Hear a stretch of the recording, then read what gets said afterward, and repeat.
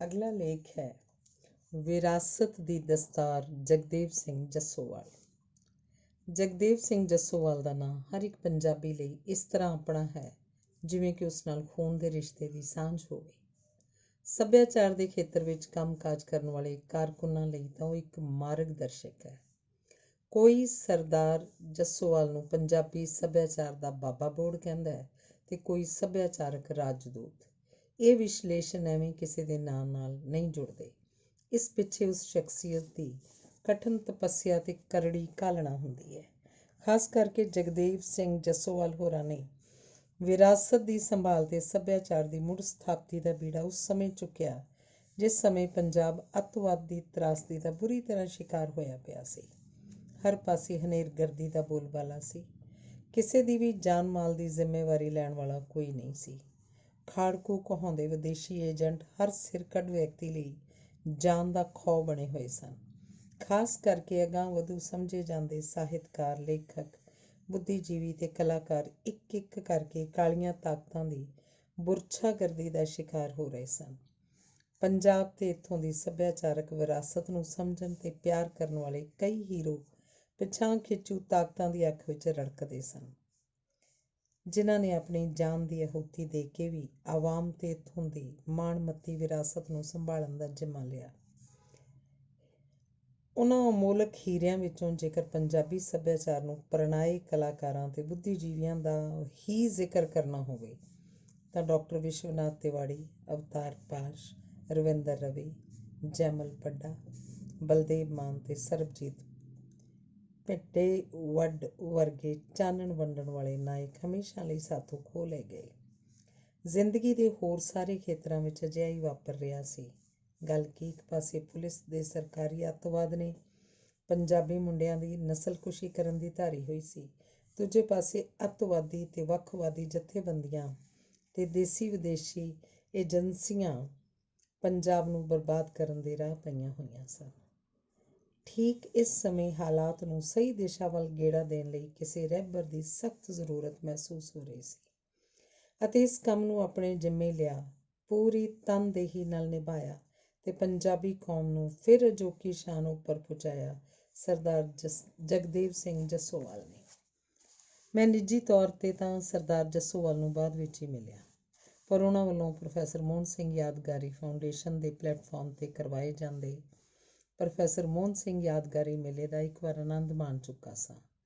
ਭਾਵੇਂ ਸ੍ਰੀ ਜੱਸੋਵਾਲ ਅਜੋਕੀ ਸਿਆਸਤ ਤੋਂ ਦੁਖੀ ਹੋ ਕੇ ਕਿਨਾਰਾ ਕਰ ਚੁੱਕੇ ਸਨ, ਪਰ ਫਿਰ ਜਦੋਂ ਕਦੀ ਦੋਸਤ ਮਿੱਤਰ ਤੇ ਸਹਿਯੋਗੀ ਉਹਨਾਂ ਨੂੰ ਕਰਮ ਭੂਮੀ ਵਿੱਚ ਆ ਕੇ ਗਲਤ ਰੁਝਾਨਾਂ ਦਾ ਵਿਰੋਧ ਕਰਨ ਲਈ ਵੰਗਾਰਦੇ ਤਾਂ ਹਰ ਰੋਜ਼ ਹਰ ਤਰ੍ਹਾਂ ਦਾ ਚੈਲੰਜ ਸਵੀਕਾਰ ਕਰਨ ਲਈ ਤਿਆਰ ਹੋ ਜਾਂਦੇ। ਅਜਿਹਾ ਹੀ ਅੱਤਵਾਦ ਦੇ ਭਖਦੇ ਦੌਰ 'ਚ ਜਦੋਂ ਰਾਜੀਵ ਗਾਂਧੀ ਵੱਲੋਂ ਪੰਜਾਬ ਸਮੱਸਿਆ ਨਾਲ ਨਜਿੱਠਣ ਦੇ ਮੰਤਵ ਨਾਲ ਅਖੌਤੀ ਖਾੜਕੂ ਲੀਡਰਾਂ ਨੂੰ ਸੱਤਾ ਦਾ ਸੁਆਦ ਦਿਵਾ ਕੇ ਰਣ ਖਾਲੀ ਕਰਨ ਲਈ ਸੋਚੀ ਸਮਝੀ ਸਕੀਮ ਤਹਿਤ 1999 ਵਿੱਚ ਲੋਕ ਸਭਾ ਦੀ ਚੋਣ ਕਰਵਾਈ ਗਈ ਤਾਂ ਲੁਧਿਆਣਾ ਪਾਰਲੀਮਾਨੀ ਹਲਕੇ ਤੋਂ ਜੱਸੋਵਾਲ ਚੋਣ ਵਿੱਚ ਕੁੱਦ ਪਿਆ। ਇਹ ਸਾਰੇ ਪੰਜਾਬ ਤੋਂ ਸੱਭਿਆਚਾਰਕ ਵਰਕਰ ਆਪ ਮੁਹਾਰੇ ਲੁਧਿਆਣੇ ਪੁੱਜਣੇ ਸ਼ੁਰੂ ਹੋ ਗਏ ਤੇ ਇੱਥੇ ਹੀ ਮੇਰੀ ਪਹਿਲੀ ਮੁਲਾਕਾਤ ਸ੍ਰੀ ਜੱਸੋਵਾਲ ਨਾਲ ਹੋਈ। ਸਵਰਗੀ ਪ੍ਰੋਫੈਸਰ ਮੇਹਰ ਚੰਦ ਭਾਰਦਵਾਜ, ਜੋ ਮੇਰੇ ਅਧਿਆਪਕ ਤੇ ਰਾਜਨੀਤਿਕ ਸਮਾਜਿਕ ਖੇਤਰ ਦੇ ਰਹਿਨੁਮਾ ਸਨ, ਨੇ ਮੈਨੂੰ ਜਲੰਧਰ ਤੋਂ ਸੁਨੇਹਾ ਭੇਜਿਆ ਕਿ ਅਸੀਂ ਸਾਰੇ ਦੋਸਤ ਉਹਨਾਂ ਨਾਲ ਫੌਰੀ ਜਲੰਧਰ ਗੁਜਰਾਲ ਸਾਹਿਬ ਦੇ ਇਲੈਕਸ਼ਨ ਦਫ਼ਤਰ ਵਿੱਚ ਸੰਪਰਕ ਕਰੀਏ, ਜਿੱਥੋਂ ਸ੍ਰੀ ਨਸੀਬ ਸਿੰਘ ਗਿੱਲ ਇਲੈਕਸ਼ਨ ਇੰਚਾਰਜ ਨਾਲ ਮਿਲ ਕੇ ਸ੍ਰੀ ਇੰਦਰ ਕੁਮਾਰ ਗੁਜਰਾਲ ਦੀ ਚੋਣ ਮੁਹਿੰਮ ਚਲਾ ਰਹੇ ਸਨ। ਅਸੀਂ 4 ਮਿੱਤਰ ਜਲੰਧਰ ਜਾ ਕੇ ਪ੍ਰੋਫੈਸਰ ਭਾਰਦਵਾਜ ਨੂੰ ਮਿਲੇ। ਉਹਨਾਂ ਅੱਗੋਂ ਸਾਨੂੰ ਲੁਧਿਆਣਾ ਜਾ ਕੇ ਸ੍ਰੀ ਜੱਸੋਵਾਲ ਦੀ ਇਲੈਕਸ਼ਨ ਵਿੱਚ ਕੰਮ ਕਰਨ ਦਾ ਆਦੇਸ਼ ਦਿੱਤਾ। ਅਸੀਂ ਫੌਰੀ ਤੌਰ ਤੇ ਆਪਣੇ ਮਿੱਤਰ PP ਵਰਮਾ, ਜੋ ਨਾਰਥ ਜ਼ੋਨ ਸੱਭਿਆਚਾਰਕ ਕੇਂਦਰ ਤੋਂ ਲੋਕ ਸੰਪਰਕ ਅਫਸਰ ਦੀ ਨੌਕਰੀ ਛੱਡ ਕੇ ਜੱਸੋਵਾਲ ਦੀ ਇਲੈਕਸ਼ਨ ਵਿੱਚ ਦਫ਼ਤਰ ਦੇ ਇੰਚਾਰਜ ਬਣੇ ਸਨ, ਨੂੰ ਜਾ ਮਿਲੇ। ਉਹਨਾਂ ਸਾਨੂੰ ਉਸੇ ਦਿਨ ਹੀ ਸਤਲੁਜ ਦਰਿਆ ਦੇ ਬੇਟ ਇਲਾਕੇ 'ਚ ਨੂਰਪੁਰ ਬੇਟ ਪਿੰਡ 'ਚ ਭੇਜ ਦਿੱਤਾ, ਕਿਉਂਕਿ ਉਸੇ ਦਿਨ ਸ਼ਾਮ ਨੂੰ ਗੁਰਾਇਆ ਦੀ ਇੱਕ ਸੱਜਣ ਪੋਪੀ ਫਾਈਨੈਂਸ ਕੰਪਨੀ ਦੇ ਮਾਲਕ ਨੇ, ਜਿਨ੍ਹਾਂ ਦਾ ਪਿੰਡ ਨੂਰਪੁਰ ਬੇਟ ਸੀ, ਸ੍ਰੀ ਜੱਸੋਵਾਲ ਦੀ ਇਲੈਕਸ਼ਨ ਮੀਟਿੰਗ ਰੱਖੀ ਹੋਈ ਸੀ। ਅਸੀਂ ਆਪਣੀ ਗੱਡੀ ਉੱਪਰ ਸਪੀਕਰ ਬੰਨ੍ਹ ਕੇ ਸੁਰਿੰਦਰ ਛਿੰਦੇ ਦੀ ਆਵਾਜ਼ ਵਿੱਚ ਰਿਕਾਰਡ ਕੈਸੇਟ ਜੋ ਜੱਸੋਵਾਲ ਦੀ ਇਲੈਕਸ਼ਨ ਦੇ ਸਬੰਧ ਵਿੱਚ ਹੀ ਰਿਕਾਰਡ ਕਰਵਾਈ ਗਈ ਸੀ, ਵਜਾਉਂਦੇ ਹੋਏ ਨੂਰਪੁਰ ਬੇਟ ਦੇ ਰਾਹ ਪੈ ਗਏ।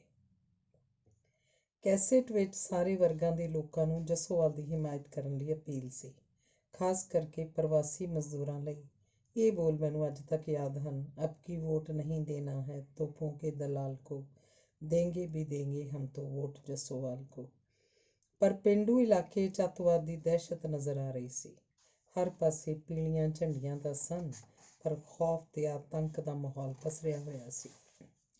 ਸ਼ਾਮ ਦੇ ਜਲਸੇ 'ਚ ਲੋਕ ਪੰਡਾਲ ਤੋਂ ਦੂਰ ਰਹਿ ਕੇ ਜੱਸੋਵਾਲ ਤੇ ਹੋਰ ਬੁਲਾਰਿਆਂ ਨੂੰ ਸੁਣਦੇ ਤਾਂ ਸਨ, ਪਰ ਨੇੜੇ ਢੁੱਕਣ ਨੂੰ ਕੋਈ ਤਿਆਰ ਨਹੀਂ ਸੀ।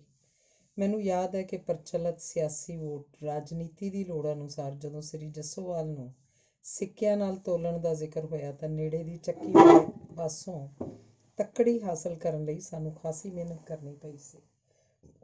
ਇਲੈਕਸ਼ਨ ਦਾ ਨਤੀਜਾ ਭਾਵੇਂ ਪਹਿਲੇ ਤੋਂ ਤੈਅ ਰਣਨੀਤੀ ਅਨੁਸਾਰ ਹੀ ਹੋਣਾ ਸੀ ਤੇ ਇਹ ਸ੍ਰੀ ਜੱਸੋਵਾਲ ਲਈ ਭਾਵੇਂ ਜਿੱਤ ਦਾ ਮੌਕਾ ਨਹੀਂ ਬਣ ਸਕਿਆ, ਪਰ ਮੇਰੇ ਵਰਗੇ ਅਨੇਕਾਂ ਹੋਰਨਾਂ ਦੇ ਦਿਲ ਜੱਸੋਵਾਲ ਨੇ ਹਮੇਸ਼ਾ ਲਈ ਜਿੱਤ ਲਏ ਸਨ।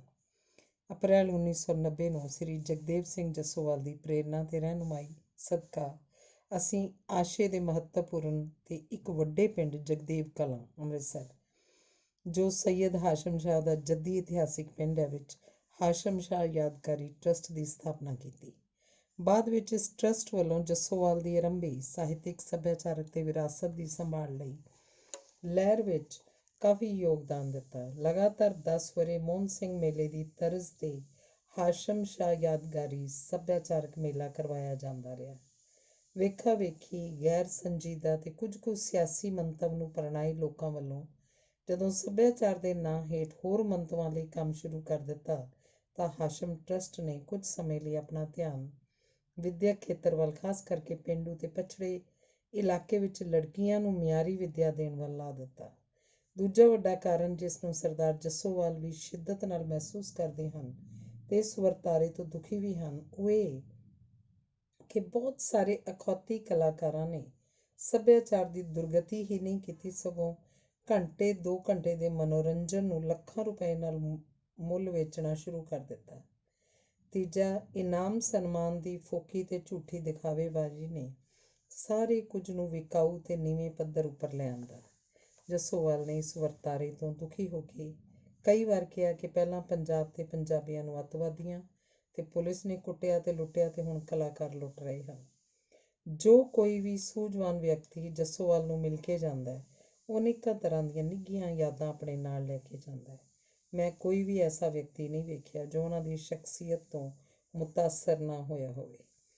ਅਜਿਹੀ ਹੀ ਇੱਕ ਹੋਰ ਯਾਦਗਾਰੀ ਘੜੀ ਦਾ ਜ਼ਿਕਰ ਕਰਨਾ ਚਾਹੁੰਦਾ। ਮੈਂ 1993 'ਚ ਇੰਜੀਨੀਅਰਿੰਗ ਦੀ ਡਿਗਰੀ ਲਈ ਮਹਾਰਾਸ਼ਟਰ ਦੇ ਉਦਯੋਗਿਕ ਸ਼ਹਿਰ ਔਰੰਗਾਬਾਦ ਜਾ ਦਾਖਲ ਹੋਇਆ ਤੇ 1994 ਦੀ 8 ਮਾਰਚ ਨੂੰ ਅਸੀਂ ਉੱਥੇ ਵਸਦੇ ਪੰਜਾਬੀਆਂ ਦੀ ਸੱਭਿਆਚਾਰਕ ਭੁੱਖ ਦੀ ਤ੍ਰਿਪਤੀ ਲਈ ਪੰਜਾਬੀ ਸੱਭਿਆਚਾਰਕ ਕੇਂਦਰ ਔਰੰਗਾਬਾਦ ਵੱਲੋਂ ਇੱਕ ਸ਼ਾਨਦਾਰ ਪੰਜਾਬੀ ਸੱਭਿਆਚਾਰਕ ਸ਼ਾਮ ਦਾ ਪ੍ਰਬੰਧ ਕੀਤਾ।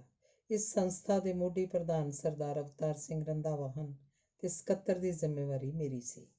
ਅਸੀਂ ਸੱਭਿਆਚਾਰਕ ਮਾਮਲੇ ਪੰਜਾਬ ਸਰਕਾਰ ਦੇ ਸਹਿਯੋਗ ਨਾਲ ਤੇ ਸ੍ਰੀ ਜੱਸੋਵਾਲ ਦੀ ਰਹਿਨੁਮਾਈ ਹੇਠ ਪੰਜਾਬ ਤੋਂ ਹਜ਼ਾਰਾਂ ਮੀਲ ਦੂਰ ਪੰਜਾਬ ਦੇ ਸ਼ਾਨਾਂ ਮੱਤੇ ਸੱਭਿਆਚਾਰ ਦੀ ਚੜ੍ਹਤ ਦੀ ਇੱਕ ਝਲਕ ਪੇਸ਼ ਕਰਨ 'ਚ ਸਫਲ ਰਹੇ। ਇਹ ਸੱਭਿਆਚਾਰਕ ਸ਼ਾਮ ਸਾਡੇ ਨਾਮਵਰ ਕਲਾਕਾਰਾਂ ਲਈ ਵੀ ਜ਼ਿੰਦਗੀ ਭਰ ਦੀ ਇੱਕ ਮਿੱਠੀ ਤੇ ਨਿੱਘੀ ਯਾਦ ਦੇ ਰੂਪ 'ਚ ਸੰਭਾਲੀ ਹੋਈ ਹੈ, ਜਿਸ ਦਾ ਜ਼ਿਕਰ ਸਾਡੇ ਪਿਆਰੇ ਤੇ ਸਤਿਕਾਰੇ ਕਲਾਕਾਰ ਹਰਭਜਨ ਮਾਨ ਨੇ ਕਈ ਵਾਰ ਮੇਰੇ ਨਾਲ ਕੀਤਾ ਤੇ ਉਸਨੇ ਆਡੀਓ ਤੇ ਵੀਡੀਓ ਰਿਕਾਰਡ ਹੁਣ ਤੱਕ ਸੰਭਾਲ ਰੱਖੀ ਹੈ। ਸ੍ਰੀ ਜੱਸੋਵਾਲ ਦੇ ਤੇਜ਼ ਬੁੱਧੀ ਤੇ ਪ੍ਰਭਾਵਸ਼ਾਲੀ ਸ਼ੈਲੀ ਵਾਲੇ ਭਾਸ਼ਣ ਨੇ ਉਹ ਸ਼ਾਮ ਸਾਡੇ ਚੇਤਿਆਂ 'ਚ ਹਮੇਸ਼ਾ ਲਈ ਬਿਠਾ ਦਿੱਤੀ ਸੀ।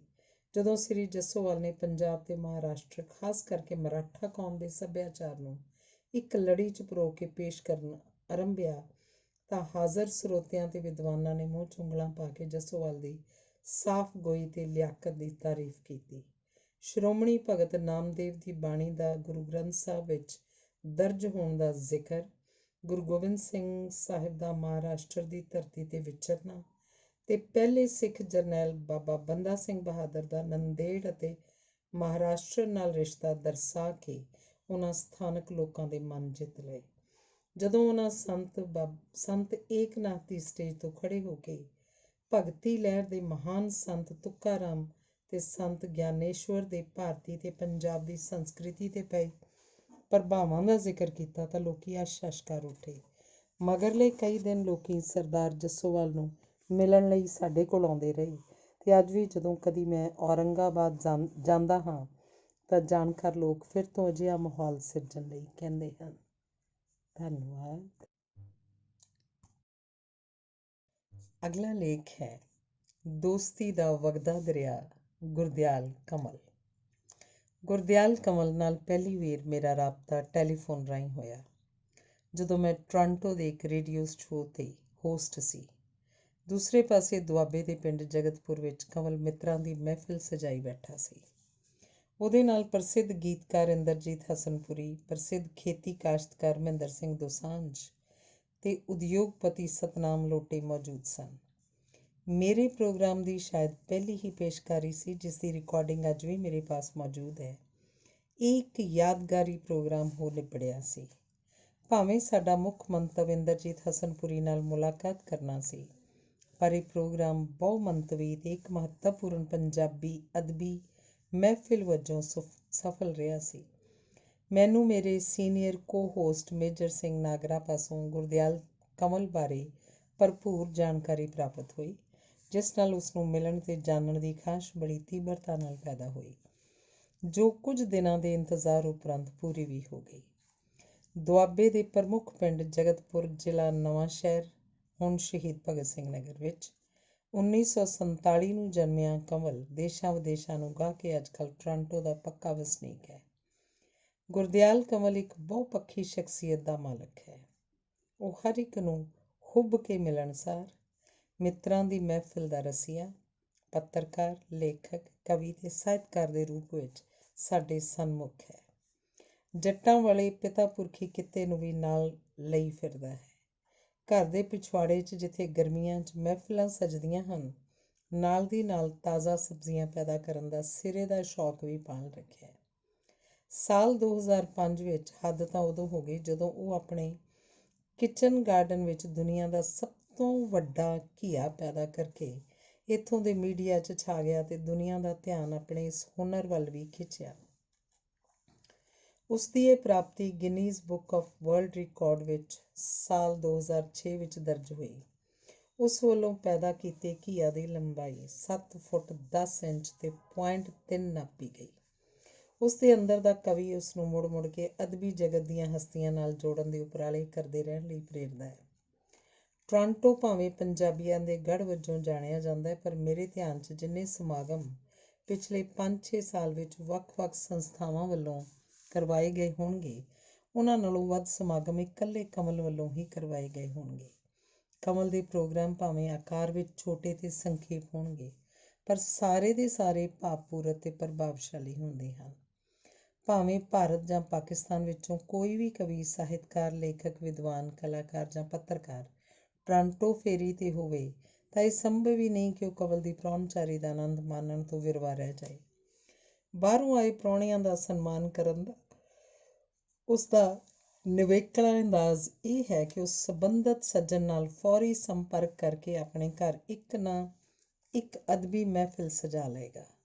ਅੱਜ ਦੇ ਦੌਰ 'ਚ ਜਦੋਂ ਹਰ ਕੋਈ ਡਾਲਰਾਂ ਦੀ ਦੌੜ 'ਚ ਵਿਅਸਤ ਹੈ ਤੇ ਹਮੇਸ਼ਾ ਸਮਾਂ ਨਾ ਮਿਲਣ ਦੀ ਸ਼ਿਕਾਇਤ ਕਰਦਾ ਰਹਿੰਦਾ ਹੈ, ਇਸ ਤੋਂ ਉਲਟ ਕਮਲ ਇਹਨਾਂ ਦੋਵਾਂ ਦੋਸ਼ਾਂ ਤੋਂ ਮੁਕਤ ਹੈ ਤੇ ਹਰੇਕ ਦਾ ਖਿੜੇ ਮੱਥੇ ਸਵਾਗਤ ਕਰਨ ਲਈ ਹਮੇਸ਼ਾ ਤਤਪਰ ਰਹਿੰਦਾ ਹੈ। ਕੈਨੇਡਾ ਦੀ ਪੰਜਾਬੀ ਪੱਤਰਕਾਰੀ ਦਾ ਉਹ ਮੋਢੀ ਪੱਤਰਕਾਰ ਹੈ।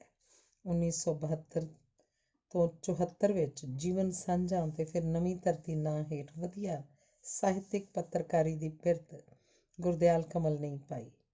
ਉਹ ਵੀ ਉਸ ਸਮੇਂ ਜਦੋਂ ਹਾਲਾਂ ਕੈਨੇਡਾ ਵਿੱਚ ਪੰਜਾਬੀ ਪ੍ਰੈਸ ਲਈ ਕੋਈ ਵੀ ਸਹੂਲਤ ਮੌਜੂਦ ਨਹੀਂ ਸੀ। ਗੁਰਦਿਆਲ ਕਮਲ ਦੇ ਸਾਹਿਤਕ ਮਿੱਤਰ ਉਸ ਨੂੰ ਪਿਆਰ ਨਾਲ ਵੱਖ-ਵੱਖ ਤਰ੍ਹਾਂ ਦੇ ਨਾਵਾਂ ਨਾਲ ਯਾਦ ਕਰਦੇ ਹਨ। ਰਵਿੰਦਰ ਰਵੀ ਉਹਨੂੰ ਆਪਣੇ ਪਿੰਡ ਦੀ ਮਿੱਟੀ ਦਾ ਕਿਣਕਾ ਕਹਿੰਦਾ ਹੈ। ਮਹਿੰਦਰ ਸਿੰਘ ਦੋਸਾਂਝ ਉਸ ਨੂੰ ਜਿੱਥੇ ਮਾਰੂਥਲ ਦਾ ਫੁੱਲ ਦੱਸਦੇ ਹਨ, ਉੱਥੇ ਉਹਨੂੰ ਕੈਨੇਡੀਅਨ ਪੰਜਾਬੀ ਪੱਤਰਕਾਰੀ ਦਾ ਮੋਢੀ ਉਸਤਾਦ ਵੀ ਸਮਝਦੇ ਹਨ। ਇਕਬਾਲ ਰਾਮੋਵਾਲੀਆ ਕਮਲ ਦੀ ਸ਼ਾਇਰੀ ਨੂੰ ਪੱਤਰਕਾਰੀ ਵਿੱਚ ਗੁੰਮ ਹੁੰਦੀ ਵੇਖਦੇ ਰਹੇ ਹਨ। ਉਹਨਾਂ ਦਾ ਕਹਿਣਾ ਹੈ ਕਿ ਉਹਦੀ ਪੱਤਰਕਾਰੀ ਨੇ ਕੈਨੇਡਾ ਦੀ ਪੰਜਾਬੀ ਪੱਤਰਕਾਰੀ ਨੂੰ ਬਹੁਤ ਕੁਝ ਦਿੱਤਾ ਹੈ, ਪਰ ਉਹਦਾ ਬਹੁਤ ਕੁਝ ਖਾ ਵੀ ਲਿਆ ਹੈ। ਪ੍ਰੇਮ ਗੋਰਖੀ ਉਸਨੂੰ ਤਸ਼ਬੀਹ ਸਮੁੰਦਰ ਨਾਲ ਕਰਦੇ ਹਨ। KL ਗਰਗ ਉਹਦੀਆਂ ਕਵਿਤਾਵਾਂ 'ਤੇ ਟਿੱਪਣੀ ਕਰਦਾ ਹੋਇਆ ਲਿਖਦਾ ਹੈ ਕਿ ਕਮਲ ਮਾਰ ਧਾੜ ਤੇ ਖੂਨੀ ਪੰਜੇ ਦੇ ਨਾਚ ਦਾ ਜ਼ਿਕਰ ਕਰਦਿਆਂ ਕਰਦਿਆਂ ਵੀ ਜ਼ਿੰਦਗੀ ਤੋਂ ਬੇਆਸ ਨਹੀਂ ਹੁੰਦਾ। ਉਹ ਜ਼ਿੰਦਗੀ ਨੂੰ ਰੱਜ ਕੇ ਜੀਣ ਦਾ ਅਭਿਲਾਸ਼ੀ ਹੈ। ਡਾਕਟਰ ਨਾਜ਼ ਉਹਦੀ ਲੇਖਣ ਸ਼ੈਲੀ ਨੂੰ ਯਥਾਰਥਵਾਦ ਵਿੱਚ ਗੁੱਝੀ ਹੋਈ ਗਰਦਾਨਦਾ ਹੈ। ਸੁਖਿੰਦਰ ਉਸ ਨੂੰ ਜ਼ਿੰਦਗੀ ਦੀਆਂ ਹਕੀਕਤਾਂ ਨਾਲ ਜੁੜਿਆ ਹੋਇਆ ਕਵੀ ਕਹਿੰਦਾ ਹੈ। ਕਰਨੈਲ ਸਿੰਘ ਥਿੰਦ ਨੂੰ ਕਮਲ ਦੀ ਸ਼ਾਇਰੀ ਵਿੱਚੋਂ ਪੰਜਾਬ ਤੇ ਕੈਨੇਡਾ ਇੱਕੋ ਸਮੇਂ ਬੋਲਦੇ ਪ੍ਰਤੀਤ ਹੁੰਦੇ ਹਨ, ਜਿਸ ਵਿੱਚ ਪ੍ਰਵਾਸ ਹੰਢਾ ਰਹੇ ਲੋਕਾਂ ਦੀਆਂ ਪੀੜਾਂ ਦੇ ਨਾਲ ਨਾਲ ਜਨਮ ਭੋਏ ਦੀ ਮਹਿਕ ਵੀ ਹੈ। ਈਸ਼ਰ ਸਿੰਘ ਅਟਾਰੀ ਗੁਰਦਿਆਲ ਕਮਲ ਦੀ ਕਾਵਿ ਕਲਾ ਬਾਰੇ ਗੱਲ ਕਰਦਿਆਂ ਲਿਖਦੇ ਹਨ ਕਿ ਕਮਲ ਦੇ ਫੁੱਲ ਦੇ ਅਨੁਭਵ ਦੀਆਂ ਜੜ੍ਹਾਂ ਸਾਡੇ ਸਮਾਜ ਦੇ ਕਠੋਰ ਤੇ ਕਪਟੀ ਪਾਣੀਆਂ ਵਿੱਚੋਂ ਹਨ। ਪ੍ਰੋਫੈਸਰ ਪਿਆਰਾ ਸਿੰਘ ਗਿੱਲ ਦਾ ਵਿਚਾਰ ਹੈ ਕਿ ਕਮਲ ਇੱਕ ਨਿਵੇਕਲੀ ਕਾਵਿ ਪ੍ਰਣਾਲੀ ਦਾ ਹੋਣਹਾਰ ਕਵੀ ਹੈ। ਇਸ ਦੀਆਂ ਸਾਹਿਤਕ ਕਿਰਤਾਂ ਵਿੱਚ ਯਥਾਰਥਵਾਦ ਦੀਆਂ ਬਹੁ ਪਰਤਾਂ ਅਤੇ ਰੌਚਕਤਾ ਆਪੋ ਵਿੱਚ ਕੰਘੀ ਪਾ ਕੇ ਤੁਰਦੀਆਂ ਹਨ। ਦਰਸ਼ਨ ਗਿੱਲ ਗੁਰਦਿਆਲ ਕਮਲ ਦੀਆਂ ਰਚਨਾਵਾਂ ਬਾਰੇ ਗੱਲ ਕਰਦਿਆਂ ਜ਼ਿਕਰ ਕਰਦੇ ਹਨ ਕਿ ਇਸ 'ਚ ਕੋਈ ਸ਼ੱਕ ਨਹੀਂ ਕਿ ਉਹਨੇ ਆਤਮ ਵਿਯੋਗ, ਵਿਸ਼ਾਦ, ਨਿਰਾਸ਼ਾ, ਲਿੰਗ ਭੋਗ ਦੀਆਂ ਉਲਾਰ ਰੁਚੀਆਂ ਤੇ ਅਜੋਕੇ ਜੀਵਨ ਦੀ ਆਦਰਸ਼ਹੀਣਤਾ ਨੂੰ ਆਪਣੀਆਂ ਕਵਿਤਾਵਾਂ ਵਿੱਚ ਸਮਝਣ ਤੇ ਸਿਰਜਣ ਦਾ ਯਤਨ ਕੀਤਾ ਹੈ। ਸੱਜਰੇ ਸੁਫਨੇ ਕਾਵਿ ਸੰਗ੍ਰਹਿ ਤੋਂ ਸ਼ੁਰੂ ਹੋ ਕੇ ਮੂੰਹ ਬੋਲਦਾ ਸੂਰਜ, ਕੱਚ ਕੰਕਰਾਂ, ਮੀਲ ਪੱਥਰ, ਸ਼ਬਦ ਮੰਥਨ, ਮੇਰੀ ਕਵਿਤਾ ਤੇਰੀ ਕਹਾਣੀ, ਚਿੱਟੀਆਂ ਰਾਤਾਂ, ਕਾਲੇ ਦਿਨ, ਵਿਸ਼ਵ ਦਾ ਸਭ ਤੋਂ ਵੱਡਾ ਘੀਆ ਤੇ ਪੱਛਮ ਵੱਲ ਖੁੱਲ੍ਹਦਾ ਬੂਹਾ ਹੁਣ ਤੱਕ ਪੰਜਾਬੀ ਮਾਂ ਬੋਲੀ ਦੀ ਝੋਲੀ ਪਾ ਚੁੱਕਾ ਹੈ। ਇੱਕ ਹੋਰ ਕਿਤਾਬ ਮਲਟੀਵਾਈਟਮਨ ਪੰਜਾਬੀ ਸਾਹਿਤਕ ਵੰਨਗੀਆਂ ਦਾ ਕੈਪਸੂਲ ਛਪਾਈ ਅਧੀਨ ਹੈ।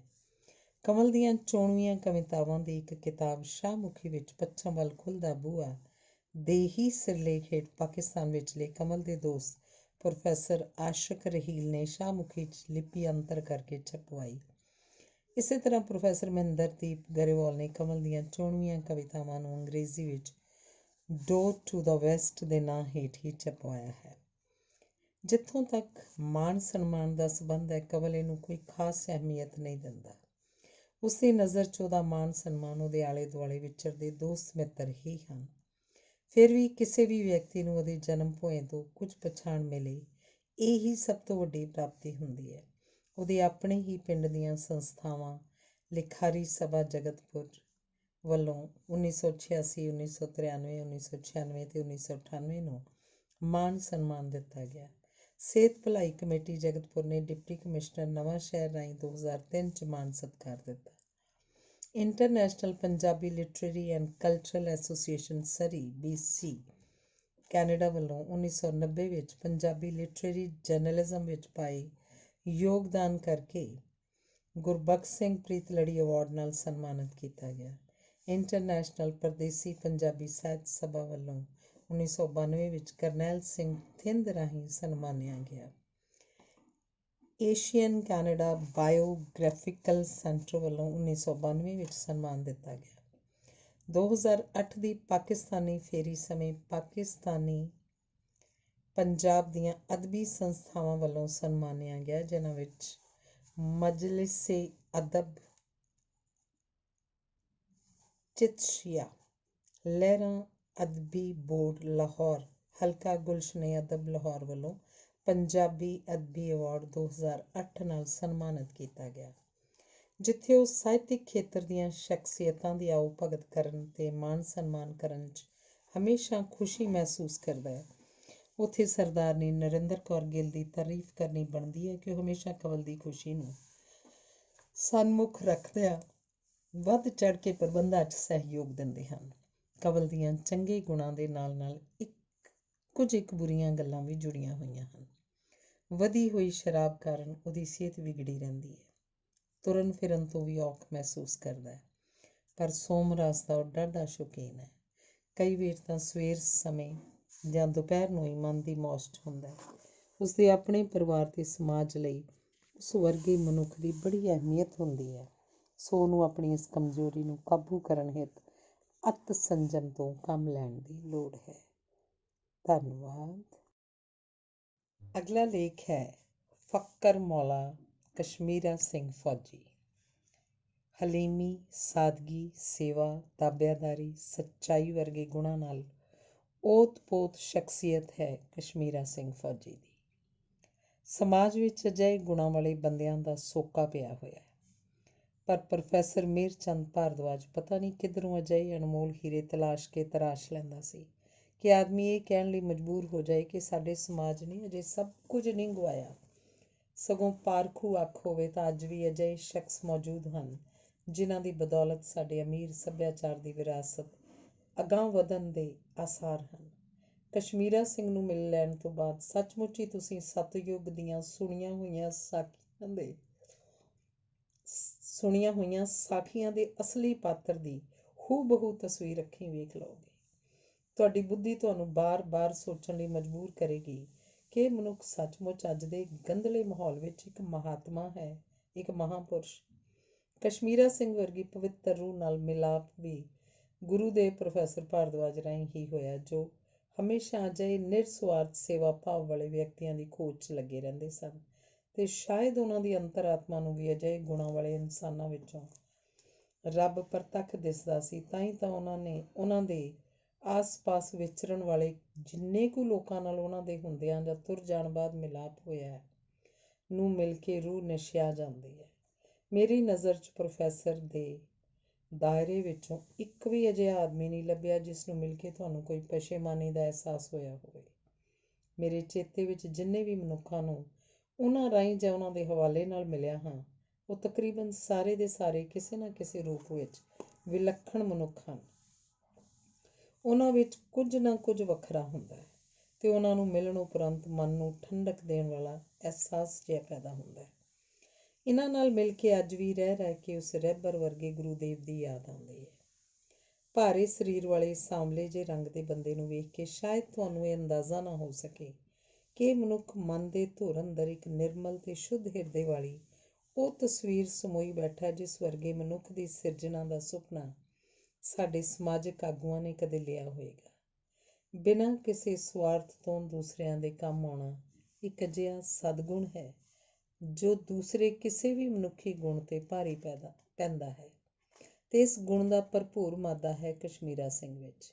ਇੱਕ ਹੋਰ ਵੱਡਾ ਗੁਣ ਨਿਮਰਤਾ ਹੈ, ਐਨ ਨੀਵੀਂ ਹੋ ਕੇ ਵਿਚਰਨ ਦੀ ਕਲਾ, ਜੋ ਫੌਜੀ ਕਸ਼ਮੀਰਾ ਸਿੰਘ ਨੂੰ ਸਧਾਰਨ ਲੋਕਾਂ ਤੋਂ ਵੱਖਰੇ ਆਉਂਦੀ ਹੈ।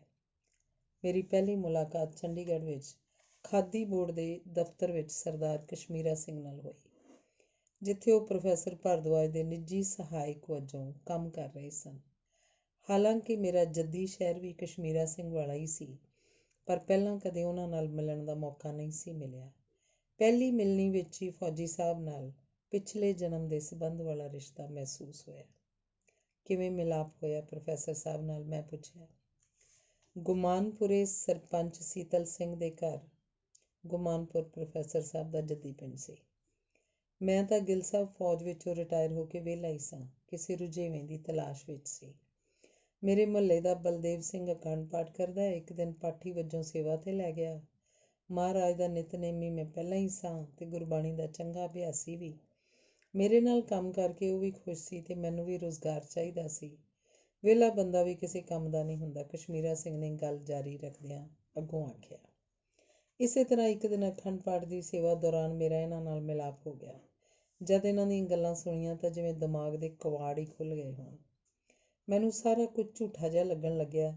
ਇਉਂ ਲੱਗਿਆ ਜਿਵੇਂ ਮੈਨੂੰ ਵੀ ਇਹੋ ਜਿਹੇ ਕਿਸੇ ਸੱਚ ਦੇ ਰਾਹੀ ਦੀ ਉਡੀਕ ਸੀ।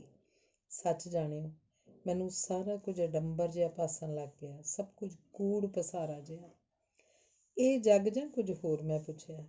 ਇਉਂ ਸਮਝ ਲਓ ਕਿ ਮੈਨੂੰ ਇੰਝ ਲੱਗਣ ਲੱਗਾ ਕਿ ਅਸਲੀ ਇਨਸਾਨ ਤਾਂ ਇਹ ਨੇ, ਮੈਂ ਤਾਂ ਐਵੇਂ ਭਾਠੀ ਝੋਕ ਰਿਹਾ ਹਾਂ। ਕਿਉਂ, ਤੁਸੀਂ ਤਾਂ ਚੰਗੇ ਭਲੇ ਗੁਰਬਾਣੀ ਦੇ ਲੜ ਲੱਗੇ ਸੀ। ਕਾਹਦੇ ਗੁਰਬਾਣੀ ਦੇ ਲੜ ਜੀ, ਰੋਟੀਆਂ ਖਾਤਰ ਪੂਰੇ ਤਾਲ ਵਾਲੀ ਗੱਲ ਸੀ। ਜੇਕਰ ਤੁਹਾਨੂੰ ਅਸਲ ਵਿੱਚ ਉਹਨਾਂ ਦੇ ਕਿਰਦਾਰ ਦੱਸਾਂ ਤਾਂ ਕੰਨਾਂ ਨੂੰ ਹੱਥ ਲਾ ਲਓਗੇ। ਕਿਹੜੀ ਐਸੀ ਕੁਝ ਹੀ ਹਰਕਤ ਹੈ ਜਿਹੜੀ ਉਹ ਲੋਕ ਨਹੀਂ ਕਰਦੇ। ਰਹਿਣ ਦਿਓ ਜੀ, ਦੱਸਦਿਆਂ ਵੀ ਸ਼ਰਮ ਆਉਂਦੀ ਹੈ ਤੇ ਸੁਣਨ ਵਾਲੇ ਨੂੰ ਵੀ ਬੁਰਾ ਲੱਗੇਗਾ। ਬਸ ਇੱਕ ਧੰਦਾ ਹੈ ਜੀ, ਕੋਈ ਸ਼ਰਧਾ ਭਾਵਨਾ ਵਾਲੀ ਗੱਲ ਨਹੀਂ, ਨਾ ਹੀ ਕੋਈ ਰੱਬ ਦਾ ਡਰ, ਨਾ ਸ਼ਰਮ, ਹਿਆ। ਇਹਨਾਂ ਨੂੰ ਮਿਲਿਆ ਤਾਂ ਲੱਗਿਆ ਅਸਲੀ ਗੁਰੂ ਦੇ ਸਿੱਖ ਤਾਂ ਇਹ ਨੇ ਜਿਨ੍ਹਾਂ ਨੂੰ ਦੂਸਰਿਆਂ ਦਾ ਦਰਦ ਹੈ, ਕਿਸੇ ਹੋਰ ਦੇ ਕੰਮ ਆਉਣ ਦੀ ਭਾਵਨਾ ਵੀ, ਤੇ ਇਹੋ ਹੀ ਮੈਂ ਲੱਭਦਾ ਸੀ। ਪਰ ਮੈਂ ਫੈਸਲਾ ਕਰ ਲਿਆ ਕਿ ਇਹਨਾਂ ਦਾ ਹੀ ਲੜ ਫੜ ਲੈਣਾ ਘੁੱਟ ਕੇ। ਅੱਜ ਜਦੋਂ ਨਿਤਨੇਮ 'ਤੇ ਬੈਠਦਾ ਤਾਂ ਸੱਚੀ ਮੁੱਚੀ ਸ਼ਾਂਤੀ ਮਿਲਦੀ ਹੈ, ਮਨ ਦਾ ਟਿਕਾ ਜਿਹਾ ਆਉਂਦਾ ਹੈ। ਸਾਰਾ ਦਿਨ ਜਿਵੇਂ ਲੋਕ ਸੇਵਾ 'ਚ ਰੁੱਝੇ ਰਹੀਦਾ।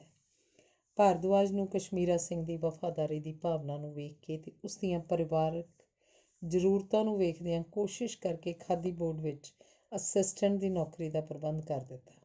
ਪਰ ਬਰਨਾਲਾ ਸਰਕਾਰ ਦੇ ਡਿੱਗਦਿਆਂ ਹੀ ਭਾਰਦਵਾਜ ਵਰਗੇ ਅਸੂਲ ਪ੍ਰਸਤ ਆਦਮੀ ਦਾ ਅਸਤੀਫਾ ਦੇਣਾ ਤਾਂ ਨਿਸ਼ਚਿਤ ਹੀ ਸੀ, ਪਰ ਵਫਾਦਾਰੀ ਵਿੱਚ ਪਰਪੱਕ ਫੌਜੀ ਕਸ਼ਮੀਰਾ ਸਿੰਘ ਨੇ ਵੀ ਤੁਰੰਤ ਆਪਣੀ ਨੌਕਰੀ ਤੋਂ ਅਸਤੀਫਾ ਦੇ ਦਿੱਤਾ, ਜਦੋਂ ਕਿ ਉਸ ਲਈ ਅਜਿਹਾ ਕਰਨ ਦੇ ਕੋਈ ਖਾਸ ਕਾਰਨ ਮੌਜੂਦ ਨਹੀਂ ਸਨ। ਪਰ ਕਸ਼ਮੀਰਾ ਸਿੰਘ ਵਰਗੇ ਵਿਅਕਤੀ ਲਈ ਇਹ ਕਦਾਚਿਤ ਸੰਭਵ ਨਹੀਂ ਸੀ ਕਿ ਉਹ ਅਜਿਹੇ ਹਾਲਾਤ ਵਿੱਚ ਪ੍ਰੋਫੈਸਰ ਨੂੰ ਇਕੱਲਿਆਂ ਛੱਡ ਦੇਵੇ। ਉਹਨੇ ਤਾਂ ਉਹਨਾਂ ਦੇ ਨਾਲ ਮਿਲ ਕੇ ਲੋਕ ਸੇਵਾ ਕਰਨ ਦਾ ਨਿਸ਼ਚਾ ਕੀਤਾ ਹੋਇਆ ਸੀ। ਹਾਲਾਂਕਿ 3 ਛੋਟੇ ਬੱਚਿਆਂ ਦੀ ਪੜ੍ਹਾਈ, ਪਾਲਣ ਪੋਸ਼ਣ ਦੇ ਨਾਲ ਬਜ਼ੁਰਗ ਮਾਂ-ਬਾਪ ਦੀ ਦੇਖਭਾਲ ਕਰਨ ਲਈ ਇਹ ਨੌਕਰੀ ਉਹਦੇ ਲਈ ਬਹੁਤ ਜ਼ਰੂਰੀ ਸੀ। ਇਸ ਤੋਂ ਬਾਅਦ ਗੁਰੂ ਚੇਲੇ ਦੋਵਾਂ ਲਈ ਫਿਰ ਤੋਂ ਆਰਥਿਕ ਮੰਦੀ ਦਾ ਦੌਰ ਸ਼ੁਰੂ ਹੋ ਗਿਆ। ਨੇੜੇ ਤੇੜੇ ਰਹਿਣ ਵਾਲੇ ਦੋਸਤਾਂ ਮਿੱਤਰਾਂ ਨੂੰ ਚੰਗੀ ਤਰ੍ਹਾਂ ਯਾਦ ਨਹੀਂ ਉਹ ਦਿਨ। ਪ੍ਰੋਫੈਸਰ ਦੇ ਇੰਜੀਨੀਅਰ ਦੋਸਤ ਮਿੱਤਰ ਪੰਜਾਬ ਸਰਕਾਰ ਦੇ ਸਾਰੇ ਵਿਭਾਗਾਂ 'ਚ ਅਫਸਰ ਸਨ। ਸਾਰਾ ਦਿਨ ਉਹ ਫੰਡ ਇਕੱਠਾ ਕਰਦੇ ਤੇ ਲੋੜਵੰਦਾਂ ਦੀ ਮਦਦ ਦਾ ਕੰਮ ਕਰਦੇ ਰਹਿੰਦੇ। ਫੌਜੀ ਕਸ਼ਮੀਰਾ ਸਿੰਘ ਹਰ ਸਮੇਂ ਸ਼ਾਨਾ ਬਸ਼ਾਨਾ ਸਾਥ ਦਿੰਦੇ ਰਹੇ। ਇਸ ਤਰ੍ਹਾਂ ਕਸ਼ਮੀਰਾ ਸਿੰਘ ਨਾ ਸਿਰਫ ਪ੍ਰੋਫੈਸਰ ਭਾਰਦਵਾਜ ਦੇ ਸਹਿਯੋਗੀ ਵਜੋਂ ਭੂਮਿਕਾ ਅਦਾ ਕਰਦੇ ਰਹੇ, ਸਗੋਂ ਇਉਂ ਕਹੀਏ ਉਹਦਾ ਸਹਾਰਾ ਬਣਿਆ ਰਿਹਾ, ਜਿਸ ਦੀ ਕਦਰ ਪ੍ਰੋਫੈਸਰ ਭਾਰਦਵਾਜ ਨੂੰ ਵੀ ਸੀ। ਇੱਕ ਵਾਰ ਬੇਰੁਜ਼ਗਾਰੀ ਤੋਂ ਤੰਗ ਆਏ ਫੌਜੀ ਨੂੰ ਕਿਸੇ ਵਪਾਰੀ ਨੇ ਟੈਲੀਫੋਨ ਸੁਣਨ ਰਿਸੈਪਸ਼ਨਿਸਟ ਵਜੋਂ 5000 ਰੁਪਏ ਦੀ ਪੇਸ਼ਕਸ਼ ਕੀਤੀ ਤਾਂ ਕਸ਼ਮੀਰਾ ਸਿੰਘ ਇਸ ਕੰਮ ਲਈ ਤਿਆਰ ਹੋ ਗਿਆ। ਭਾਰਦਵਾਜ ਕਹਿਣ ਲੱਗਾ, ਅਜੇ ਫੌਜੀ ਨੂੰ ਆਪਣੀ ਅਸਲ ਕੀਮਤ ਤੇ ਤਾਕਤ ਦਾ ਅਹਿਸਾਸ ਨਹੀਂ ਹੋਇਆ। ਅਜਿਹਾ ਆਦਮੀ ਤਾਂ 5 ਲੱਖ ਨੂੰ ਵੀ ਨਹੀਂ ਲੱਭ ਸਕਦਾ। ਭਾਰਦਵਾਜ ਦੀ ਰਿਸ਼ਤੇਦਾਰੀ 'ਚ ਦੂਰ ਤੱਕ ਪਰਿਵਾਰਾਂ 'ਚ ਕੋਈ ਲੜਕਾ ਨਹੀਂ ਸੀ। ਉਸ ਨੂੰ ਇੱਧਰੋਂ ਉੱਧਰੋਂ ਕਈ ਵਾਰ ਅਣਕਿਆਸੀਆਂ ਚੀਜ਼ਾਂ ਦੀ ਪ੍ਰਾਪਤੀ ਹੁੰਦੀ ਰਹਿੰਦੀ। ਇੱਕ ਵਾਰ ਪ੍ਰੋਫੈਸਰ ਦੀ ਇੱਕ ਤਾਈ ਦੀ ਮੌਤ ਹੋ ਗਈ, ਜਿਸ ਦਾ ਅੰਮ੍ਰਿਤਸਰ ਕ੍ਰਿਸ਼ਨਾ ਨਗਰ ਮੁਹੱਲੇ ਵਿੱਚ ਇੱਕ ਘਰ ਤੇ ਉਸ ਵਿਚਲਾ ਸਮਾਨ ਪ੍ਰੋਫੈਸਰ ਨੂੰ ਮਿਲ ਗਿਆ। ਘਰ ਤਾਂ ਉਹਨੇ ਪਿੰਗਲਵਾੜੇ ਨੂੰ ਥੋੜ੍ਹੇ ਬਹੁਤ ਪੈਸਿਆਂ 'ਚ ਵੇਚ ਦਿੱਤਾ ਜਾਂ ਸਮਝ ਲਓ ਦਾਨ ਕਰ ਦਿੱਤਾ। ਘਰ ਦੇ ਸਮਾਨ ਵਿੱਚੋਂ ਮਿਲੇ ਭਾਂਡਿਆਂ 'ਚ 1-2 ਵੱਡੇ ਦੇਗਬਰੇ ਵੀ ਸਨ। ਪ੍ਰੋਫੈਸਰ ਨੂੰ ਲੱਗਿਆ ਕਿ ਭਾਰੇ ਦੇਗਬਰੇ ਤਾਂਬੇ ਦੇ ਹਨ।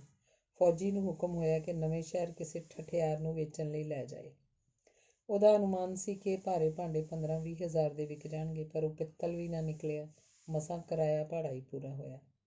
ਅਜਿਹੇ ਅਨੇਕਾਂ ਕਿੱਸੇ ਉਸ ਦੌਰ ਦੇ ਦੋਵਾਂ ਗੁਰੂ ਚੇਲੇ ਨਾਲ ਜੁੜੇ ਹੋਏ ਹਨ। ਪਰ ਸਦਕੇ ਜਾਈਏ ਗੁਰੂ ਚੇਲੇ ਵਾਲੀ ਇਸ ਜੋੜੀ ਦੇ। ਅਜਿਹੇ ਦੌਰ ਵਿੱਚ ਵੀ ਇਹਨਾਂ ਨੂੰ ਦੂਸਰਿਆਂ ਦਾ ਦੁੱਖ ਤਕਲੀਫ ਆਪਣੇ ਨਾਲੋਂ ਵੱਡੇ ਨਜ਼ਰ ਆਉਂਦੇ ਤੇ ਹਮੇਸ਼ਾ ਦੂਸਰਿਆਂ ਦੇ ਦੁੱਖ ਵੰਡਣ ਵਿੱਚ ਹੀ ਖੁਸ਼ ਰਹਿੰਦੇ। ਆਦਮੀ ਦੇ ਅਜਿਹੇ ਗੁਣਾਂ ਦਾ ਇਵਜ਼ਾਨਾ ਕੁਦਰਤ ਕਿਸੇ ਨਾ ਕਿਸੇ ਰੂਪ ਵਿੱਚ ਮਨੁੱਖ ਨੂੰ ਜ਼ਰੂਰ ਦਿੰਦੀ ਹੈ। ਫੌਜੀ ਨੂੰ ਵੀ ਕੁਦਰਤ ਨੇ ਜਿੱਥੇ ਲੁਕਾਈ ਦੇ ਦਰਦ ਨਾਲ ਭਰਪੂਰ ਦਿਲ ਦਿੱਤਾ, ਉੱਥੇ ਤੋਹਫੇ ਵਜੋਂ ਔਲਾਦ ਦੇ ਸੁੱਖ ਨਾਲ ਮਾਲਾ-ਮਾਲ ਕੀਤਾ। 2 ਹੋਣਹਾਰ ਬੱਚੀਆਂ ਯੂਨੀਵਰਸਿਟੀ ਦੀ ਉੱਚ ਵਿੱਦਿਆ ਪ੍ਰਾਪਤ ਕਰਨ ਉਪਰੰਤ ਲੈਕਚਰਰ ਬਣ ਕੇ ਵਿੱਦਿਆ ਦੇ ਖੇਤਰ 'ਚ ਆਪਣਾ ਯੋਗਦਾਨ ਪਾ ਰਹੀਆਂ ਹਨ। ਨਾਲ ਦੀ ਨਾਲ ਖੁਸ਼ਹਾਲ ਜ਼ਿੰਦਗੀ ਦੀਆਂ ਸਾਰੀਆਂ ਸੁੱਖ ਸਹੂਲਤਾਂ ਨਾਲ ਮਾਲਾਮਾਲ ਹਨ। ਬੇਟੀ ਬਹੁ ਕੌਮੀ ਮਲਟੀਨੈਸ਼ਨਲ ਕਾਰਪੋਰੇਸ਼ਨ 'ਚ ਬਤੌਰ ਇੰਜੀਨੀਅਰ ਸੇਵਾ ਨਿਭਾ ਕੇ ਮਾਪਿਆਂ ਦੇ ਸੁਪਨੇ ਬੇਟਾ ਬਹੁ ਕੌਮੀ ਮਲਟੀਨੈਸ਼ਨਲ ਕਾਰਪੋਰੇਸ਼ਨ 'ਚ ਬਤੌਰ ਇੰਜੀਨੀਅਰ ਸੇਵਾ ਨਿਭਾ ਕੇ ਮਾਪਿਆਂ ਦੇ ਸੁਪਨੇ ਪੂਰੇ ਕਰ ਰਿਹਾ। ਫੌਜੀ ਕਸ਼ਮੀਰਾ ਸਿੰਘ ਭਾਈ ਕਨ੍ਹਈਆ ਦੇ ਨਾਂ 'ਤੇ ਬਣੀ ਸੁਸਾਇਟੀ ਲਈ ਅੱਜ ਵੀ ਭਾਈ ਕਨ੍ਹਈਆ ਦੇ ਭਾਈ ਪੂਰਨਿਆਂ ਦੂਸਰਿਆਂ ਦੇ ਜ਼ਖਮਾਂ 'ਤੇ ਮੱਲਮ ਲਾਉਣ 'ਤੇ ਚੱਲਣ ਦੇ ਯਤਨ ਵਿੱਚ ਲੀਨ ਹੈ। ਧੰਨਵਾਦ। ਅਗਲਾ ਲੇਖ ਹੈ ਪ੍ਰੋਫੈਸਰ ਗੁਰਭਜਨ ਸਿੰਘ ਗਿੱਲ ਨਾਲ ਇੱਕ ਮੁਲਾਕਾਤ। ਗੁਰਭਜਨ ਸਿੰਘ ਗਿੱਲ ਦਾ ਨਾਮ ਪੰਜਾਬੀ ਪਾਠਕਾਂ ਲਈ ਕਿਸੇ ਵੀ ਜਾਣ ਪਛਾਣ ਦਾ ਮੁਹਤਾਜ ਨਹੀਂ, ਕਿਉਂਕਿ ਇਹਨਾਂ ਦਾ ਨਾਮ ਪੰਜਾਬੀ ਸਾਹਿਤ ਜਗਤ ਵਿੱਚ ਇੱਕ ਸਥਾਪਤ ਲੇਖਕ ਵਜੋਂ ਜਾਣਿਆ ਜਾਂਦਾ ਹੈ। ਇਹ ਉੱਘੇ ਲੇਖਕ ਹਨ ਤੇ ਇਹਨਾਂ ਦੀ ਲੇਖਣੀ ਵੀ ਅਗਾਂਹ ਵਧੂ ਵਿਚਾਰਧਾਰਾ ਨੂੰ ਸਮਰਪਿਤ ਹੈ। ਸਮਾਜ ਵਿੱਚ ਜਿੰਨੀਆਂ ਵੀ ਬੁਰਾਈਆਂ ਨੇ, ਉਹਨਾਂ ਦੇ ਵਿਰੋਧ ਵਿੱਚ ਹਮੇਸ਼ਾ ਇਹਨਾਂ ਨੇ ਕਲਮ ਦੀ ਵਰਤੋਂ ਕੀਤੀ ਹੈ ਤੇ ਜਾਗਰੂਕਤਾ ਪੈਦਾ ਕੀਤੀ ਹੈ। ਪ੍ਰੋਫੈਸਰ ਗੁਰਭਜਨ ਸਿੰਘ ਗਿੱਲ ਦਾ ਜਨਮ ਗੁਰਦਾਸਪੁਰ ਜ਼ਿਲ੍ਹੇ ਦੀ ਬਟਾਲਾ ਤਹਿਸੀਲ ਦੇ ਨਿੱਕੇ ਜਿਹੇ ਪਿੰਡ ਵਿੱਚ ਬਸੰਤ ਕੋਟ ਵਿਖੇ ਸਰਦਾਰ ਹਰਨਾਮ ਸਿੰਘ ਦੇ ਘਰ ਮਾਤਾ ਤੇਜ ਕੌਰ ਦੀ ਕੁੱਖੋਂ 2 ਮਈ 1953 ਨੂੰ ਹੋਇਆ। ਧਿਆਨਪੁਰ ਤੋਂ 10ਵੀਂ ਤੱਕ ਦੀ ਪੜ੍ਹਾਈ ਮੁਕੰਮਲ ਕਰਨ ਉਪਰੰਤ ਗੌਰਮੈਂਟ ਕਾਲਜ ਕਾਲਾ ਅਫਗਾਨਾ ਤੋਂ 2 ਜਮਾਤਾਂ ਪਾਸ ਕਰਕੇ 1971 ਵਿੱਚ ਆਪਣੇ ਵੱਡੇ ਵੀਰ ਸਰਦਾਰ ਜਸਵੰਤ ਸਿੰਘ ਕੋਲ ਲੁਧਿਆਣਾ ਚਲੇ ਗਏ। ਇੱਥੇ ਡਾਕਟਰ SP ਸਿੰਘ ਵੱਲੋਂ ਮਿਲੀ ਪ੍ਰੇਰਨਾ ਸਦਕਾ, ਜੋ ਬਾਅਦ 'ਚ vice chancellor Guru Nanak Dev university Amritsar ਵਿੱਚੋਂ ਰਿਟਾਇਰ ਹੋਏ, ਅਤੇ ਪ੍ਰਸਿੱਧ ਲੇਖਕ ਤੇ ਗੀਤਕਾਰ ਸ਼ਮਸ਼ੇਰ ਸਿੰਘ ਸੰਧੂ ਦੇ ਮਿਲੇ ਸਾਥ ਨਾਲ ਗੁਰਭਜਨ ਗਿੱਲ ਨੇ ਸਾਹਿਤ ਸਿਰਜਣਾ ਆਰੰਭ ਕੀਤੀ। GGN ਖਾਲਸਾ ਕਾਲਜ 'ਚ ਪੜ੍ਹਦਿਆਂ ਸਾਹਿਤਕ ਸਰਗਰਮੀਆਂ ਨਾਲ ਜੁੜ ਗਏ ਤੇ ਇਹਨਾਂ ਸਰਗਰਮੀਆਂ ਦੇ ਪ੍ਰਬੰਧ ਬਾਰੇ ਵੀ ਚੰਗੀ ਮੁਹਾਰਤ ਹਾਸਲ ਕੀਤੀ। ਗੁਰੂ ਨਾਨਕ ਨੈਸ਼ਨਲ ਕਾਲਜ ਦੋਰਾਹਾ ਅਤੇ ਲਾਜਪਤ ਰਾਏ ਮੈਮੋਰੀਅਲ ਕਾਲਜ ਜਗਰਾਉਂ 'ਚ ਲੈਕਚਰਾਰ ਵਜੋਂ ਪੜ੍ਹਾਇਆ। 1983 ਤੋਂ ਪੰਜਾਬ ਖੇਤੀਬਾੜੀ ਯੂਨੀਵਰਸਿਟੀ ਲੁਧਿਆਣਾ ਚੰਗੀ ਖੇਤੀ ਨਾਂ ਦੇ ਰਸਾਲੇ ਦੇ ਸੰਪਾਦਕ ਹਨ। ਪ੍ਰੋਫੈਸਰ ਮੋਹਨ ਸਿੰਘ ਫਾਊਂਡੇਸ਼ਨ ਦੇ ਪੰਜਾਬੀ ਸਾਹਿਤ ਅਕਾਦਮੀ ਲੁਧਿਆਣਾ ਦੀਆਂ ਕਈ ਜ਼ਿੰਮੇਵਾਰੀਆਂ ਨਿਭਾਈਆਂ। ਅੱਜ ਕੱਲ੍ਹ ਉਹ ਪੰਜਾਬੀ ਸਾਹਿਤ ਅਕਾਦਮੀ ਲੁਧਿਆਣਾ ਦੇ ਪ੍ਰਧਾਨ ਦੇ ਪਦ 'ਤੇ ਸੁਸ਼ੋਭਿਤ ਹਨ। ਪ੍ਰੋਫੈਸਰ ਗੁਰਭਜਨ ਗਿੱਲ ਪੰਜਾਬੀ ਕਵਿਤਾ ਤਾਂ ਲਿਖਦੇ ਹੀ ਹਨ, ਨਾਲ ਦੀ ਨਾਲ ਉਹਨਾਂ ਦਾ ਪੰਜਾਬੀ ਗੀਤਕਾਰੀ 'ਚ ਵੱਖਰਾ ਸਥਾਨ ਹੈ। ਉਹਨਾਂ ਦੀ ਲੇਖਣੀ 'ਚ ਨਿਰੋਲ ਪੰਜਾਬੀ ਮੁਹਾਵਰਾ ਭਾਰੂ ਹੈ ਤੇ ਉਹਨਾਂ ਨੇ ਅਨੇਕਾਂ ਹੀ ਕਵਿਤਾਵਾਂ, ਗਜ਼ਲਾਂ ਤੇ ਗੀਤ ਰਚੇ ਹਨ। ਉਹਨਾਂ ਦੀ ਜੀਵਨ ਸਾਥਣ ਸ਼੍ਰੀਮਤੀ ਜਸਵਿੰਦਰ ਕੌਰ ਹਨ ਤੇ ਪੁੱਤਰ ਪੁਨੀਤ ਦੇ ਨਾਲ ਰਹਿੰਦਿਆਂ ਹੋਇਆਂ ਉਹਨਾਂ ਨੇ ਆਪਣੇ ਵਿਰਸੇ ਤੋਂ ਵਰਤਮਾਨ ਤੱਕ ਪਹੁੰਚਦਿਆਂ ਜ਼ਿੰਦਗੀ ਦੀ ਮਾਣੀ ਹਰ ਧੁੱਪ ਛਾਂ ਦਾ ਵੇਰਵਾ ਆਪਣੀ ਰਚਨਾਵਾਂ 'ਚ ਦਰਜ ਕੀਤਾ ਹੈ, ਜੋ ਉਹਨਾਂ ਦੀਆਂ ਕਵਿਤਾਵਾਂ ਵਿੱਚੋਂ ਸਹਿਜੇ ਹੀ ਪਛਾਣਿਆ ਜਾ ਸਕਦਾ ਹੈ। ਪੇਸ਼ ਹੈ ਗੁਰਭਜਨ ਗਿੱਲ ਸਿੰਘ ਪ੍ਰੋਫੈਸਰ ਗੁਰਭਜਨ ਗਿੱਲ ਨਾਲ ਇੱਕ ਮੁਲਾਕਾਤ। ਪੰਜਾਬੀ ਟਾਈਮਜ਼। ਪ੍ਰੋਫੈਸਰ ਸਾਹਿਬ, ਪੰਜਾਬੀ ਟਾਈਮਜ਼ ਅਖਬਾਰ ਵੱਲੋਂ ਪਾਠਕਾਂ ਨਾਲ ਸਾਂਝ ਪਾਉਣ ਲਈ ਅਸੀਂ ਤੁਹਾਨੂੰ ਜੀ ਆਇਆ ਕਹਿੰਦੇ ਹਾਂ। ਪ੍ਰੋਫੈਸਰ ਗਿੱਲ, ਤੁਹਾਡਾ ਬਹੁਤ ਬਹੁਤ ਧੰਨਵਾਦ ਕਿ ਤੁਸੀਂ ਮੈਨੂੰ ਇਸ ਧਰਤੀ 'ਤੇ ਵਸਦੇ ਆਪਣੇ ਪੰਜਾਬੀ ਵੀਰਾਂ ਨਾਲ ਸਾਂਝ ਪਾਉਣ ਦਾ ਮੌਕਾ ਦਿੱਤਾ ਹੈ। ਪੰਜਾਬੀ ਟਾਈਮਜ਼। ਗਿੱਲ ਸਾਹਿਬ, ਇੱਥੇ ਵਸਦੇ ਪੰਜਾਬੀ ਭਾਈਚਾਰੇ ਦੇ ਲੋਕ ਪੰਜਾਬ ਨਾਲ ਭਾਵੁਕ ਤੌਰ 'ਤੇ ਜੁੜੇ ਹੋਏ ਹਨ ਅਤੇ ਤੁਹਾਡੇ ਵਰਗੀਆਂ ਸ਼ਖਸੀਅਤਾਂ ਜਿਨ੍ਹਾਂ ਅੰਦਰ ਪੰਜਾਬ ਪ੍ਰਤੀ ਪਿਆਰ ਤੇ ਪੰਜਾਬ ਦਾ ਦਰਦ ਠਾਠਾਂ ਮਾਰਦਾ ਹੈ, ਨਾਲ ਰੂਬਰੂ ਹੋ ਕੇ ਖੁਸ਼ੀ ਮਹਿਸੂਸ ਕਰਨਗੇ। ਪ੍ਰੋਫੈਸਰ ਗਿੱਲ ਜੀ, ਸਾਹਿਤ ਨੂੰ ਪਿਆਰ ਕਰਨ ਵਾਲੇ ਜ਼ਰੂਰ ਅਜਿਹਾ ਮਹਿਸੂਸ ਕਰਦੇ ਹਨ, ਪਰ ਆਪਣੇ ਵਧੇਰੇ ਲੋਕ ਸਿਆਸਤਦਾਨਾਂ ਮਗਰ, ਗਾਉਣ ਵਾਲਿਆਂ ਮਗਰ, ਰਾਗੀਆਂ ਰਬਾਬੀਆਂ ਦੇ ਮਗਰ ਫਿਰਨ ਵਾਲੀਆਂ ਫੌਜਾਂ ਨੇ। ਇਹ ਤਾਂ ਐਵੇਂ ਇੱਕ ਭਰਮ ਹੈ ਕਿ ਲੇਖਕ ਨੂੰ ਵੀ ਕੋਈ ਇੰਨਾ ਪਿਆਰ ਦਿੰਦਾ ਹੋਏਗਾ। ਇਹ ਤਾਂ ਤੁਹਾਡੀ ਇੱਕ ਖੁਰਾਕ ਦੇ ਲਈ ਹੈ ਕਿ ਤੁਸੀਂ ਮੈਨੂੰ ਲੱਭਿਆ ਅਤੇ ਆਪਣੇ ਪਾਠਕਾਂ ਨਾਲ ਗੱਲਬਾਤ ਦਾ ਮੌਕਾ ਦਿੱਤਾ। ਪੰਜਾਬੀ ਟਾਈਮਜ਼।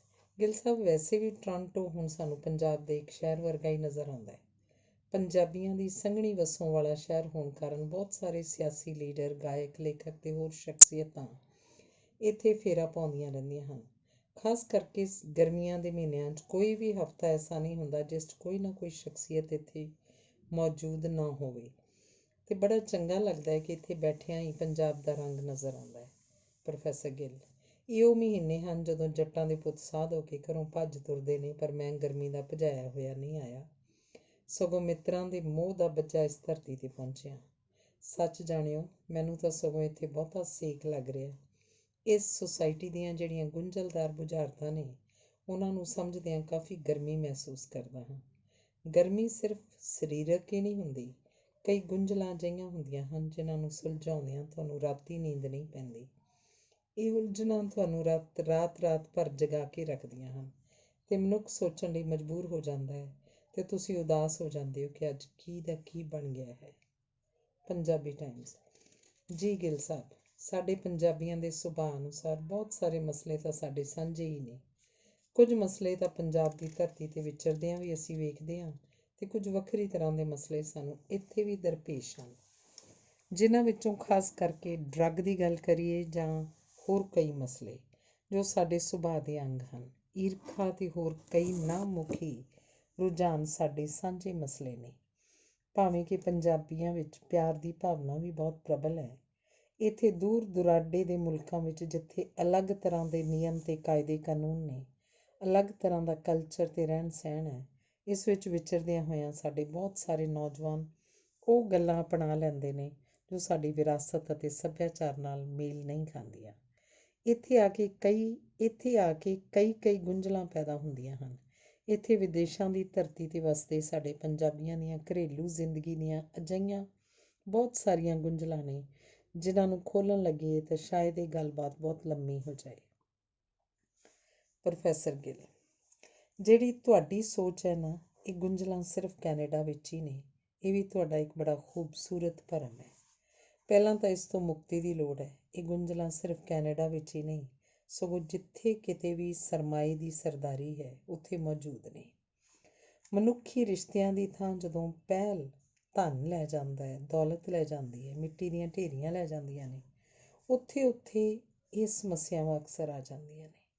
ਆਪਾਂ ਸਾਰੇ ਜਾਣਦੇ ਹਾਂ ਕਿ ਸਾਨੂੰ ਪੰਜਾਬ ਦੀ ਧਰਤੀ ਦੇ ਜੰਮੇ ਜਾਏ ਲੋਕਾਂ ਨੂੰ ਗੁਰੂ ਸਾਹਿਬ ਨੇ ਇੱਕ ਹੀ ਆਦੇਸ਼ ਦਿੱਤਾ ਸੀ ਕਿ ਭਾਈ ਕਿਰਤ ਵੀ ਕਰਨੀ ਹੈ, ਨਾਮ ਵੀ ਜਪਣਾ ਹੈ ਤੇ ਵੰਡ ਕੇ ਵੀ ਛਕਣਾ ਹੈ। ਇਹਦੇ ਵਿੱਚੋਂ ਇਕੱਲੀ ਨਾਮ ਜਪਣ ਵਾਲੀ ਗੱਲ ਤਾਂ ਅਸੀਂ ਟਾਵੀਂ ਟੱਲੀ ਕਰੀ ਜਾਂਦੇ ਹਾਂ। ਮਾੜੀ ਮੋਟੀ ਉਹ ਵੀ ਆਤਮ ਚਿੰਤਨ ਵਾਸਤੇ ਨਹੀਂ, ਆਤਮ ਸਾਧਨਾ ਵਾਸਤੇ ਵੀ ਨਹੀਂ, ਸਗੋਂ ਇਸ ਵਾਸਤੇ ਕਿ ਅਸੀਂ ਆਪਣੇ ਬੀਤੇ ਤੋਂ ਮੁਕਤੀ ਚਾਹੁੰਦੇ ਹਾਂ ਤੇ ਭਵਿੱਖ ਨੂੰ ਬਿਹਤਰ ਬਣਾਉਣਾ ਚਾਹੁੰਦੇ ਹਾਂ।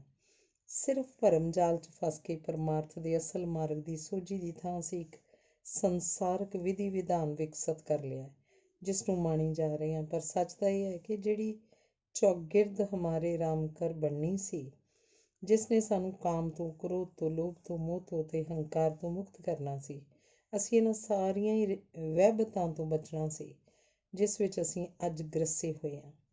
ਭਾਵੇਂ ਜਗਰਾਵੀਂ ਰਹਿੰਦਾ ਹੋਵੇ ਕੋਈ, ਤੇ ਭਾਵੇਂ ਲੁਧਿਆਣੇ, ਤੇ ਭਾਵੇਂ ਰਹਿੰਦਾ ਹੋਵੇ ਕੋਈ ਜੰਡਿਆਲਾ ਗੁਰੂ, ਤੇ ਭਾਵੇਂ ਕੋਈ ਰਹਿੰਦਾ ਹੋਵੇ ਤੇਰੇ ਪਿੰਡ ਜਗਦੇਈ, ਅਸੀਂ ਹਰ ਥਾਂ 'ਤੇ ਇੱਕੋ ਤਰ੍ਹਾਂ ਦੇ ਰੋਗ ਤੋਂ ਪੀੜਤ ਹਾਂ ਤੇ ਉਹ ਰੋਗ ਹੈਗਾ ਸਾਨੂੰ ਰਾਤੋਂ ਰਾਤ ਅਮੀਰ ਹੋਣ ਦਾ। ਆਪਣੇ ਕਸ਼ਟ ਮਨ ਦੀਆਂ ਜਿਹੜੀਆਂ ਗੁੰਝਲਾਂ ਨੇ ਉਹਨਾਂ ਤੋਂ ਮੁਕਤੀ ਲਈ ਨਸ਼ੇ ਰਾਹੀਂ ਲੁਕਣ ਦਾ, ਬਚਣ ਦਾ ਅਸਕੇਪ ਹੈ ਇਹ ਸਾਡੇ ਸਾਰੇ ਦਾ ਸਾਰਾ। ਇਹ ਧਰਤੀ ਚਾਹੇ ਟੋਰਾਂਟੋ ਦੀ ਹੋਵੇ, ਚਾਹੇ ਸਿਆਟਲ ਹੋਵੇ, ਤੇ ਭਾਵੇਂ ਮੇਰਿਆ ਹੋਵੇ ਨਿਊਯਾਰਕ, ਤੇ ਭਾਵੇਂ ਹੋਵੇ ਵੈਨਕੂਵਰ, ਹਰ ਥਾਂ 'ਤੇ ਸਿਆਪਾ ਇੱਕੋ ਹੀ ਹੈ ਕਿ ਅਸੀਂ ਅਸਕੇਪ ਲੱਭ ਰਹੇ ਹਾਂ, ਲੁਕ ਰਹੇ ਹਾਂ। ਅਸੀਂ ਆਪਣੀ ਜ਼ਿੰਦਗੀ ਦੀਆਂ ਹਕੀਕਤਾਂ ਤੋਂ, ਸੱਚ ਤੋਂ, ਜਿਹੜੇ ਸੱਚ ਸਾਡੇ ਸਾਹਮਣੇ ਨੇ ਉਹ ਸਾਨੂੰ ਸੌਣ ਨਹੀਂ ਦਿੰਦੇ। ਫਿਰ ਅਸੀਂ ਉਸ ਵੇਲੇ ਇਸ ਰਾਹ ਤੁਰਦੇ ਹਾਂ। ਦੂਸਰਾ, ਅਸੀਂ ਰਾਤੋਂ ਰਾਤ ਅਮੀਰ ਹੋ ਜਾਣਾ ਚਾਹੁੰਦੇ ਹਾਂ। ਬਹੁਤ ਸਾਰੇ ਸਾਡੇ ਵੀਰ ਤਾਂ ਇਸ ਧਰਤੀ 'ਤੇ ਕਿ ਇੱਥੇ ਦਾ ਜਿਹੜਾ ਹਰ ਰੁੱਖ ਹੈ ਉਸਨੂੰ ਪੱਤੇ ਸੋਨੇ ਦੇ ਲੱਗਦੇ ਆ ਤੇ ਢਾਡਾ ਮਾਰ ਕੇ ਪਹਿਲਾਂ ਥੱਲੇ ਸੁੱਟ ਲਵਾਂਗੇ, ਫਿਰ ਇਹਨਾਂ ਨੂੰ ਕੈਸ਼ ਕਰਵਾ ਲਵਾਂਗੇ, ਫਿਰ ਉਹਨਾਂ ਨਾਲੋਂ ਡਾਲਰਾਂ ਦੇ ਜਿਹੜੇ ਪੱਤੇ ਝੜਦੇ ਨੇ ਉਸ ਨਾਲ ਆਪਣੀ ਅਮੀਰੀ ਦਾ ਦਿਖਾਵਾ ਕਰਾਂਗੇ। ਠੀਕ ਹੈ, ਪਦਾਰਥਕ ਅਮੀਰੀ ਤਾਂ ਆ ਜਾਏਗੀ, ਪਰ ਜਿਹੜੀ ਤੁਹਾਡੀ ਇੱਕ ਪਰਮਾਰਥਕ ਅਮੀਰੀ ਸੀ, ਜਿਹੜੀ 5 ਸਦੀਆਂ ਪੂਰਾ ਜ਼ੋਰ ਲਾ ਕੇ ਪੁਰਖਿਆਂ ਨੇ ਉਸ ਤੋਂ ਪਹਿਲਾਂ ਵੀ ਲਿਆਕਤ ਦੀ ਧਰਤੀ, ਹਾਂ ਅਸੀਂ ਜੋ ਕੁਝ ਪ੍ਰਾਪਤ ਕੀਤਾ ਸੀ, ਗਿਆਨ ਹਾਸਲ ਕੀਤਾ ਸੀ, ਜੋ ਸਟੇਟਸ ਹਾਸਲ ਕੀਤਾ ਸੀ, ਉਸ ਸਟੇਟਸ ਨੂੰ ਤਿਆਗ ਕੇ ਜਿਹੜੀ ਅਮੀਰੀ ਅਸੀਂ ਭਾਲ ਰਹੇ ਹਾਂ ਉਹ ਸਿਰਫ ਪਦਾਰਥ ਦੀ ਏ, ਕਾਰਾਂ ਦੀ ਏ, ਕੋਠੀਆਂ ਦੀ ਏ, ਮਹਿਲਾਂ ਦੀ ਏ, ਭਵਨਾਂ ਦੀ ਏ, ਸੋਨੇ ਦੀ ਏ, ਗਹਿਣੇ ਗੱਟੇ ਦੀ ਏ, ਇੱਕ ਦੂਸਰੇ ਤੋਂ ਉੱਚ ਦੁਮਾਲੜੇ ਭਵਨ ਉਸਾਰਨ ਦੀ ਏ। ਗੁਰੂ ਘਰਾਂ ਦੇ ਨਾਂ 'ਤੇ, ਖੇਡਾਂ ਦੇ ਨਾਂ 'ਤੇ ਅਜੀਬ ਤਰ੍ਹਾਂ ਦਾ ਇੱਕ ਤਾਣਾ ਪੇਟਾ ਅਸੀਂ ਬੁਣ ਲਿਆ ਹੈ ਜਿਸ 'ਚ ਸਾਡੀ ਹਾਲਤ ਉਸ ਮੱਕੜੀ ਵਰਗੀ ਏ ਜਿਹੜੀ ਆਪਣੇ ਥੁੱਕ ਨਾਲ ਆਪਣਾ ਜਾਲ ਬੁਣਦੀ ਏ ਤੇ ਆਪੇ ਹੀ ਉਸ ਵਿੱਚ ਫਸ ਜਾਂਦੀ ਏ। ਪੰਜਾਬੀ ਟਾਈਮਸ। ਗਿੱਲ ਸਾਹਿਬ, ਬਿਲਕੁਲ ਠੀਕ, ਤੁਸੀਂ ਕਿਸੇ ਵੀ ਸਵਾਲ ਦਾ ਜਵਾਬ ਦੇ ਪਹਿਲਾਂ ਹੀ ਉਸ ਮਸਲੇ ਦੀ ਜੜ੍ਹ ਤੱਕ ਪਹੁੰਚੇ ਹੋ। ਖਾਸ ਕਰਕੇ ਅਸੀਂ ਪੰਜਾਬੀ, ਜਦੋਂ ਅਸੀਂ ਬੜੇ ਮਾਣ ਨਾਲ ਕਹਿੰਦੇ ਹਾਂ ਕਿ ਸਾਡਾ ਵਿਰਸਾ, ਸਾਡੇ ਜਿਹੜੇ ਰਿਸ਼ਤੇ ਤੇ ਉਹਨਾਂ ਦੀ ਪਵਿੱਤਰਤਾ ਦੀ ਦੁਹਾਈ ਦਿੰਦੇ ਹਾਂ ਦੁਨੀਆ ਭਰ 'ਚ, ਪਰ ਜਦੋਂ ਅਸੀਂ ਆਪਣੇ ਅੰਦਰ ਝਾਤ ਮਾਰਦੇ ਹਾਂ ਤਾਂ ਬਿਲਕੁਲ ਖੋਖਲਾ ਜਿਹਾ ਇਹ ਸਭ ਕੁਝ ਸੱਭਿਆਚਾਰ ਲੱਗਣ ਲੱਗਦਾ ਹੈ। ਕਿਉਂਕਿ ਖਾਸ ਕਰਕੇ ਇੱਥੇ ਵਿਦੇਸ਼ ਦੀ ਧਰਤੀ 'ਤੇ ਆ ਕੇ ਜਿੰਨਾ ਖੋਖਲਾਪਨ ਲੋਕਾਂ ਵਿੱਚ ਵੇਖਿਆ ਇੰਨਾ ਸ਼ਾਇਦ ਉੱਥੇ ਨਹੀਂ ਹੈ। ਉੱਥੇ ਗਰੀਬੀ ਭਾਵੇਂ ਹੋਵੇ। ਪ੍ਰੋਫੈਸਰ ਗਿੱਲ, ਨਹੀਂ, ਕਸਰ ਹੁਣ ਉੱਥੇ ਵੀ ਨਹੀਂ ਰਹੀ। ਖੋਖਲੇ ਤਾਂ ਇਸ ਧਰਤੀ ਉੱਤੇ ਪਦਾਰਥ ਦੀ ਦੌੜ ਦੌੜਨ ਵਾਲੇ ਸਾਰੇ ਲੋਕੀ ਹੋਏ ਪਏ ਹਨ। ਜੇ ਪਦਾਰਥ ਦੀ ਦੌੜ ਦੌੜਨ ਵਾਲੇ ਲੋਕ ਖੋਖਲੇ ਨਾ ਹੁੰਦੇ ਤਾਂ ਉਹ ਪਰਮਾਰਥ ਦੇ ਮਾਰਗ ਵੱਲ ਨੂੰ ਨਾ ਤੁਰਦੇ। ਪੂਰਾ ਯੂਰਪ ਤੁਹਾਡਾ, ਪੂਰਾ ਨਾਰਥ ਅਮਰੀਕਾ ਇਸ ਵੇਲੇ ਸਾਡੀਆਂ ਜਿਹੜੀਆਂ ਓਰੀਐਂਟਲ ਰੂਟਸ ਨੇ ਉਹਨਾਂ ਵੱਲ ਨੂੰ ਤੁਰ ਰਿਹਾ, ਲੱਭ ਰਿਹਾ ਹੈ ਕਿ ਸਿਆਟਿਕ ਲਾਈਟ ਕੀ ਹੈ, ਸਾਡਾ ਸਪਿਰਚੁਅਲ ਸਿਲਸਿਲਾ ਜਿਹਦੇ ਵਿੱਚ ਅਸੀਂ ਅੱਜ ਯੋਗਾ ਦੀ ਮਾਰਕੀਟਿੰਗ ਵੇਖ ਰਹੇ ਹਾਂ। ਸਾਡਾ ਸਪਿਰਚੁਅਲ ਜਿਹੜਾ ਮਿਊਜ਼ਿਕ ਹੈ ਉਸ ਬਾਰੇ, ਉਸ ਮਿਊਜ਼ਿਕੈਟਲੀ ਬਾਰੇ ਜਿੰਨੀ ਸਟੱਡੀ ਅੱਜ ਅੰਗਰੇਜ਼ ਲੋਕ ਕਰ ਰਹੇ ਨੇ, ਇੰਨੀ ਤਾਂ ਅਸੀਂ ਵੀ ਨਹੀਂ ਕਰ ਰਹੇ। ਅਸੀਂ ਤਾਂ ਉਸ ਹੈਰੀਟੇਜ ਨੂੰ ਇੰਨੀ ਬੁਰੀ ਤਰ੍ਹਾਂ ਮਧੋਲਿਆ ਅਤੇ ਤਿਆਗਿਆ ਹੈ ਕਿ ਜਿਵੇਂ ਸਾਡਾ ਕੁਝ ਲੱਗਦਾ ਹੀ ਨਾ ਹੋਵੇ। ਸਾਰਾ ਕੁਝ ਜਿਹੜਾ ਕਿ ਮਹਿੰਗਾ ਸੌਦਾ ਹੁੰਦਾ ਸੀ ਸਾਡਾ, ਅਸੀਂ ਤਾਂ ਉਹ ਜਿਵੇਂ ਗੁਰੂ ਸਾਹਿਬ ਨੇ ਲਿਖਿਆ ਨਾ, ਰਤਨ ਵਿਗਾੜ ਵਿਗੋਈ ਕੁੱਤੀ ਮੋਇਆ ਸਾਰ ਨਾ ਖਾਈ। ਅਸੀਂ ਤਾਂ ਉਹ ਰਤਨ ਗਵਾ ਲਏ ਅਤੇ ਸਾਨੂੰ ਤਾਂ ਇਹਦੀ ਸਾਰ ਹੀ ਨਹੀਂ ਕਿ ਅਸੀਂ ਕੀ ਗਵਾਈ ਜਾ ਰਹੇ ਹਾਂ, ਲਗਾਤਾਰ ਕੀ ਗਵਾਈ ਜਾ ਰਹੇ ਹਾਂ। ਜਿਹੜੀ ਸੰਗਤ ਸਾਡੀ ਸੀ, ਸੰਗਤ ਦਾ ਕੌਨਸੈਪਟ, ਮੇਰਾ ਖਿਆਲ ਹੈ ਕਿ ਇਸ ਤੋਂ ਵੱਡੀ ਸ਼ਕਤੀ ਧਰਤੀ 'ਤੇ ਕਿਤੇ ਨਹੀਂ। ਜਦੋਂ ਸੁਸਾਇਟੀ ਅੱਜ ਟੋਟੇ ਦਰ ਟੋਟੇ ਹੋ ਰਹੀ ਹੈ, ਕ੍ਰਿਸਟਲ 'ਚ ਵੰਡੀ ਜਾ ਰਹੀ ਹੈ, ਡਿਜਿਟ 'ਚ ਵੰਡੀ ਜਾ ਰਹੀ ਹੈ, ਮਨੁੱਖ ਆਪਣੇ ਆਪ ਵਿੱਚ ਟੋਟੇ ਹੋ ਗਿਆ ਅਤੇ ਸੰਗਤ ਹੀ ਜੋੜਦੀ ਹੈ ਨਾ। ਪਰ ਸੰਗਤੀ ਰੂਪ 'ਚ ਅਸੀਂ ਕਦੀ ਬੈਠਦੇ ਹੀ ਨਹੀਂ, ਵਿਚਰਦੇ ਹੀ ਨਹੀਂ। ਉੱਥੇ ਵੀ ਅਸੀਂ ਇੰਡੀਵਿਜੂਅਲ ਬੈਠੇ ਹੁੰਦੇ ਹਾਂ, ਪਰਸਨ 'ਚ ਬੈਠੇ ਹੁੰਦੇ ਹਾਂ, ਧੜੇ 'ਚ ਬੈਠੇ ਹੁੰਦੇ ਹਾਂ, ਧਰਮ 'ਚ ਬੈਠੇ ਹੁੰਦੇ ਹਾਂ, ਜਾਤ ਗੋਤ ਦੇ ਟੋਟੇ ਬੈਠੇ ਹੁੰਦੇ ਹਾਂ। ਅਤੇ ਟੋਟਿਆਂ ਦਾ ਸਮੁੱਚ ਬਣ ਕੇ ਜੋ ਸੰਗਤ ਬਣ ਸਕੇ ਤਾਂ ਬੜੀ ਚੰਗੀ ਗੱਲ ਹੈ। ਪਰ ਮੈਨੂੰ ਲੱਗਦਾ ਅੱਜ ਅਸੀਂ ਉਸ ਉਪਦੇਸ਼ ਸੰਦੇਸ਼ ਤੋਂ ਲਾਂਭੇ ਜਾ ਕੇ ਇੱਕ ਉਸ ਸਿਲਸਿਲੇ ਦੇ ਧਾਰਨੀ ਬਣ ਗਏ ਹਾਂ, ਜਿਹੜੇ ਸਿਲਸਿਲੇ ਵਿੱਚ ਸਾਡੇ ਅੰਦਰਲੇ, ਮੇਰੇ ਅੰਦਰਲਾ ਜਿਹੜਾ ਔਰੰਗਜ਼ੇਬ ਹੈ, ਮੇਰੇ ਅੰਦਰਲਾ ਜਿਹੜਾ ਬੈਠਾ ਮਹਿਮੂਦ ਗਜ਼ਨਵੀ ਹੈ, ਧਾੜਵੀ ਹੈ, ਮੇਰੇ ਅੰਦਰਲਾ ਜਿਹੜਾ ਬਦ ਹੈ, ਉਹ ਬਾਰ ਜਾਗਦਾ ਹੈ, ਬਾਰ ਬਦੀਆਂ ਕਰਦਾ ਹੈ।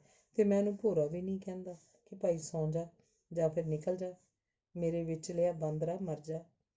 ਅਸੀਂ ਉਸ ਬਾਂਦਰ ਨੂੰ ਪ੍ਰਮੋਟ ਕਰ ਰਹੇ ਹਾਂ, ਨਸ਼ਿਆਂ ਰਾਹੀਂ, ਫੈਸ਼ਨ ਰਾਹੀਂ, ਨੋਟਾਂ ਦੀ ਛੈਬਰ ਰਾਹੀਂ, ਦਿਖਾਵੇ ਰਾਹੀਂ। ਅਸੀਂ ਉਸ ਬਾਂਦਰ ਨੂੰ ਹੋਰ ਭੜਕਾ ਰਹੇ ਹਾਂ, ਹੋਰ ਸ਼ਿੰਗਾਰ ਰਹੇ ਹਾਂ। ਮੈਨੂੰ ਲੱਗਦਾ ਅੱਜ ਦੇ ਇਸ ਬਲਦੇ ਅਗਨ 'ਤੇ ਤਰੌਂਕਾ ਮਾਰਨ ਲਈ ਸਿਵਾਏ ਹੈਰੀਟੇਜ ਵਿਚਲੇ ਗਿਆਨ, ਜੋ ਸਾਡਾ ਮਹਾਨ ਗਿਆਨ ਹੈ, ਜਿਸ ਨੂੰ ਗੁਰੂ ਅਰਜਨ ਦੇਵ ਜੀ ਪਾਤਸ਼ਾਹ ਨੇ ਸੰਗ੍ਰਹਿ ਰੂਪ 'ਚ ਕਰਕੇ ਦਿੱਤਾ, ਉਸ ਤੋਂ ਬਿਨਾਂ ਮੈਨੂੰ ਤਾਂ ਨਹੀਂ ਲੱਗਦਾ ਹੋਰ ਕੋਈ ਗਿਆਨ ਜਿਹੜਾ ਉਸ ਅਗਨ ਨੂੰ ਠਾਰ ਸਕੇ। ਪੰਜਾਬੀ ਟਾਈਮਸ। ਗਿੱਲ ਸਾਹਿਬ, ਜਿੱਥੋਂ ਤੱਕ ਸਾਡੇ ਸਮਿਆਂ ਦਾ ਸੰਬੰਧ ਹੈ ਅਤੇ ਅਸੀਂ ਇੱਥੇ ਮੌਜੂਦ ਹਾਂ, ਸਾਡੇ ਇੱਥੇ ਚੱਲ ਰਹੇ ਜਿਹੜੇ ਨੈਗੇਟਿਵ ਰੁਝਾਨ ਨੇ, ਉਹਨਾਂ ਤੋਂ ਮੋੜਾ ਕੱਟਣ ਲਈ ਜੇ ਅਸੀਂ ਕਰ ਸਕਦੇ ਹਾਂ ਜਾਂ ਸਾਡਾ ਯੋਗਦਾਨ ਹੋਣਾ ਚਾਹੀਦਾ, ਸਾਡੇ ਬੁੱਧੀਜੀਵੀ ਵਰਗ ਦੀ ਜਿਹੜੀ ਡਿਊਟੀ ਹੈ, ਉਹ ਤੁਸੀਂ ਬਾਖੂਬੀ ਨਿਭਾ ਰਹੇ ਹੋ। ਅਸੀਂ ਤੁਹਾਡੀ ਸਾਹਿਤ ਰਚਨਾ ਬਾਰੇ, ਸਿਰਜਣਾ ਬਾਰੇ ਅਤੇ ਪੰਜਾਬੀ ਮਾਂ ਬੋਲੀ ਬਾਰੇ, ਆਪਣੇ ਸੱਭਿਆਚਾਰ ਬਾਰੇ ਕੁਝ ਗੱਲਾਂ ਸਾਂਝੀਆਂ ਕਰਨਾ ਚਾਹੁੰਦੇ ਹਾਂ, ਕਿਉਂਕਿ ਪੰਜਾਬ ਦੇ ਬਹੁਤ ਸਾਰੇ ਮਸਲੇ ਅਤੇ ਸਾਡੀ ਕਮਿਊਨਿਟੀ ਦੇ ਮਸਲੇ ਬਹੁਤ ਗੁੰਝਲਦਾਰ ਨੇ। ਅਸੀਂ ਇਸ ਗੱਲ ਨੂੰ ਭਾਵੇਂ ਜਿੰਨੀ ਮਰਜ਼ੀ ਲੰਬੀ ਕਰਦੇ ਜਾਈਏ, ਤਹਿ ਫਰੋਲਦੇ ਜਾਈਏ, ਸ਼ਾਇਦ ਅਸੀਂ ਕਿਸੇ ਅੰਤਿਮ ਨਿਰਣੇ 'ਤੇ ਨਾ ਪਹੁੰਚ ਸਕੀਏ। ਸਾਡਾ ਇੱਥੇ ਜਿਹੜਾ ਅਧਿਆਤਮਕਵਾਦ ਹੈ, ਧਰਮ ਹੈ, ਅਤੇ ਇਸ ਰਾਹੀਂ ਸਾਨੂੰ ਜੋ ਦੱਸਿਆ ਜਾਂਦਾ ਹੈ, ਪਰ ਸਾਡੀ ਜ਼ਿੰਦਗੀ ਭੋਰਾ ਵੀ ਉਸ ਦੇ ਮੁਤਾਬਕ ਨਹੀਂ ਹੈ। ਮੈਂ ਸ਼ਰਮਿੰਦਾ ਹਾਂ ਕਿ ਜਿਹੜਾ ਬੁੱਧੀਜੀਵੀ ਵਰਗ ਹੈ, ਉਹਦੇ ਜੋ ਫਰਜ਼ ਬਣਦੇ ਨੇ ਆਪੋ ਆਪਣੀ ਥਾਂ 'ਤੇ, ਜੇ ਅਸੀਂ ਨਿਭਾਉਂਦੇ ਜਾਈਏ, ਜਿੱਥੇ ਵੀ ਕੋਈ ਬੈਠਾ ਹੈ, ਤਾਂ ਕਾਫੀ ਚੰਗੀ ਇੱਕ ਸੇਧ ਸਾਡੇ ਸਮਾਜ ਨੂੰ ਮਿਲ ਸਕਦੀ ਹੈ, ਜੋ ਤੁਸੀਂ ਬੜੀ ਬਾਖੂਬੀ ਕਰ ਰਹੇ ਹੋ। ਪ੍ਰੋਫੈਸਰ ਗਿੱਲ, ਬਿਲਕੁਲ ਠੀਕ ਕਿਹਾ ਤੁਸੀਂ। ਪੰਜਾਬੀ ਟਾਈਮਸ। ਮੈਂ ਆਪਣੇ ਪਾਠਕਾਂ ਲਈ ਪ੍ਰੋਫੈਸਰ ਗਿੱਲ ਦੀ ਸਾਹਿਤ ਰਚਨਾ ਦਾ ਜ਼ਿਕਰ ਕਰਨਾ ਚਾਹਾਂਗਾ। ਅੱਜ ਕੱਲ੍ਹ ਪ੍ਰੋਫੈਸਰ ਗੁਰਭਜਨ ਗਿੱਲ ਖੇਤੀ ਯੂਨੀਵਰਸਿਟੀ ਲੁਧਿਆਣਾ 'ਚ ਚੰਗੀ ਖੇਤੀ ਰਸਾਲੇ ਦੇ ਸੰਪਾਦਕ ਨੇ। ਉਹਨਾਂ ਦੀਆਂ ਬਹੁਤ ਸਾਰੀਆਂ ਰਚਨਾਵਾਂ ਨੇ, ਜਿਨ੍ਹਾਂ ਵਿੱਚੋਂ ਸ਼ੀਸ਼ਾ ਝੂਠ ਬੋਲਦਾ ਹੈ ਕਾਵ ਸੰਗ੍ਰਹਿ, ਹਰ ਤੁਖ ਦਾ ਪਿੰਡ ਮੇਰਾ ਹੈ ਗਜ਼ਲ ਸੰਗ੍ਰਹਿ, ਸੁਰਖ ਸਮੁੰਦਰ ਇੱਕ ਜਿਲਦ ਵਿੱਚ ਸ਼ਾਮਲ ਉਪਰੋਕਤ ਦੋਵੇਂ ਸੰਗ੍ਰਹਿ, ਦੋ ਹਰਫ ਰਸੀਦੀ ਅਗਨ ਕਥਾ, ਮਨ ਦੇ ਬੂਹੇ ਬਾਰੀਆਂ, ਖੈਰ ਪੰਜਾਂ ਪਾਣੀਆਂ ਦੀ, ਫੁੱਲਾਂ ਦੀ ਝਾਂਜਰ ਅਤੇ ਕੈਮਰੇ ਦੀ ਅੱਖ ਬੋਲਦੀ ਸ਼ਾਮਲ ਨੇ। ਗਿੱਲ ਸਾਹਿਬ, ਜਿਹੜੇ ਟਾਈਟਲ ਤੁਸੀਂ ਆਪਣੀਆਂ ਰਚਨਾਵਾਂ ਅਤੇ ਕਿਤਾਬਾਂ ਲਈ ਚੁਣੇ ਨੇ, ਉਹਨਾਂ ਤੋਂ ਹੀ ਪਤਾ ਚੱਲ ਜਾਂਦਾ ਹੈ ਕਿ ਇਸ ਵਿਚਲੀਆਂ ਰਚਨਾਵਾਂ ਕਿਸ ਤਰ੍ਹਾਂ ਦੀਆਂ ਹੋਣਗੀਆਂ ਅਤੇ ਕਿਹੜੇ ਟੌਪਿਕ ਤੁਸੀਂ ਉਹਨਾਂ ਵਿੱਚ ਲਏ ਹੋਣਗੇ। ਪੰਜਾਬ ਨਾਲ ਸੰਬੰਧਿਤ ਜਾਂ ਫਿਰ ਆਪਣੀ ਕਮਿਊਨਿਟੀ ਨਾਲ ਸੰਬੰਧਿਤ ਨੇ, ਉਹਨਾਂ ਬਾਰੇ ਹੀ ਗੱਲ ਕੀਤੀ ਹੈ। ਇਹਨਾਂ ਸਿਰਲੇਖਾਂ 'ਚ ਉੱਭਰਦੀ ਗੱਲ ਜੋ ਮੈਂ ਪਹਿਲ ਤੁਹਾਡੇ ਨਾਲ ਕਰਨੀ ਚਾਹੁੰਦਾ, ਉਹ ਇਹ ਹੈ ਕਿ ਪੰਜਾਬੀ ਮਾਂ ਬੋਲੀ ਦੀ ਜਿਹੜੀ ਮੌਜੂਦਾ ਸਥਿਤੀ ਹੈ, ਉਸ ਬਾਰੇ ਤੁਹਾਡੇ ਕੀ ਖਿਆਲ ਨੇ, ਕਿਉਂਕਿ ਮੈਂ ਜਾਣਦਾ ਕਿ ਤੁਸੀਂ ਦੇਸ਼ ਵਿਦੇਸ਼ ਵਿੱਚ ਘੁੰਮੇ ਹੋ, ਖੁਦ ਪੰਜਾਬ 'ਚ ਵਿਚਰਦਿਆਂ ਵੀ ਵੇਖਦੇ ਹੋ ਕਿ ਸਾਡੇ ਪੰਜਾਬ ਵਿੱਚ ਵੀ ਬੋਲੀ ਪ੍ਰਤੀ ਨਿਘਾਰ ਆਇਆ। ਇੱਥੇ ਬੈਠੇ ਅਸੀਂ ਲੋਕ ਚਿੰਤਾ ਤਾਂ ਕਰਦੇ ਹਾਂ, ਪਰ ਉਹਦੇ ਬਾਰੇ ਯਤਨਸ਼ੀਲ ਬਹੁਤ ਘੱਟ ਹਾਂ। ਇਸ ਬਾਰੇ ਆਪਣੇ ਵਿਚਾਰ ਪੰਜਾਬੀ ਟਾਈਮਸ ਦੇ ਪਾਠਕਾਂ ਨਾਲ ਸਾਂਝੇ ਕਰੋ। ਪ੍ਰੋਫੈਸਰ ਗਿੱਲ। ਪੰਜਾਬ ਵਿੱਚ ਗੁਰੂ ਸਾਹਿਬ ਤੋਂ ਵੀ ਪਹਿਲਾਂ ਸਾਡਾ ਜਿਹੜਾ ਮਾਣਮੱਤਾ ਸੱਭਿਆਚਾਰ ਹੈ, ਉਸ 'ਚ ਸ਼ਬਦ ਦੀ ਬਹੁਤ ਵੱਡੀ ਥਾਂ ਹੈ। ਭਾਵੇਂ ਉਹ ਰਿਗਵੇਦ ਹੋਵੇ ਜਾਂ ਸਾਡਾ ਕੋਈ ਵੀ ਹੋਰ ਸਿਲਸਿਲਾ ਹੋਵੇ, ਉਹ ਸਾਰਾ ਸ਼ਬਦ ਦਾ ਸਿਲਸਿਲਾ ਹੈ। ਗੁਰੂ ਅਰਜਨ ਸਾਹਿਬ ਨੇ ਜਦੋਂ ਗੁਰੂ ਗ੍ਰੰਥ ਸਾਹਿਬ ਨੂੰ ਸੰਪਾਦਿਤ ਕੀਤਾ ਤਾਂ ਉਸ ਵਿੱਚ ਸਭ ਤੋਂ ਪਹਿਲੀ ਬੇਸਿਕ ਗੱਲ ਜਿਹੜੀ ਹੈ, ਉਹ ਲੋਕਾਂ ਨੂੰ ਦਿਸਦੀ ਹੈ ਜਾਂ ਨਹੀਂ ਦਿਸਦੀ, ਮੈਂ ਸਪਸ਼ਟ ਕਰਨੀ ਚਾਹਾਂਗਾ ਕਿ ਗੁਰੂ ਸਾਹਿਬ ਨੇ ਆਮ ਆਦਮੀ ਨੂੰ ਇਹ ਗੱਲ ਜਚਾਈ ਕਿ ਭਾਈ ਬੰਦਿਓ, ਰੱਬ ਦਿਓ, ਤੁਸੀਂ ਪਰਮਾਤਮਾ ਨਾਲ ਆਪਣਾ ਡਾਇਲਾਗ, ਗੱਲਬਾਤ ਆਪਣੀ ਲੋਕ ਭਾਸ਼ਾ ਵਿੱਚ ਵੀ ਕਰ ਸਕਦੇ ਹੋ। ਜਿਹੜਾ ਸਕ੍ਰਿਪਟ ਗੁਰੂ ਅੰਗਦ ਸਾਹਿਬ ਨੇ ਡਿਵੈਲਪ ਕੀਤਾ, ਗੁਰਮੁਖੀ ਸਕ੍ਰਿਪਟ, ਗੁਰਮੁਖੀ ਲਿਪੀ ਜਿਸ ਨੂੰ ਆਖਦੇ ਹਾਂ, ਗੁਰਮੁਖੀ ਭਾਸ਼ਾ ਵੀ ਕਈ ਲੋਕ ਆਖ ਦਿੰਦੇ ਨੇ, ਪਰ ਉਹ ਲਿਪੀ ਹੈ। ਪੰਜਾਬੀ ਭਾਸ਼ਾ ਵੱਖਰੀ ਗੱਲ ਹੈ। ਪੰਜਾਬੀ ਭਾਸ਼ਾ ਦੀ ਜਿਹੜੀ ਸਤਿਕਾਰ ਯੋਗਤਾ ਬਣਾਈ ਗੁਰੂ ਅਰਜਨ ਸਾਹਿਬ ਨੇ, ਉਹਨੂੰ ਪਛਾਣਨ ਦੀ ਲੋੜ ਹੈ ਕਿ ਆਮ ਸਧਾਰਨ ਵਿਅਕਤੀ ਨੂੰ ਉਸਦਾ ਸਵੈਮਾਨ ਦਿੱਤਾ ਹੈ ਕਿ ਤੇਰੀ ਗੱਲ ਜਿਹੜੀ ਹੈ ਉਹ ਵੀ ਪਰਮਾਤਮਾ ਨਾਲ ਸਿੱਧੀ ਇਸ ਤੇਰੇ ਵਾਲੀ ਜ਼ੁਬਾਨ ਨਾਲ ਹੋ ਸਕਦੀ ਹੈ। ਤੈਨੂੰ ਕੋਈ ਵੱਖਰੀ ਸੰਸਕ੍ਰਿਤ ਜਾਂ ਵਿਦਵਤਾ ਦੀ ਲੋੜ ਨਹੀਂ, ਤੈਨੂੰ ਕਿਧਰੇ ਕਾਸ਼ੀ ਜਾਣ ਦੀ ਲੋੜ ਨਹੀਂ ਜਾਂ ਹੋਰ ਕਿਧਰੇ ਜਾਣ ਦੀ ਲੋੜ ਨਹੀਂ, ਕੋਈ ਵੱਖਰਾ ਗਿਆਨ ਹਾਸਲ ਕਰਨ ਦੀ ਲੋੜ ਨਹੀਂ, ਜਿਹੜਾ ਕਿ ਉਸ ਵੇਲੇ ਦੇ ਪੰਡਤਾਂ ਨੇ ਜਾਂ ਉਸ ਸਮੇਂ ਦੇ ਪਰਮਾਰਥ ਦੇ ਜਿਹੜੇ ਵਣਜਾਰੇ ਸਨ, ਉਹਨਾਂ ਨੇ ਜਚਾਈ ਹੋਈ ਸੀ ਕਿ ਪਰਮਾਤਮਾ ਨਾਲ ਗੱਲ ਸਿਰਫ ਤੇ ਸਿਰਫ ਇੱਕ ਵੱਖਰੀ ਭਾਸ਼ਾ ਵਿੱਚ ਹੀ ਕੀਤੀ ਜਾ ਸਕਦੀ ਹੈ। ਮੈਨੂੰ ਲੱਗਦਾ ਹੈ ਕਿ ਜਿਹੜਾ ਗੁਰਮੁਖੀ ਸ਼ਬਦ ਦਾ ਸਤਿਕਾਰ ਸੀ, ਮਾਣ ਸੀ, ਮਰਿਆਦਾ ਸੀ, ਉਸਨੂੰ ਤਿਆਗ ਕੇ ਅਸੀਂ ਬਹੁਤ ਸਾਰੀਆਂ ਨਵੀਆਂ ਗੁੰਝਲਾਂ 'ਚ ਫਸ ਗਏ ਹਾਂ। ਮੇਰਾ ਹਰਜੀਤ ਭਾ ਜੀ ਇਹ ਵਿਸ਼ਵਾਸ ਹੈ ਕਿ ਜਿਹੜੀ ਗੱਲ ਅਸੀਂ ਸਮਝਦੇ ਹਾਂ ਭਰਮ ਵਿੱਚ, ਭਾਵੇਂ ਪ੍ਰਦੇਸ਼ 'ਚ ਅਤੇ ਭਾਵੇਂ ਲੁਧਿਆਣੇ ਬੈਠੇ ਹਾਂ, ਕਿ ਅਸੀਂ ਆਪਣੇ ਘਰਾਂ 'ਚ ਪੰਜਾਬੀ ਬੋਲ ਕੇ ਪੰਜਾਬੀ ਜ਼ਬਾਨ ਨੂੰ ਬਚਾ ਸਕਾਂਗੇ। ਮੈਨੂੰ ਲੱਗਦਾ ਹੈ ਕਿ ਬੋਲਚਾਲ ਦੀ ਭਾਸ਼ਾ ਕਦੇ ਵੀ ਨਹੀਂ ਬਚ ਸਕਦੀ, ਉਹਨੇ ਮਰਨਾ ਹੀ ਮਰਨਾ ਹੈ, ਕਿਉਂਕਿ ਜਿੰਨਾ ਚਿਰ ਅਸੀਂ ਉਸਦੇ ਲਿਖਤੀ ਸਰੂਪ ਨੂੰ, ਟੈਕਸਟ ਦੇ ਲਿਖਣ ਦੇ ਵਿਧਾਨ ਨੂੰ ਨਹੀਂ ਅਪਣਾਵਾਂਗੇ ਅਤੇ ਆਪਣੀ ਅਗਲੀ ਪੀੜ੍ਹੀ ਨੂੰ ਨਹੀਂ ਦੇਵਾਂਗੇ, ਤਾਂ ਸਾਡੀ ਹਾਲਤ ਵੀ ਸੰਸਕ੍ਰਿਤ ਵਾਲੀ ਹੋ ਜਾਏਗੀ। ਦੂਸਰੀ ਗੱਲ ਇਹ ਹੈ ਕਿ ਸਾਨੂੰ ਨਵੀਆਂ ਧਰਤੀਆਂ ਦੇ ਨਵੇਂ ਚੈਲੰਜ ਜਿਹੜੇ ਨੇ, ਖਾਸ ਕਰਕੇ America, Canada, England, Singapore, Malaysia, Thailand 'ਚ ਵਸਦੇ ਬੱਚਿਆਂ ਦੀਆਂ ਜਿਹੜੀਆਂ ਲੋੜਾਂ ਨੇ, ਉਹ ਘੱਟੋ ਘੱਟ ਸਾਡੇ ਮੋਗੇ ਜਾਂ ਫਿਰੋਜ਼ਪੁਰ, ਬਟਾਲੇ ਜਾਂ ਡੇਰਾ ਬਾਬਾ ਨਾਨਕ ਦੇ ਬੱਚਿਆਂ ਦੀਆਂ ਤਾਂ ਨਹੀਂ ਹਨ। ਇਹਨਾਂ ਦੀਆਂ ਲੋੜਾਂ ਹੋਰ ਨੇ, ਇਹਨਾਂ ਦਾ ਸੋਚਣ ਦਾ ਢੰਗ ਹੋਰ ਹੈ, ਇਹਨਾਂ ਦਾ ਵੱਖਰਾ ਕਲਚਰਲ ਐਟਿਊਲੇਸ਼ਨ ਸਿਸਟਮ ਡਿਵੈਲਪ ਹੋ ਰਿਹਾ ਹੈ। ਇਹ ਬੱਚੇ ਜਦੋਂ ਵੱਖਰੀ ਦੂਸਰੀ ਕਮਿਊਨਿਟੀ ਦੇ ਬੱਚਿਆਂ ਨਾਲ ਵਿਚਰਦੇ ਨੇ, ਸਮਝਦੇ ਵੀ ਨੇ, ਰਿਜੈਕਟ ਵੀ ਕਰਦੇ ਨੇ, ਉਹਨਾਂ ਦੇ ਨਾਲ ਮੁਕਾਬਲੇਬਾਜ਼ੀ ਵਿੱਚ ਵੀ ਆਉਂਦੇ ਨੇ, ਸਿਲੈਕਟ ਵੀ ਕਰਦੇ ਨੇ। ਸਾਨੂੰ ਉਹਨਾਂ ਦੇ ਹਾਣ ਦਾ ਵਿਧੀ ਵਿਧਾਨ ਵਿਕਸਿਤ ਕਰਨਾ ਪਏਗਾ ਕਿ ਉਸ ਬਾਲ ਮਾਨਸਿਕਤਾ ਨੂੰ ਇਸ ਧਰਤੀ 'ਤੇ ਰਹਿੰਦਿਆਂ ਕਿਹੜੀ ਚੀਜ਼ ਰੁਝਾਉਂਦੀ ਹੈ। ਸਾਡਾ ਊੜਾ ਊਠ ਉਹਨਾਂ ਦੀਆਂ ਨਜ਼ਰਾਂ 'ਚ ਨਹੀਂ ਆਉਂਦਾ, ਜਾਂ ਫਿਰ ਅਸੀਂ ਉਹ ਕਲਚਰ ਇੱਥੇ ਨਹੀਂ ਵੇਚ ਸਕਦੇ। ਸੋ ਸਾਨੂੰ ਉਹ ਸਭ ਵਿਕਸਿਤ ਕਰਨਾ ਪਏਗਾ ਜੋ ਇੱਥੋਂ ਦੇ ਬੱਚਿਆਂ ਦੀਆਂ ਲੋੜਾਂ 'ਚ ਸ਼ਾਮਲ ਹੈ।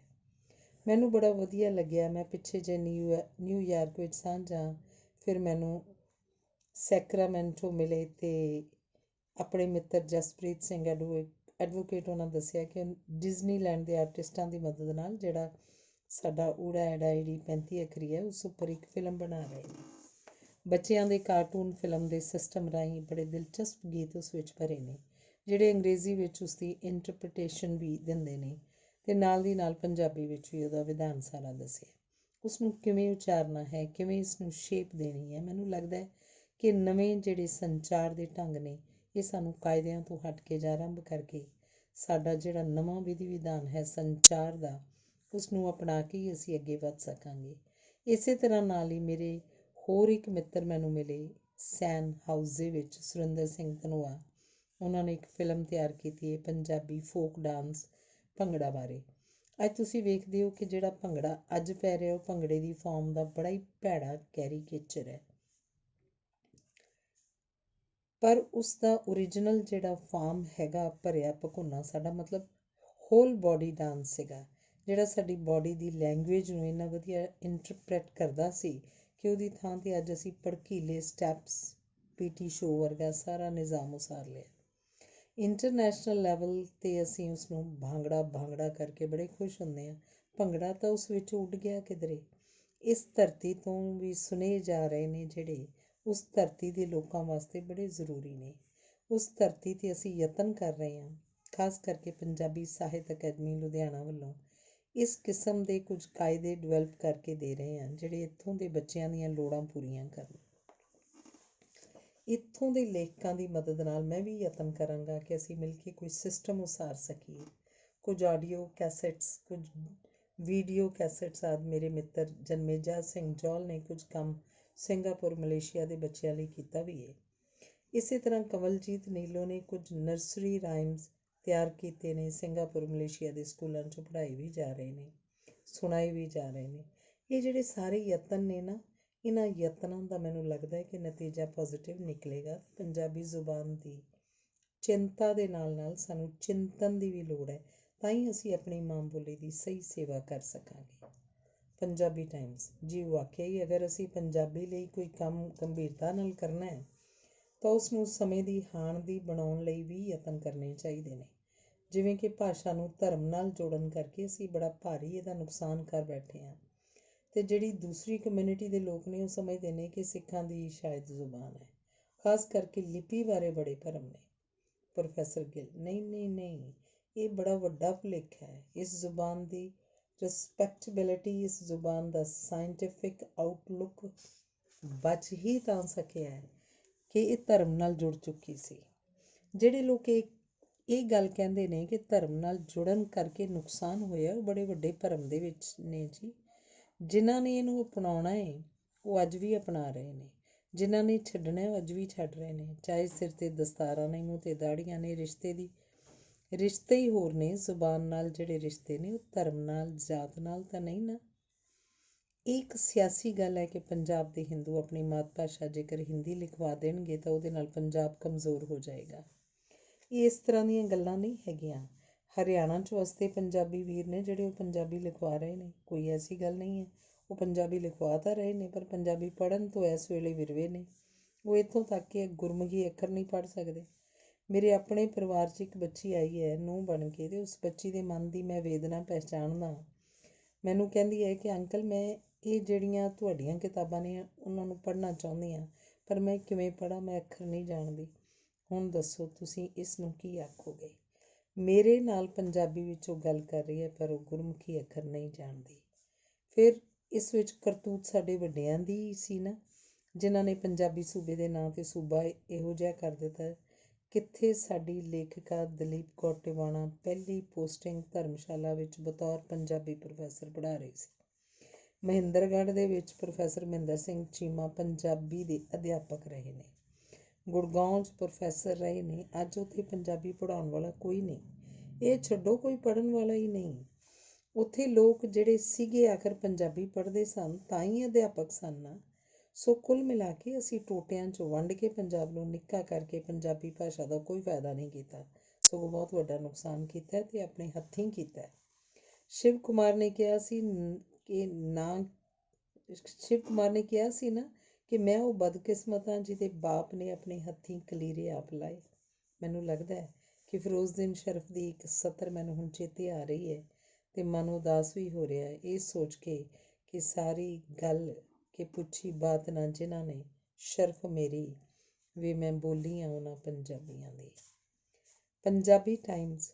ਗਿੱਲ ਸਾਹਿਬ, ਤੁਹਾਡੇ ਵਰਗੇ ਬਹੁਪੱਖੀ ਸ਼ਖਸੀਅਤ ਨਾਲ ਅਸੀਂ ਪੰਜਾਬ ਅਤੇ ਆਪਣੇ ਭਾਈਚਾਰੇ ਦੇ ਦੂਸਰੇ ਮਸਲਿਆਂ ਬਾਰੇ ਵੀ ਗੱਲ ਕਰਨੀ ਚਾਹਾਂਗੇ ਜੋ ਬਹੁਤ ਗੰਭੀਰ ਨੇ, ਅਤੇ ਤੁਸੀਂ ਖੁਦ ਵੀ ਉਹਨਾਂ ਸਰੋਕਾਰਾਂ ਬਾਰੇ ਬੜੇ ਚਿੰਤਤ ਹੋ। ਖਾਸ ਕਰਕੇ ਸਾਡੇ ਸਮਾਜ ਵਿੱਚ ਬੱਚੀਆਂ ਨੂੰ ਕੁੱਖ ਵਿੱਚ ਹੀ ਕਤਲ ਕਰਨ ਦਾ ਜਿਹੜਾ ਰੁਝਾਨ ਚੱਲ ਰਿਹਾ, ਉਸ ਬਾਰੇ ਵੀ ਗੱਲ ਕਰਦੇ ਹਾਂ। ਇਹ ਰੁਝਾਨ ਸਾਡੀਆਂ ਸਿੱਖੀ ਦੀਆਂ ਪਰੰਪਰਾਵਾਂ ਨਾਲ ਵੀ ਮੇਲ ਨਹੀਂ ਖਾਂਦਾ। ਇਸ ਬਾਰੇ ਅਕਾਲ ਤਖਤ ਸਾਹਿਬ ਤੋਂ ਵੀ ਹੁਕਮਨਾਮਾ ਜਾਰੀ ਹੋ ਚੁੱਕਾ ਹੈ, ਪਰ ਇਸ ਵਿੱਚ ਕੋਈ ਖਾਸ ਕਮੀ ਨਹੀਂ ਆ ਰਹੀ। ਅਸੀਂ ਅੱਜ ਵੀ ਇਸ ਮੁਲਾਕਾਤ ਵਿੱਚ ਇਸ ਨੈਗੇਟਿਵ ਰੁਝਾਨ ਬਾਰੇ ਵੀ ਥੋੜ੍ਹੀ ਚਰਚਾ ਕਰ ਲਈਏ। ਉਸ ਤੋਂ ਬਾਅਦ ਤੁਹਾਡੀ ਸਾਹਿਤ ਰਚਨਾ ਵੱਲ ਮੁੜਦੇ ਹਾਂ ਜੀ।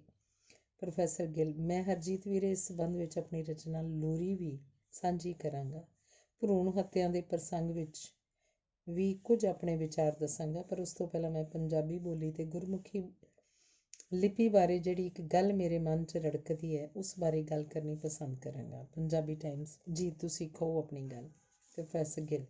ਤੁਸੀਂ ਇੱਕ ਗੱਲ ਨੋਟ ਕੀਤੀ ਹੋਣੀ ਹੈ ਕਿ ਇਹਨਾਂ ਸਾਰੇ ਗੀਤਾਂ ਵਿੱਚ ਇੱਕੋ ਹੀ ਗੱਲ ਮਿਲਦੀ ਹੈ ਨਾ, ਕਿ ਪੰਜਾਬੀ 'ਚ ਗੁਰਬਾਣੀ ਰਚੀ ਹੈ, ਪੰਜਾਬੀ 'ਚ ਲੋਰੀਆਂ ਨੇ, ਸੁਹਾਗ ਨੇ, ਸਿੱਠਣੀਆਂ ਨੇ, ਘੋੜੀਆਂ ਨੇ, ਕੀਰਨੇ ਨੇ, ਪੰਜਾਬੀ 'ਚ ਗਾਲਾਂ ਨੇ, ਪੰਜਾਬੀ 'ਚ ਆਹ ਹੈ ਉਹ ਹੈ। ਪੰਜਾਬੀ ਬੋਲ ਕੇ ਸਵਾਦ ਆ ਜਾਂਦਾ ਹੈ, ਹੋਰ ਬੋਲੀ ਬੋਲਣ ਨਾਲ ਅਫਾਰਾ ਹੋ ਜਾਂਦਾ ਹੈ। ਇਸ ਤੋਂ ਅੱਗੇ ਤੁਰਨਾ ਪੈਣਾ ਵੀਰਿਓ, ਇਹਦੇ ਨਾਲ ਗੁਜ਼ਾਰਾ ਨਹੀਂ ਹੋਣਾ। ਪੰਜਾਬੀ ਸਾਨੂੰ ਗਿਆਨ ਦੀ ਭਾਸ਼ਾ ਬਣਾਉਣੀ ਪੈਣੀ ਹੈ, ਵਿਗਿਆਨ ਦੀ ਭਾਸ਼ਾ ਬਣਾਉਣੀ ਪੈਣੀ ਹੈ, ਕਾਨੂੰਨ ਦੀ ਭਾਸ਼ਾ ਬਣਾਉਣੀ ਪੈਣੀ ਹੈ, ਮੈਡੀਸਨ ਦੀ ਭਾਸ਼ਾ ਬਣਾਉਣੀ ਪੈਣੀ ਹੈ। ਉਹ ਕੌਣ ਬਣਾਏਗਾ? ਪੰਜਾਬੀ ਪੁੱਤਰ ਕਿਉਂ ਨਹੀਂ ਤੁਰਦੇ ਉਸ ਰਾਹ ਕਿ ਜਿਹੜੀ ਟੈਕਨੋਲੋਜੀ ਦੀ ਭਾਸ਼ਾ ਹੈ ਉਹਨੂੰ ਪੰਜਾਬੀ ਵਿੱਚ ਉਲਥਾਉਣ, ਡਿਕਸ਼ਨਰੀਆਂ ਤਿਆਰ ਹੋਣ, ਕੁਝ ਸ਼ਬਦਕੋਸ਼ ਤਿਆਰ ਹੋਣ, ਕੁਝ ਬਰਾਬਰ ਦੇ ਸ਼ਬਦ ਲੱਭਣ ਲਈ ਕਿਉਂ ਨਹੀਂ ਅਸੀਂ ਉਸ ਰਾਹ ਤੁਰਦੇ? ਸਾਡੇ ਵਕੀਲ ਵੀਰ ਕਿਉਂ ਨਹੀਂ ਜਾਣਦੇ ਕਿ ਲਿਆਕਤ ਜਿਹੜੀ ਉਹਨਾਂ ਨੇ ਪ੍ਰਾਪਤ ਕੀਤੀ ਅੰਗਰੇਜ਼ੀ 'ਚ, ਉਸਨੂੰ ਕਚਹਿਰੀਆਂ 'ਚ ਪੰਜਾਬੀ 'ਚ ਵਰਤੀ ਜਾਵੇ। ਥਾਣਿਆਂ 'ਚ ਜਿਹੜੇ ਪਰਚੇ ਅਜੇ ਵੀ ਲਿਖੇ ਜਾਂਦੇ ਨੇ ਉਹ ਉਰਦੂ ਆਦਿ ਦੀ ਬਹੁਤਾਤ ਵਾਲੇ ਨੇ। ਅਸੀਂ ਅਜੇ ਤੱਕ ਉਹਨੂੰ ਹੀ ਟਰਾਂਸਲੇਟ ਨਹੀਂ ਕਰ ਸਕੇ। ਅਦਾਲਤੀ ਸਿਸਟਮ ਪੁਰਾਣਾ ਹੈ ਅਤੇ ਅਸੀਂ ਕਿਹੜੇ ਭੁਲੇਖਿਆਂ ਵਿੱਚ ਤੁਰੇ ਫਿਰਦੇ ਹਾਂ ਕਿ ਪੰਜਾਬੀ ਦੀ ਅਸੀਂ ਕੋਈ ਸੇਵਾ ਕਰ ਰਹੇ ਹਾਂ। ਮੈਨੂੰ ਲੱਗਦਾ ਹੈ ਕਿ ਪੰਜਾਬੀ ਜ਼ੁਬਾਨ ਸਾਡੀ ਸੇਵਾ ਕਰ ਰਹੀ ਹੈ, ਸਾਨੂੰ ਰੋਟੀ ਦੇ ਰਹੀ ਹੈ। ਅਸੀਂ ਇਸ ਦੀ ਸੈਲੀਬ੍ਰੇਸ਼ਨ ਤਾਂ ਕਰ ਰਹੇ ਹਾਂ, ਇਹਦੀ ਸੇਵਾ ਨਹੀਂ ਕਰ ਰਹੇ, ਇਹਦਾ ਵਾਧਾ ਨਹੀਂ ਕਰ ਰਹੇ। ਇਸ ਤਰ੍ਹਾਂ ਹੀ ਸਾਡੇ ਕਵੀਆਂ ਦਾ ਹਾਲ ਹੈ। ਸ਼ਬਦ ਘਟ ਰਹੇ ਨੇ, ਜਿਉਂਦੇ ਜਾਗਦੇ ਸ਼ਬਦ ਅਸੀਂ ਖੋਰ ਰਹੇ ਹਾਂ, ਅਸੀਂ ਵਰਤ ਨਹੀਂ ਰਹੇ। ਆਪਣੀ ਸ਼ਾਇਰੀ 'ਚ ਇਸ ਵਾਸਤੇ ਨਹੀਂ ਵਰਤਦੇ ਕਿ ਸਮਝ ਨਹੀਂ ਆਉਂਦੀ ਲੋਕਾਂ ਨੂੰ। ਸਮਝ ਤਾਂ ਹੀ ਨਹੀਂ ਆਉਂਦੀ ਕਿ ਅਸੀਂ ਵਰਤਦੇ ਹੀ ਨਹੀਂ। ਭਾਸ਼ਾ ਦਾ ਜਿਹੜਾ ਮਰਨਾ ਹੈ ਉਹ ਐਡੀ ਕੋਈ ਚੰਗੀ ਗੱਲ ਨਹੀਂ ਹੈ। ਅਸੀਂ ਰਲ ਮਿਲ ਕੇ ਇਸ ਨੂੰ ਵਿਕਾਸ ਵਿੱਚ, ਇਸ ਦੇ ਸ਼ਬਦਕੋਸ਼ ਵਿੱਚ ਵਾਧਾ ਕਰੀਏ। ਸਰਬ ਸਮਿਆਂ ਵਿੱਚ ਜਿਹੜੀਆਂ ਭਾਸ਼ਾਵਾਂ ਨੇ ਵਿਕਾਸ ਕੀਤਾ ਹੈ ਹਰਜੀਤ ਵੀਰੇ, ਉਹਨਾਂ ਨੇ ਆਪਣੇ ਸ਼ਬਦ ਘੜੇ ਨੇ, ਟੈਕਨੋਲੋਜੀ ਦੇ ਸ਼ਬਦ, ਵਿਗਿਆਨ ਦੇ ਸ਼ਬਦ, ਕਾਨੂੰਨ ਦੇ ਸ਼ਬਦ, ਲਿਆਕਤ ਦੇ ਸ਼ਬਦ ਵਧਾਏ ਨੇ। ਪੰਜਾਬੀ ਟਾਈਮਸ। ਗਿੱਲ ਸਾਹਿਬ, ਇਹ ਤਾਂ ਤੁਸੀਂ ਸ਼ੁਰੂ ਵਿੱਚ ਹੀ ਇਸ਼ਾਰਾ ਕੀਤਾ ਹੈ ਕਿ ਜਿੰਨਾ ਚਿਰ ਅਸੀਂ ਟੈਕਨੋਲੋਜੀ ਨਾਲ ਮੋਢਾ ਜੋੜ ਕੇ ਨਹੀਂ ਚੱਲਦੇ, ਅਸੀਂ ਸ਼ਾਇਦ ਭਾਸ਼ਾ ਨੂੰ ਨਹੀਂ ਬਚਾ ਸਕਦੇ। ਪਰ ਨਾਲ ਦੀ ਨਾਲ ਕੁਝ ਅਜਿਹੇ ਲੋਕ ਵੀ ਨੇ ਜਿਹੜੇ ਸਮਝਦੇ ਨੇ ਕਿ ਇਸ ਨੂੰ ਬਿਲਕੁਲ ਧਰਮ ਨਾਲ ਹੀ ਜੋੜ ਕੇ ਵੇਖਿਆ ਜਾਵੇ। ਮੈਂ ਤੁਹਾਡੇ ਨੋਟਿਸ ਵਿੱਚ ਇੱਕ ਗੱਲ ਲੈ ਕੇ ਆਉਣੀ ਚਾਹੁੰਦਾ। ਅੰਮ੍ਰਿਤਸਰ ਵਿੱਚ ਇੱਕ ਸੰਸਥਾ ਹੈ, ਸ਼ਾਇਦ ਸ਼੍ਰੋਮਣੀ ਕਮੇਟੀ ਨਾਲ ਹੀ ਸੰਬੰਧਿਤ ਹੈ, ਅਕਾਲ ਪੁਰਖ ਕੀ ਫੌਜ। ਪ੍ਰੋਫੈਸਰ ਗਿੱਲ, ਸ਼੍ਰੋਮਣੀ ਕਮੇਟੀ ਨਾਲ ਇਹਦਾ ਕੋਈ ਸੰਬੰਧ ਨਹੀਂ ਹੈ। ਪੰਜਾਬੀ ਟਾਈਮਸ। ਸਰਦਾਰ ਜਸਵਿੰਦਰ ਸਿੰਘ ਐਡਵੋਕੇਟ ਸਾਬਕਾ ਮੈਂਬਰ ਨੇ, ਸ਼੍ਰੋਮਣੀ ਕਮੇਟੀ ਦੇ ਉਹ ਇਹਦੇ ਮੁਖੀ ਨੇ। ਉਹਨਾਂ ਨੇ ਇੱਕ ਨਵੀਂ 35 ਅੱਖਰੀ ਕੱਢੀ ਹੈ ਜਿਹੜੀ ਕਈ ਵਾਰ ਬੁੱਧੀਜੀਵੀਆਂ ਦੀਆਂ ਮਹਿਫਿਲਾਂ ਵਿੱਚ ਮਜ਼ਾਕ ਦਾ ਪਾਤਰ ਵੀ ਬਣੀ ਹੈ। ਉਹ ਲੋਕ ਕਹਿੰਦੇ ਨੇ ਜਿਹੜੇ ਅੱਖਰ ਨੇ ਉਹ ਬਿਲਕੁਲ ਸਿੱਖ ਕਲਚਰ ਨਾਲ ਜੁੜਵੇਂ ਹੋਣੇ ਚਾਹੀਦੇ ਨੇ, ਜਿਵੇਂ ਉਹ ਤੋਂ ਇੱਕ ਓਂਕਾਰ, ਇੱਕ ਓਂਕਾਰ ਘ ਤੋਂ ਘਨੱਈਆ। ਜਦੋਂ ਫਿਰ ਅਸੀਂ ਇਹਨੂੰ ਬਾਹਰਲੇ ਲੋਕਾਂ ਨਾਲ ਮਿਲਾਉਂਦੇ ਹਾਂ ਤਾਂ ਉਹਨਾਂ ਨੂੰ ਵੀ ਬੜਾ ਅਜੀਬ ਲੱਗਦਾ ਹੈ। ਪ੍ਰੋਫੈਸਰ ਗਿੱਲ, ਮੈਂ ਇਸ ਗੱਲ ਨੂੰ ਰੱਦ ਨਹੀਂ ਕਰਦਾ। ਮੈਂ ਇਸ ਤਰ੍ਹਾਂ ਮਹਿਸੂਸ ਕਰਦਾ ਕਿ 100 ਫੁੱਲ ਖਿੜਨ ਦਿਓ, 100 ਵਿਚਾਰ ਭਿੜਨ। ਇੱਕ ਅੰਦਾਜ਼ ਹੈ ਜਿਹੜਾ ਅਕਾਲ ਪੁਰਖ ਕੀ ਫੌਜ ਵਾਲਿਆਂ ਨੇ ਵਿਕਸਿਤ ਕੀਤਾ ਹੈ ਅਤੇ ਉਹ ਵੀ ਇੱਕ ਵਿਕਾਸ ਦਾ ਹੀ ਮਾਰਗ ਹੈ। ਕੋਈ ਹੋਰ ਅੰਦਾਜ਼ ਅਗਰ ਵਿਦੇਸ਼ ਵਿੱਚ 35 ਅੱਖਰੀ ਨੂੰ ਲੈ ਕੇ ਕਰਨਾ ਹੈ ਤਾਂ ਇੱਥੋਂ ਦੀਆਂ ਲੋੜਾਂ ਅਨੁਸਾਰ ਹੀ ਕਰਨਾ ਪਏਗਾ। ਇਹਦੇ ਨਾਲ ਵੰਨ ਸੁਵੰਨਤਾ ਅਤੇ ਬਹੁਲਤਾ ਹੈ ਜਿਹੜੀ ਉਹਦਾ ਵਿਕਾਸ ਹੁੰਦਾ ਹੈ। ਇਹ ਕੋਈ ਰੱਦ ਕਰਨ ਵਾਲੀ ਜਾਂ ਫਿਰ ਮਜ਼ਾਕ ਨਾਲ ਲੈਣ ਦੀ ਲੋੜ ਨਹੀਂ, ਸਗੋਂ ਸਮਝਣ ਦੀ ਲੋੜ ਹੈ। ਸਾਡੀ ਜ਼ੁਬਾਨ ਦੀਆਂ ਸਮਰਥਾਵਾਂ ਕਿੰਨੀਆਂ ਨੇ, ਉਹਦੀਆਂ ਵੱਖ-ਵੱਖ ਵੰਨਗੀਆਂ ਕਿੰਨੀਆਂ ਨੇ। ਹੁਣ ਮੇਰੇ ਪਿੰਡਾਂ ਵੱਲ ਊੜਾ ਊਠ ਹੀ ਲਿਖਿਆ ਜਾਂਦਾ ਹੈ ਅਤੇ ਮਾਲਵੇ ਵਿੱਚ ਉਹ ਬੱਬਾ ਬੋਤਾ ਲਿਖਿਆ ਜਾਂਦਾ ਹੈ। ਇਹਦਾ ਮਤਲਬ ਇਹ ਨਹੀਂ ਕਿ ਅਸੀਂ ਉਸਦੀ ਸਮਰੱਥਾ ਤੋਂ ਇਨਕਾਰ ਕਰ ਦਈਏ ਅਤੇ ਉਹਦਾ ਮਜ਼ਾਕ ਉਡਾਈਏ। ਮੇਰਾ ਖਿਆਲ ਹੈ ਕਿ ਲੋਕਾਂ ਨੂੰ ਖਿੜਨ ਦਾ ਅਧਿਕਾਰ ਹੈ, ਵਿਕਸਣ ਦਾ ਅਧਿਕਾਰ ਹੈ। ਇਸ ਨਾਲ ਜ਼ੁਬਾਨ ਦੀ ਬਹੁਲਤਾ ਦੇ ਦਰਸ਼ਨ ਹੁੰਦੇ ਨੇ। ਪੰਜਾਬੀ ਟਾਈਮਸ। ਪ੍ਰੋਫੈਸਰ ਸਾਹਿਬ, ਇੱਕ ਵਾਰ ਫਿਰ ਭਰੂਣ ਹੱਤਿਆ ਵੱਲ ਮੁੜਦੇ ਹਾਂ। ਤੁਹਾਡੀਆਂ ਬਹੁਤ ਸਾਰੀਆਂ ਕਵਿਤਾਵਾਂ ਅਤੇ ਗੀਤਾਂ ਦਾ ਵਿਸ਼ਾ ਹੈ, ਜਿਵੇਂ ਲੋਰੀ, ਮਾਈ ਅਟੇਰਨ ਅਟੇਰ ਦੀ ਆਦਿ। ਇੱਕ ਅਜਿਹਾ ਵਿਸ਼ਾ ਜਿਸ ਉੱਪਰ ਜਿੰਨੀ ਵੀ ਗੱਲ ਕਰੀਏ ਘੱਟ ਹੈ। ਇਸ ਬੁਰੀ ਰਵਾਇਤ ਦੇ ਵਿਰੁੱਧ ਜਿੰਨੀ ਵੀ ਆਵਾਜ਼ ਉਠਾ ਸਕੀਏ ਚੰਗੀ ਗੱਲ ਹੈ। ਇਸ ਨੂੰ ਰੋਕਣ ਦੇ ਵੀ ਗੰਭੀਰ ਉਪਰਾਲੇ ਕਰਨੇ ਚਾਹੀਦੇ ਨੇ। ਇੱਕ ਗੱਲ ਹੋਰ ਕਿ ਭਰੂਣ ਹੱਤਿਆ ਪਿੱਛੇ ਜਿਹੜੇ ਕਾਰਨ ਨੇ ਉਹਨਾਂ ਦੀ ਨਿਸ਼ਾਨਦੇਹੀ ਕਰਨੀ ਹੋਰ ਵੀ ਜ਼ਰੂਰੀ ਹੈ। ਮੈਂ ਅੱਜ ਹੀ ਆਪਣੀ ਬੇਟੀ ਨਾਲ ਇਸ ਵਿਸ਼ੇ 'ਤੇ ਗੱਲ ਕਰ ਰਿਹਾ ਸੀ। ਉਹ ਮੈਨੂੰ ਕਹਿ ਰਹੀ ਸੀ ਕਿ ਲੇਖਕ ਸਾਡੇ ਨੇ ਜਿਹੜੇ, ਜਿਵੇਂ ਤੁਸੀਂ 2 ਵਾਰੀ ਇੱਕ ਸ਼ਬਦ ਦੁਹਰਾਇਆ ਅਤੇ ਲੋਰੀ ਵਿੱਚ ਵੀ ਹੈ। ਬਾਬਲ ਦੀ ਤਿਉੜੀ ਦੀ ਗੱਲ। ਬੇਟੀ ਦਾ ਸਵਾਲ ਸੀ ਕਿ ਲੇਖਕ ਬਾਬਲ ਨੂੰ ਹਿਟਲਰ ਦੀ ਤਰ੍ਹਾਂ ਕਿਉਂ ਪੇਸ਼ ਕਰਦੇ ਨੇ। ਮਾਂ ਨੂੰ ਤਾਂ ਅਸੀਂ ਵਾਸਤਾ ਪਾਉਂਦੇ ਹਾਂ ਆਪਣੇ ਗੀਤਾਂ ਵਿੱਚ, ਪਰ ਅਸਲ 'ਚ ਬੇਟੀ ਦਾ ਸਭ ਤੋਂ ਵੱਧ ਲਗਾਅ ਆਪਣੇ ਬਾਪ ਨਾਲ ਹੀ ਹੁੰਦਾ ਹੈ। ਸਾਨੂੰ ਬਾਪ ਨੂੰ ਨਿੰਦਣ ਤੋਂ ਇਲਾਵਾ ਇਸ ਵਰਤਾਰੇ 'ਚ ਛੁਪੇ ਹੋਏ ਆਰਥਿਕ ਤੇ ਸਮਾਜਿਕ ਜੋ ਕਾਰਨ ਹਨ, ਉਹਨਾਂ ਦੀ ਗੱਲ ਵਧੇਰੇ ਜ਼ੋਰ ਨਾਲ ਹੀ ਉਠਾਉਣੀ ਚਾਹੀਦੀ ਹੈ, ਜਾਂ ਇਹਦੇ ਕਿ ਬਾਪ ਨੂੰ ਹੀ ਦੋਸ਼ੀ ਦੀ ਤਰ੍ਹਾਂ ਕਟਹਿਰੇ 'ਚ ਖੜ੍ਹਾ ਕਰੀਏ। ਪ੍ਰੋਫੈਸਰ ਗਿੱਲ। ਮੈਂ ਆਪਣੀਆਂ ਰਚਨਾਵਾਂ 'ਚ ਕੋਸ਼ਿਸ਼ ਕੀਤੀ ਹੈ ਕਿ ਇਸ ਦੀ ਹੀ ਨਿਸ਼ਾਨਦੇਹੀ ਕੀਤੀ ਜਾਵੇ। ਡੁੱਬਿਆ ਸੂਰਜ ਸਿਖਰ ਦੁਪਹਿਰੇ, ਲੱਗ ਗਏ ਤੇਰੀ ਕੁੱਖ ਤੇ ਪਹਿਰੇ, ਹਾਕਮ ਹੋ ਗਏ ਗੂੰਗੇ ਬਹਿਰੇ, ਪਰਖ ਮਸ਼ੀਨਾਂ ਚੁਗਲੀ ਕੀਤੀ, ਕਾਤਲ ਬਣ ਗਈ ਦਾਈ ਨੀ ਮਾਂ, ਇਹ ਕੇਹੀ ਰੁਤਾਈ ਨੀ ਮਾਂ, ਮਾਏ ਤੂੰ ਵੀ ਪੁੱਤਰ ਮੰਗਦੀ, ਮੇਰੀ ਵਾਰੀ ਤੂੰ ਕਿਉਂ ਸੰਗਦੀ। ਮੈਂ ਬੱਚੀਆਂ ਦੇ ਸਵਾਲ ਦਾ ਜਵਾਬ ਦੇਣਾ ਚਾਹਾਂਗਾ ਤੇ ਸਮਾਜ ਨੂੰ ਵੀ ਦੇਣਾ ਚਾਹਾਂਗਾ ਕਿ ਸੁਸਾਇਟੀ ਦੇ ਸਿਆਣਿਆਂ ਦੀ ਜਿਹੜੀ ਮੇਲ ਡੋਮੀਨੇਸ਼ਨ ਹੈ, ਇਹਦੀ ਜੜ੍ਹ ਵਿੱਚ ਉਹ ਗੱਲ ਬੈਠੀ ਹੈ। ਮਰਦ ਦੀ ਸਰਦਾਰੀ ਹੈ ਨਾ, ਜਿਹੜੀ ਫੈਸਲੇ ਕਰਨ ਦਾ ਅਧਿਕਾਰ ਹੈ, ਜਿਹੜਾ ਮਰਦਾਂ ਦਾ, ਉਸ ਕਰਕੇ ਹੀ ਇੰਬੈਲੈਂਸ ਹੋ ਰਿਹਾ ਹੈ। ਮਰਦ ਪ੍ਰਧਾਨ ਸਮਾਜ ਵਿੱਚ ਧੀ ਹੈ ਜਿਹੜੀ ਉਹ ਇੱਕ ਵਸਤੂ ਬਣੀ ਰਹੇਗੀ, ਇੱਕ ਚੀਜ਼ ਬਣੀ ਰਹੇਗੀ। ਬੀਵੀ ਇੱਕ ਸ਼ਿੰਗਾਰ ਦੀ ਵਸਤੂ ਬਣੀ ਰਹੇਗੀ, ਉਹਨਾਂ ਚਿਰ ਕੁਰੈਤ ਨਹੀਂ ਜਾ ਸਕਦੀ। ਅੱਜ ਸਮਾਜ ਵਿੱਚ ਕੀ ਹੋ ਰਿਹਾ ਹੈ ਕਿ ਪੰਜਾਬ ਦੇ ਪਿੰਡਾਂ ਵਿੱਚ, ਸ਼ਹਿਰਾਂ ਵਿੱਚ ਧਾੜਾਂ ਦੀਆਂ ਧਾੜਾਂ ਫਿਰ ਰਹੀਆਂ ਨੇ ਕੁੜੀਆਂ ਦੇ ਕਾਲਜਾਂ ਦੇ ਸਾਹਮਣੇ ਛੁੱਟੀ ਵੇਲੇ, ਕਾਲਜ ਸਕੂਲ ਲੱਗਣ ਵੇਲੇ, ਜਿਸ ਨਾਲ ਉਹਨਾਂ ਦਾ ਜੀਵਨ ਹਰਾਮ ਕੀਤਾ ਪਿਆ ਹੈ। ਤੇ ਜਦੋਂ ਧੀ ਜਵਾਨ ਹੁੰਦੀ ਹੈ, ਉਸ ਜਵਾਨੀ ਦੇ ਅੰਗ ਜਿਹੜੇ ਨੇ ਵਿਕਸਿਤ ਹੋਣ ਲੱਗਦੇ ਨੇ। ਜਿੰਨਾ ਜਿੰਨਾ ਵੀ ਧੀ ਉੱਪਰ ਨੂੰ ਵੱਧ ਰਹੀ ਹੁੰਦੀ ਹੈ, ਓਨਾ ਹੀ ਪਾਣੀ ਉੱਪਰ ਨੂੰ ਚੜ੍ਹ ਰਿਹਾ ਹੁੰਦਾ ਹੈ। ਮਾਪਿਆਂ ਦੀ ਗੱਲ ਨੂੰ ਕਿ ਇਹ ਕੱਲ੍ਹ ਜਦੋਂ ਵਿਆਹੁਣੀ ਹੈ ਤੇ ਜਿਹੜੇ ਭਾਰੀ ਭਰਕਮ ਖਰਚੇ ਸਮਾਜ ਨੇ ਵਿਕਸਿਤ ਕਰ ਲਏ ਨੇ, ਬੋਝਲ ਕਿਸਮ ਦਾ ਇੱਕ ਅੰਦਾਜ਼ ਬਣਾ ਲਿਆ। ਕੁਝ ਦੋਸਤਾਂ ਨੂੰ ਇਹ ਗੱਲ ਸ਼ਾਇਦ ਚੰਗੀ ਵੀ ਨਾ ਲੱਗੇ ਕਿ ਜਿਹੜਾ ਸਾਡੇ ਅੰਦਰਲਾ, ਮੇਰੇ ਅੰਦਰ ਬੈਠਾ ਉਹ ਬੰਦਾ ਹੈ ਜਿਹੜਾ ਇੱਕ ਰਜਵਾੜੇ ਵਰਗੀ ਸੋਚ ਰੱਖਦਾ ਹੈ, ਜਿਹੜਾ ਇੱਕ ਅੰਦਰ ਚਾਨਣ ਰੱਖਦਾ ਹੈ ਕਿ ਮੇਰੀ ਸਰਦਾਰੀ ਹੈ, ਮੇਰੀ ਕਲਗੀ ਨੀਵੀਂ ਨਾ ਹੋ ਜਾਏ। ਮੈਂ ਪੁੱਤਰ ਵਿਆਹਣ ਚੱਲਿਆ, ਮੈਂ ਧਾੜਵੀ ਵਾਂਗ ਚੱਲਿਆ, ਜਿਵੇਂ ਹਮਲਾ ਕਰਨ ਜਾਈਦਾ ਉਵੇਂ ਜਾ ਰਿਹਾ ਹੁੰਦਾ। ਪੁੱਤਰ ਨੂੰ ਵਿਆਹੁਣ, ਅੱਗੋਂ ਨੱਕ ਰੱਖਣ ਵਾਸਤੇ ਭਾਰੀ ਭਰਕਮ ਖਰਚੇ ਕਰਨ ਤੋਂ ਧੀਆਂ ਵਾਲੇ ਵੀ ਕਸਰ ਨਹੀਂ ਛੱਡ ਰਹੇ। ਉਹਦੇ ਵਿੱਚ ਪਰਦੇਸੀ ਵੀਰ ਵੀ ਉਨੇ ਹੀ ਜ਼ਿੰਮੇਵਾਰ ਹਨ ਜਿੰਨੇ ਦੇਸੀ ਵੀਰ ਜ਼ਿੰਮੇਵਾਰ ਨੇ। ਅਸੀਂ ਰਲ ਮਿਲ ਕੇ ਵਿਆਹ ਦੇ ਪਵਿੱਤਰ ਬੰਧਨ ਨੂੰ ਇੱਕ ਬਾਜ਼ਾਰ ਦੀ ਵਸਤੂ ਬਣਾ ਦਿੱਤਾ ਹੈ। ਇਸ ਸਮਾਜ ਵਿੱਚ ਧੀ ਜੰਮਣੀ ਇੰਨੀ ਸੌਖੀ ਨਹੀਂ ਰਹਿ ਗਈ, ਪਾਲਣੀ ਇੰਨੀ ਸੌਖੀ ਗੱਲ ਨਹੀਂ ਰਹਿ ਗਈ। ਅਸਲ ਦੇ ਵਿੱਚ ਇਹ ਰੋਗ ਬਿਮਾਰੀਆਂ ਨੇ, ਜਿਹੜੀਆਂ ਅਲਾਮਤਾਂ ਨੇ, ਇਹਨਾਂ ਨੂੰ ਪਛਾਣਨ ਦੀ ਲੋੜ ਹੈ। ਅਸੀਂ ਕੁੱਖ 'ਚ ਧੀ ਨੂੰ ਕਦੋਂ ਮਾਰਦੇ ਹਾਂ? ਜਦੋਂ ਇਹ ਸਾਨੂੰ ਬੋਝ ਲੱਗਦੀ ਹੈ। ਬੋਝ ਕਦੋਂ ਲੱਗਦਾ ਹੈ? ਜਦੋਂ ਅਸੀਂ ਝੱਲਣ ਜੋਗੇ ਨਹੀਂ ਰਹਿੰਦੇ, ਤੁਰਨ ਜੋਗੇ ਨਹੀਂ ਰਹਿੰਦੇ। ਜਿਹੜਾ ਭਾਰ ਅਸੀਂ ਸਮਝਦੇ ਹਾਂ ਕਿ ਸਾਨੂੰ ਤੁਰਨ ਨਹੀਂ ਦਿੰਦਾ, ਅਸੀਂ ਉਸ ਨੂੰ ਸੁੱਟੀ ਜਾਂਦੇ ਹਾਂ, ਤਿਆਗੀ ਜਾਂਦੇ ਹਾਂ, ਅਤੇ ਧੀ ਬੋਝ ਬਣ ਗਈ ਹੈ। ਅਸੀਂ ਤਿਆਗ ਤਾਂ ਹੀ ਕਰ ਰਹੇ ਹਾਂ। ਅਸੀਂ ਆਪਣੇ ਆਪ ਨੂੰ ਇਸ ਗੱਲ ਤੋਂ ਅਣਭਿੱਜ ਨਾ ਰੱਖੀਏ ਕਿ ਜਿੰਨਾ ਚਿਰ ਘਰਾਂ 'ਚ ਧੀਆਂ ਨਹੀਂ ਹੋਣਗੀਆਂ, ਭੈਣਾਂ ਨਹੀਂ ਹੋਣਗੀਆਂ, ਤੁਹਾਡਾ ਜਿਹੜਾ ਕਲਚਰ, ਵੈਲਿਊਏਸ਼ਨ ਸਿਸਟਮ ਵਿਕਸਿਤ ਨਹੀਂ ਹੋ ਸਕਦਾ। ਇਹ ਸਿਰਫ ਕੁਝ ਸਿਰਜਣ ਵਾਲੀ ਮਸ਼ੀਨ ਨਹੀਂ ਹੈ, ਕੁੱਖ ਨਹੀਂ ਹੈ ਇਕੱਲੀ। ਜਿਹੜਾ ਅਸੀਂ ਪਿੱਟਦੇ ਹਾਂ ਨਾ ਕਿ ਮਾਸੀਆਂ ਨਹੀਂ ਹੋਣਗੀਆਂ, ਭੂਆ ਨਹੀਂ ਹੋਣਗੀਆਂ, ਮਾਮੇ ਨਹੀਂ ਹੋਣਗੇ, ਜੇਕਰ ਧੀਆਂ ਨਹੀਂ ਹੋਣਗੀਆਂ ਤਾਂ ਮੈਂ ਸਮਝਦਾ ਕਿ ਸਾਰਾ ਕੁਝ ਹੀ ਹੋਏਗਾ, ਪਰ ਜਿਹੜੀ ਗ੍ਰੇਸ ਹੈ ਉਹ ਨਹੀਂ ਹੋਏਗੀ। ਪੰਜਾਬੀ ਟਾਈਮਸ। ਜੀ ਗਿੱਲ ਸਾਹਿਬ, ਆਉਣ ਵਾਲੇ ਭਿਆਨਕ ਸਮੇਂ ਦਾ ਸ਼ਾਇਦ ਸਾਨੂੰ ਅੰਦਾਜ਼ਾ ਹੀ ਨਹੀਂ ਰਹਿ ਗਿਆ। ਪ੍ਰੋਫੈਸਰ ਗਿੱਲ।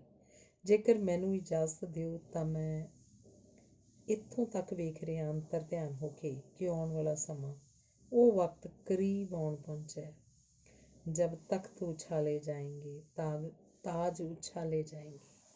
ਉਹ ਵਕਤ ਆਉਣ ਵਾਲਾ ਹੈ, ਸਾਡੇ ਘਰਾਂ ਵਿੱਚੋਂ ਸਾਡੀਆਂ ਧੀਆਂ ਨੂੰ ਗੁੱਤੋਂ ਫੜ ਕੇ ਲੈ ਜਾਇਆ ਕਰਨਗੇ। ਉਸ ਵੇਲੇ ਦੇ ਖੂੰਖਾਰ ਦਰਿੰਦੇ ਜਿਹੜੇ ਕ੍ਰਿਮੀਨਲ ਬਣ ਚੁੱਕੇ ਹੋਣਗੇ। ਸੁਸਾਇਟੀ ਦਾ ਮਰਦ ਜਿਹੜਾ ਹੋਏਗਾ, ਉਸ ਵੇਲੇ ਉਹ ਆਮ ਰਿਸ਼ਤਿਆਂ ਦੀ ਪਰਵਾਹ ਨਹੀਂ ਕਰੇਗਾ ਅਤੇ ਗੱਲ ਸਾਡੇ ਵੱਸੋਂ ਬਾਹਰ ਹੋ ਜਾਏਗੀ। ਪੰਜਾਬੀ ਟਾਈਮਸ। ਪ੍ਰੋਫੈਸਰ ਸਾਹਿਬ, ਜਿਹੜੀ ਕਵਿਤਾ ਤੁਸੀਂ ਲੋਰੀ ਦੇ ਰੂਪ 'ਚ ਲਿਖੀ ਹੈ ਅਤੇ ਉਹਨੂੰ ਪਾਠਕਾਂ ਵੱਲੋਂ ਭਰਪੂਰ ਹੁੰਗਾਰਾ ਮਿਲਿਆ, ਉਹਦੇ ਸੰਦਰਭ 'ਚ ਕੁਝ ਸ਼ਬਦ ਕਹਿਣਾ ਚਾਹੋਗੇ? ਪ੍ਰੋਫੈਸਰ ਗਿੱਲ। ਮੈਂ ਉਹ ਗੱਲ ਨਹੀਂ ਸੀ ਛੇੜੀ, ਇੱਥੇ ਕੈਨੇਡਾ 'ਚ ਕਿਸੇ ਨਾਲ ਵੀ ਨਹੀਂ ਗੱਲ ਕੀਤੀ। ਉਹ ਮੈਂ ਤੁਹਾਡੇ ਨਾਲ ਸਾਂਝੀ ਕਰਕੇ ਖੁਸ਼ੀ ਹਾਸਲ ਕਰਨੀ ਚਾਹਾਂਗਾ ਕਿ ਉਹ ਇਸ ਤਰ੍ਹਾਂ ਸੀ ਕਿ ਲੋਰੀ ਲਿਖਣ ਦਾ ਸਬੱਬ ਕੁਝ ਇਸ ਤਰ੍ਹਾਂ ਬਣਿਆ ਕਿ ਲੁਧਿਆਣਾ 'ਚ ਮੇਰੇ ਇੱਕ ਮਿੱਤਰ ਨੇ, ਪ੍ਰੋਫੈਸਰ ਰਵਿੰਦਰ ਭੱਠਲ, ਜਨਰਲ ਸਕੱਤਰ ਨੇ ਪੰਜਾਬੀ ਸਾਹਿਤ ਅਕੈਡਮੀ ਲੁਧਿਆਣਾ ਦੇ। ਉਹਨਾਂ ਦੇ ਸਾਲੇ ਦੇ ਘਰ ਬੇਟਾ ਜੰਮਿਆ ਤੇ ਉਹ ਹਸਪਤਾਲ 'ਚੋਂ ਵੇਖ ਕੇ ਜਦੋਂ ਪਰਤੇ ਤਾਂ ਚਿਹਰਾ ਉਤਰਿਆ ਸੀ। ਮੈਂ ਪੁੱਛਿਆ, ਭਾਜੀ ਕੀ ਗੱਲ ਹੋਈ? ਕਹਿਣ ਲੱਗੇ ਕਿ ਬੱਚਾ ਸਾਡੇ ਵਾਲਾ ਤਾਂ ਠੀਕ ਹੈ, ਪਰ ਜਿਹੜੀ ਨੇੜੇ ਇੱਕ ਔਰਤ ਦਾਖਲ ਸੀ ਉਹਦਾ ਚਿਹਰਾ ਨਹੀਂ ਮੈਨੂੰ ਭੁੱਲਦਾ। ਉਸ ਔਰਤ ਦਾ ਬਾਪ ਆਪ ਉਹਨੂੰ ਲੈ ਕੇ ਆਇਆ ਹੋਇਆ ਸੀ ਅਬੋਰਸ਼ਨ ਕਰਵਾਉਣ ਲਈ। ਜਦੋਂ ਧਰਤੀ 'ਤੇ ਕੋਈ ਬਾਪ ਆਪਣੀ ਧੀ ਨੂੰ ਅਬੋਰਸ਼ਨ ਵਾਸਤੇ ਲੈ ਕੇ ਆਉਂਦਾ ਹੈ ਤਾਂ ਮੈਨੂੰ ਨਹੀਂ ਲੱਗਦਾ ਕਿ ਇਸ ਤੋਂ ਭੈੜੀ ਕੋਈ ਸੂਰਤ ਹੋ ਸਕਦੀ ਹੈ ਜਿਹੜੀ ਮਨੁੱਖ ਨੂੰ ਵੇਖਣ ਨੂੰ ਮਿਲੇ। ਮੈਂ ਉਸ ਗੱਲ ਨੂੰ ਸੁਣਿਆ। ਉਹ ਕਹਿਣ ਲੱਗੇ ਕਿ ਉਸ ਔਰਤ ਦੇ ਬਾਪ ਨੂੰ ਜਦੋਂ ਪੁੱਛਿਆ ਕਿ ਬਾਪੂ ਜੀ ਤੁਸੀਂ ਕਿਉਂ ਲੈ ਕੇ ਆਏ ਹੋ ਆਪਣੀ ਬੇਟੀ ਨੂੰ, ਕਿਉਂ ਇਹ ਦੁੱਖ ਤੁਹਾਨੂੰ ਝੱਲਣਾ ਪਿਆ, ਤਾਂ ਉਹਨਾਂ ਆਖਿਆ ਕਿ ਮੈਂ ਆਪ ਤਾਂ ਨਹੀਂ ਆਇਆ ਪੁੱਤਰਾ, ਮੇਰੇ ਜਵਾਈ ਨੇ ਮੈਨੂੰ ਆਖਿਆ ਕਿ ਪਹਿਲਾਂ ਹੀ 2 ਧੀਆਂ ਨੇ ਤੇਰੀ ਧੀ ਦੇ ਘਰ, ਤੇ ਹੁਣ ਤੀਸਰੀ ਵਾਰੀ ਵੀ ਅਸੀਂ ਕਰਵਾਈ ਹੈ ਸਕੈਨਿੰਗ ਤੇ ਉਹ ਵੀ ਬੱਚੀ ਨਿਕਲੀ ਹੈ, ਤੇ ਜੇ ਤੂੰ ਇਸ ਦੀ ਅਬੋਰਸ਼ਨ ਕਰਵਾ ਸਕਦਾ ਤਾਂ ਬੇਸ਼ੱਕ ਮੇਰੇ ਘਰ ਲੈ ਆਵੀਂ, ਜੇ ਨਹੀਂ ਕਰਵਾ ਸਕਦਾ ਤਾਂ ਇਹਨੂੰ ਆਪਣੇ ਨਾਲ ਹੀ ਲੈ ਜਾਈਂ, ਮੇਰੇ ਘਰ ਨਾ ਵੜ ਕੇ ਜਾਈਂ ਆਪਣੀ ਧੀ ਨੂੰ। ਇਹ ਗੱਲ ਕਰਕੇ ਬਜ਼ੁਰਗ ਰੋ ਪਿਆ। ਇਹ ਗੱਲ ਪ੍ਰੋਫੈਸਰ ਭੱਠਲ ਤੇ ਉਹਨਾਂ ਦੀ ਸਰਦਾਰਨੀ ਸੁਰਿੰਦਰ ਕੌਰ ਨੇ ਮੈਨੂੰ ਸੁਣਾਈ ਤਾਂ ਸੱਚ ਜਾਣਿਓ ਮੇਰਾ ਵੀ ਮਨ ਬਹੁਤ ਤਰਲ ਹੋਇਆ। ਔਰ ਸੱਚ ਜਾਣਿਓ ਅਸੀਂ ਰੋਟੀ ਖਾ ਰਹੇ ਸੀ, ਜਦੋਂ ਇਹ ਗੱਲ ਹੋਈ ਤਾਂ ਰੋਟੀ ਨਹੀਂ ਸੀ ਅੰਦਰ ਲੰਘ ਰਹੀ। ਰਾਤ ਭਰ ਮੈਂ ਸੌਂ ਨਾ ਸਕਿਆ। 12-12:30 ਵਜੇ ਤੱਕ ਤਾਂ ਪਲਸੇਟੇ ਮਾਰਦਾ ਰਿਹਾ। 1 ਵਜੇ ਦੇ ਕਰੀਬ ਇਹ ਰਚਨਾ ਲਿਖੀ। ਲੋਰੀ।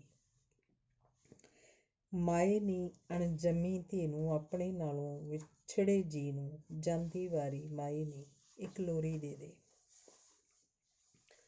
ਮੰਨਿਆ ਤੇਰੇ ਘਰ ਵਿੱਚ ਵੱਧ ਗਏ ਧੀਆਂ ਵਾਲੇ ਗੁੱਡੀ ਪਟੋਲੇ, ਤੇਰੇ ਦਿਲ ਦਾ ਹੌਕਾ ਨਹੀਂ ਮੈਂ ਸੁਣਦੀ ਰਹੀ ਹਾਂ ਤੇਰੇ ਓਲੇ, ਮੈਨੂੰ ਮਾਰ ਮੁਕਾਉਣ ਦੀ ਗੱਲ ਕਿਉਂ, ਤੂੰ ਪਹਿਲਾਂ ਤੋਰੀ ਨੀ ਇੱਕ ਲੋਰੀ ਦੇ ਦੇ। ਮਾਏ ਨੀ ਤੇਰੀ ਗੋਦੀ ਅੰਦਰ ਬੈਠਣ ਨੂੰ ਮੇਰਾ ਜੀ ਕਰਦਾ ਸੀ, ਬਾਬਲ ਦੀ ਤਿਊੜੀ ਨੂੰ ਤੱਕ ਕੇ ਹਰ ਵਾਰੀ ਮੇਰਾ ਜੀ ਡਰਦਾ ਸੀ, ਧੀਆਂ ਬਣ ਕੇ ਜੰਮਣਾ ਇੱਥੇ ਕਿਉਂ ਬਣ ਗਈ ਕਮਜ਼ੋਰੀ, ਨੀ ਇੱਕ ਲੋਰੀ ਦੇ ਦੇ।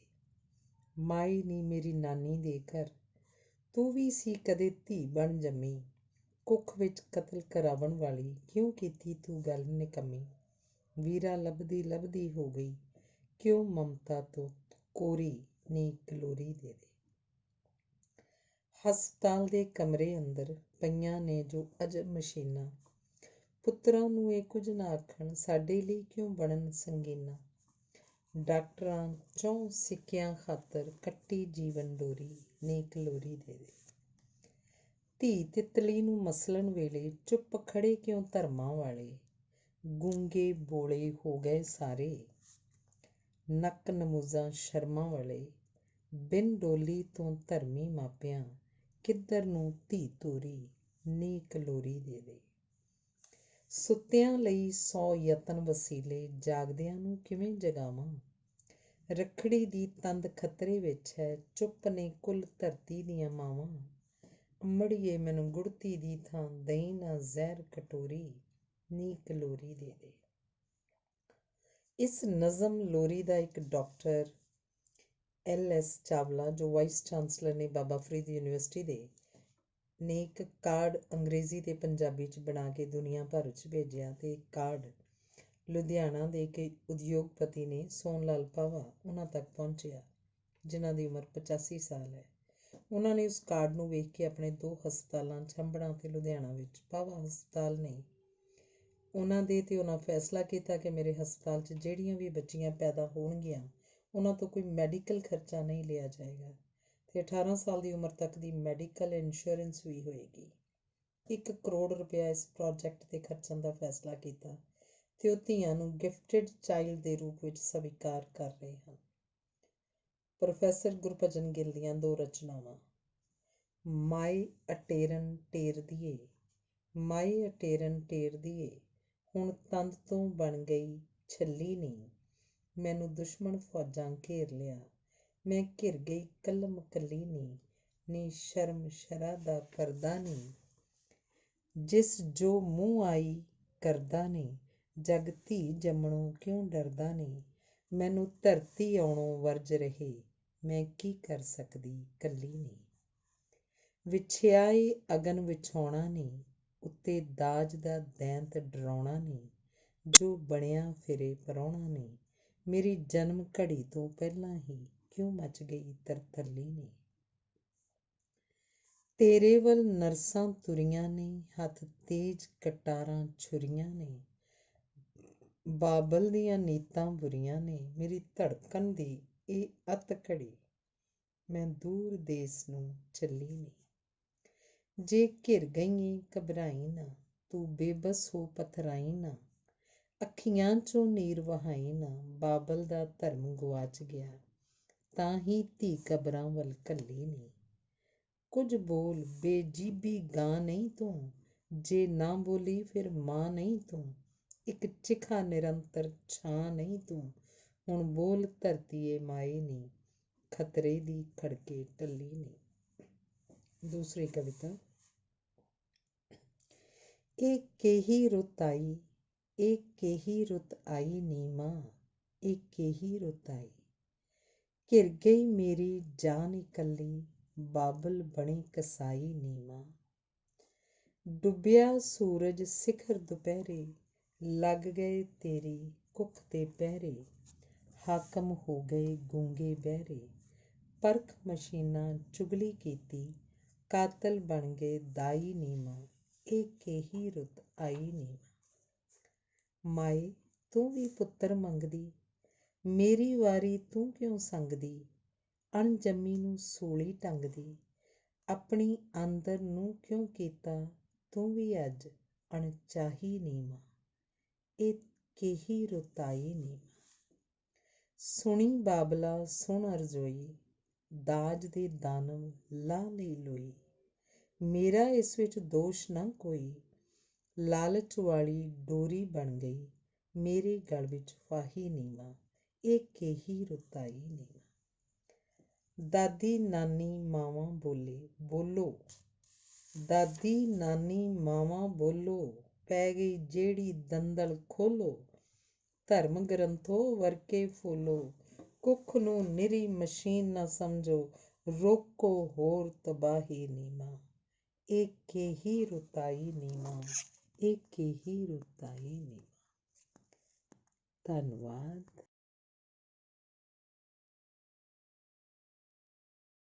ਗਾਡੀ ਰਾਹ ਪੁਸਤਕ ਦਾ ਅਗਲਾ ਲੇਖ ਹੈ ਇੰਦਰਜੀਤ ਹਸਨਪੁਰੀ ਨਾਲ ਇੱਕ ਮੁਲਾਕਾਤ। ਇਹ ਮੁਲਾਕਾਤ ਟੋਰਾਂਟੋ ਦੇ ਇੱਕ ਰੇਡੀਓ 'ਤੇ 17 ਜਨਵਰੀ 2006 ਨੂੰ ਟੈਲੀਫੋਨ ਰਾਹੀਂ ਲਾਈਵ ਨਸ਼ਰ ਕੀਤੀ ਗਈ ਸੀ।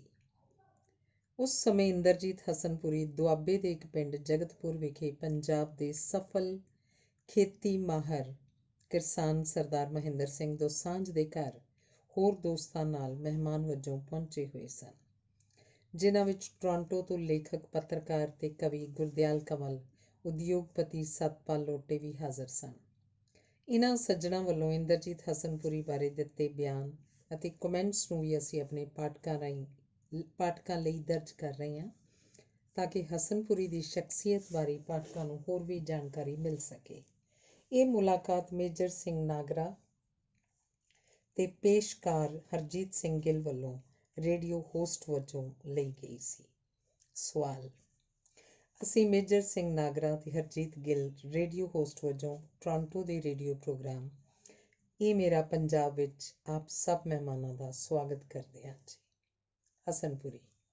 ਮੈਂ ਤੁਹਾਨੂੰ ਮੁਬਾਰਕਬਾਦ ਪੇਸ਼ ਕਰਦਾ ਕਿ ਤੁਸੀਂ ਪੰਜਾਬ ਤੋਂ ਦੂਰ ਰਹਿ ਕੇ ਵੀ ਪੰਜਾਬੀ ਮਾਂ ਬੋਲੀ ਦੀ ਸੇਵਾ ਕਰਕੇ ਪੰਜਾਬੀਅਤ ਦਾ ਨਾਂ ਉੱਚਾ ਕਰ ਰਹੇ ਹੋ। ਸਵਾਲ। ਹਸਨਪੁਰੀ ਜੀ, ਟੋਰਾਂਟੋ ਦੇ ਸਰੋਤਿਆਂ ਨਾਲ ਸਾਂਝ ਪਾਉਂਦੇ ਹੋਏ ਆਪਣੇ ਸਾਹਿਤਕ ਸਫ਼ਰ ਬਾਰੇ ਕੁਝ ਦੱਸਣ ਦੀ ਕਿਰਪਾਲਤਾ ਕਰੋ ਜੀ। ਹਸਨਪੁਰੀ। ਦੋਸਤੋ, ਪੰਜਾਬ ਹੁਣ ਨਿੱਕਾ ਜਿਹਾ ਨਹੀਂ ਰਿਹਾ, ਸਗੋਂ ਸਾਰੀ ਦੁਨੀਆ 'ਚ ਪੰਜਾਬ ਵਸਿਆ ਹੋਇਆ। ਮੈਨੂੰ ਖੁਸ਼ੀ ਹੈ ਕਿ ਆਪ ਜੀ ਦੇ ਮਾਧਿਅਮ ਰਾਹੀਂ ਮੈਨੂੰ ਕੈਨੇਡਾ ਦੇ ਸਰੋਤਿਆਂ ਦੇ ਰੂਬਰੂ ਹੋਣ ਦਾ ਸੁਭਾਗ ਹਾਸਲ ਹੋਇਆ। ਸਵਾਲ। ਹਸਨਪੁਰੀ ਜੀ, ਆਪਣੀ ਲੇਖਣੀ ਤੇ ਗੀਤਕਾਰੀ ਦੀ ਸ਼ੁਰੂਆਤ ਬਾਰੇ ਸਾਡੇ ਸਰੋਤਿਆਂ ਨੂੰ ਕੁਝ ਜਾਣਕਾਰੀ ਦਿਓ। ਹਸਨਪੁਰੀ। ਮੈਂ ਸਭ ਤੋਂ ਪਹਿਲਾਂ ਇਹ ਦੱਸ ਦੇਵਾਂ ਕਿ ਮੇਰੀ ਗੀਤਕਾਰੀ ਦੇ ਸ਼ੁਰੂ ਦੇ ਦਿਨਾਂ 'ਚ ਮੇਰੇ ਗੀਤ ਗਾਉਣ ਤੇ ਰਿਕਾਰਡ ਕਰਵਾਉਣ ਵਾਲਿਆਂ 'ਚ ਹੁਣ ਟੋਰਾਂਟੋ 'ਚ ਵਸਦੇ ਨਾਮਵਰ ਤੇ ਬਜ਼ੁਰਗ ਗਾਇਕ ਹਜ਼ਾਰਾ ਸਿੰਘ ਰਮਤਾ ਦਾ ਬੜਾ ਯੋਗਦਾਨ ਹੈ। ਬਾਅਦ ਵਿੱਚ ਤਕਰੀਬਨ 100 ਤੋਂ ਵਧੇਰੇ ਗਾਇਕਾਂ ਨੇ ਮੇਰੇ ਲਿਖੇ ਗੀਤਾਂ ਨੂੰ ਆਵਾਜ਼ ਦਿੱਤੀ। ਸਵਾਲ: ਹਸਨਪੁਰੀ ਜੀ, ਤੁਹਾਡਾ ਸਭ ਤੋਂ ਪਹਿਲਾ ਗੀਤ ਕਿਸ ਆਵਾਜ਼ 'ਚ ਰਿਕਾਰਡ ਹੋਇਆ ਸੀ? ਹਸਨਪੁਰੀ: ਬਖਸ਼ੀ ਐਂਡ ਪਾਰਟੀ ਨੇ ਮੇਰਾ ਲਿਖਿਆ ਪਹਿਲਾ ਗੀਤ ਰਿਕਾਰਡ ਕਰਵਾਇਆ ਸੀ, ਜਿਸ ਦੇ ਬੋਲ ਸਨ: ਸਾਧੂ ਹੁੰਦੇ ਰੱਬ ਵਰਗੇ, ਘੁੰਡ ਕੱਢ ਕੇ ਖੈਰ ਨਾ ਪਾਈਏ। ਇਹ ਗੀਤ ਇੰਨਾ ਮਕਬੂਲ ਹੋਇਆ ਕਿ ਇੱਕ ਹੀ ਗੀਤ ਨੇ ਮੈਨੂੰ ਰਾਤੋਂ ਰਾਤ ਇੰਦਰਜੀਤ ਤੋਂ ਹਸਨਪੁਰੀ ਬਣਾ ਦਿੱਤਾ। ਜਦੋਂ ਮੈਂ ਸਵੇਰੇ ਉੱਠਿਆ ਤਾਂ ਪਤਾ ਲੱਗਾ ਇਸ ਰਿਕਾਰਡ ਦੀ ਸੇਲ ਬੇਹੱਦ ਹੋ ਰਹੀ ਹੈ। ਉਸ ਇੱਕ ਗੀਤ ਨੇ ਮੇਰਾ ਨਾਮ ਬਣਾ ਦਿੱਤਾ। ਉਸ ਤੋਂ ਬਾਅਦ ਤੁਹਾਨੂੰ ਪਤਾ ਹੀ ਹੈ ਕਿ ਸਾਰੇ ਪੰਜਾਬ ਨੇ ਮੇਰੇ ਗੀਤ ਗਾਏ ਤੇ ਕੋਈ ਆਦਮੀ ਉਂਗਲੀ ਨਹੀਂ ਕਰ ਸਕਦਾ, ਕੋਈ ਅਸ਼ਲੀਲ ਗੀਤ ਨਹੀਂ ਲਿਖਿਆ। ਸਾਰੇ ਸੱਭਿਆਚਾਰਕ ਗੀਤ ਲਿਖੇ ਨੇ, ਖਾਸ ਕਰਕੇ ਮਜ਼ਦੂਰਾਂ ਦੇ, ਕਿਰਤੀਆਂ, ਕਾਮਿਆਂ ਦੇ, ਕਿਰਸਾਨਾਂ ਦੇ ਮੈਂ ਗੀਤ ਲਿਖੇ ਨੇ, ਜੋ ਬਹੁਤ ਹੀ ਘੱਟ ਗੀਤਕਾਰਾਂ, ਇੱਕ ਦੋ ਨੂੰ ਛੱਡ ਕੇ ਨਹੀਂ ਲਿਖੇ ਨੇ। ਹੁਣ ਮੈਂ ਇੱਕ ਕਿਤਾਬ ਛਾਪੀ ਹੈ, ਕਿਰਤੀਆ ਕਿਰਤ ਕਰੇਂਦਿਆ। ਉਸ ਵਿੱਚ ਸਾਰੇ ਮਿਹਨਤਕਸ਼ਾਂ ਦੇ ਗੀਤ ਲਿਖੇ ਨੇ, ਉਹਨਾਂ ਦੇ ਦੁੱਖ ਮੁਸੀਬਤਾਂ, ਉਹਨਾਂ ਨੂੰ ਕੀ ਔਕੜਾਂ ਪੇਸ਼ ਆ ਰਹੀਆਂ ਨੇ, ਉਹ ਸਾਰੀਆਂ ਮੈਂ ਬਿਆਨ ਕੀਤੀਆਂ ਨੇ ਅਤੇ ਬਹੁਤ ਹੀ ਖੂਬਸੂਰਤੀ ਨਾਲ ਉਹਨੂੰ ਪਸੰਦ ਕੀਤਾ ਜਾ ਰਿਹਾ। ਉਸ ਵਿੱਚ ਮੈਂ ਵਿਅੰਗ ਲਿਖੇ ਨੇ। ਇੱਕ ਦੋਹਾ ਪੇਸ਼ ਹੈ: ਰਾਜਿਆ ਰਾਜ ਕਰੇਂਦਿਆ, ਲਈ ਅਕਲ ਤੋਂ ਕੰਮ, 100 ਚਮਚਾ ਨਾ ਕਰ ਸਕੇ ਇੱਕ ਚੱਪੂ ਦਾ ਕੰਮ। ਰਾਜਿਆ ਰਾਜ ਕਰੇਂਦਿਆ, ਅੱਕ ਨਾ ਬੈਠੀ ਚੱਬ, ਤੂੰ ਲੋਕਾਂ ਦਾ ਬਾਦਸ਼ਾਹ, ਲੋਕੀ ਤੇਰੇ ਰੱਬ।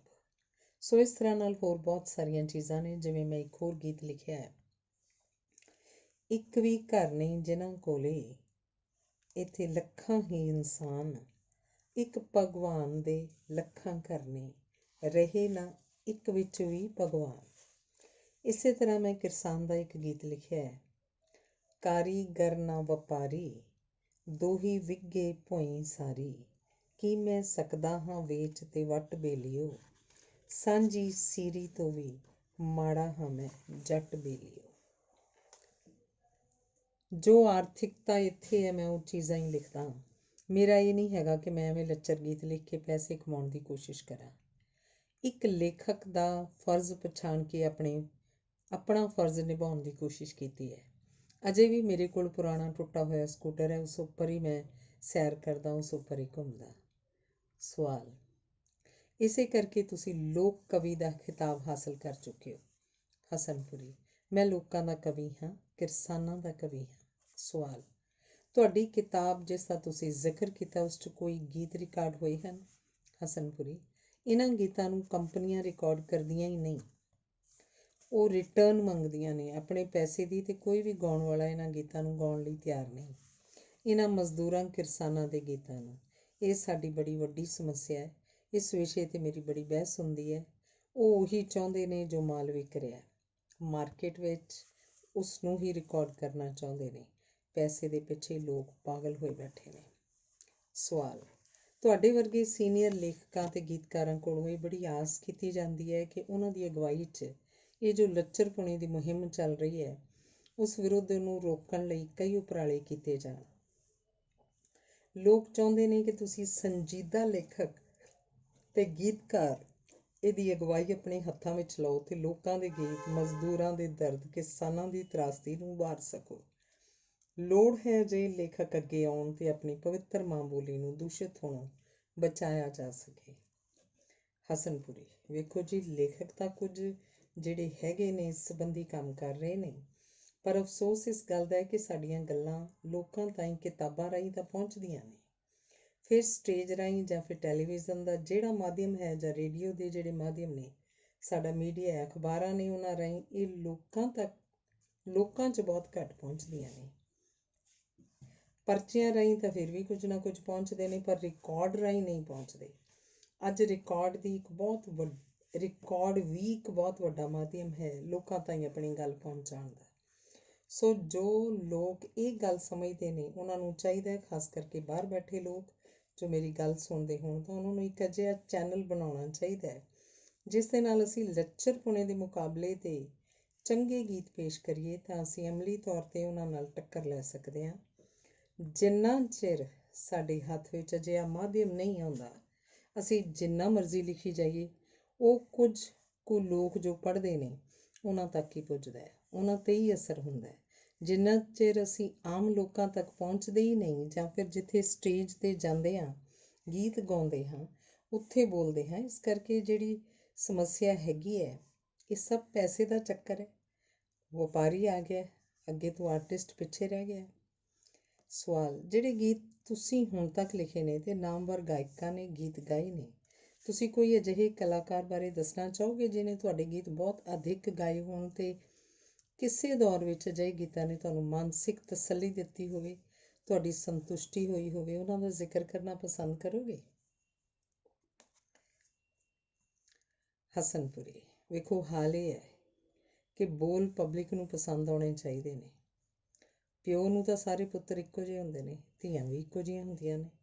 ਮੈਂ ਇੱਕ ਗੀਤ ਦਾ ਜ਼ਿਕਰ ਕਰਦਾ ਜਿਸ ਨੂੰ ਸ਼ਾਇਦ ਤੁਸੀਂ ਕਦੇ ਸੁਣਿਆ ਹੋਵੇ। ਲੈ ਜਾ ਛੱਲੀਆਂ ਭੁਨਾ ਲਈ ਦਾਣੇ ਮਿੱਤਰਾਂ ਦੂਰ ਦਿਆ। ਜ਼ਿਕਰ ਕਰਨਾ ਚਾਹਾਂਗਾ ਕਿ 50 ਸਾਲ ਪਹਿਲੇ ਲਿਖੇ ਇਸ ਗੀਤ ਨੂੰ ਲੋਕ ਅੱਜ ਵੀ ਸੁਣਦੇ ਨੇ। ਇਹ ਗੀਤ ਚਾਂਦੀ ਰਾਮ ਅਤੇ ਸ਼ਾਂਤੀ ਦੇਵੀ ਦੀ ਆਵਾਜ਼ 'ਚ ਰਿਕਾਰਡ ਹੋਇਆ ਹੈ। ਇੱਕ ਹੋਰ ਗੀਤ ਸੀਗਾ, ਜੇ ਮੁੰਡਿਆ ਸਾਡੀ ਤੋਰ ਤੂੰ ਵੇਖਣੀ, ਗੜਵਾਲੇ ਦੇ ਚਾਂਦੀ ਦਾ ਲੱਕ ਹਿੱਲੇ ਮਜਾਜਣ ਜਾਂਦੀ ਦਾ।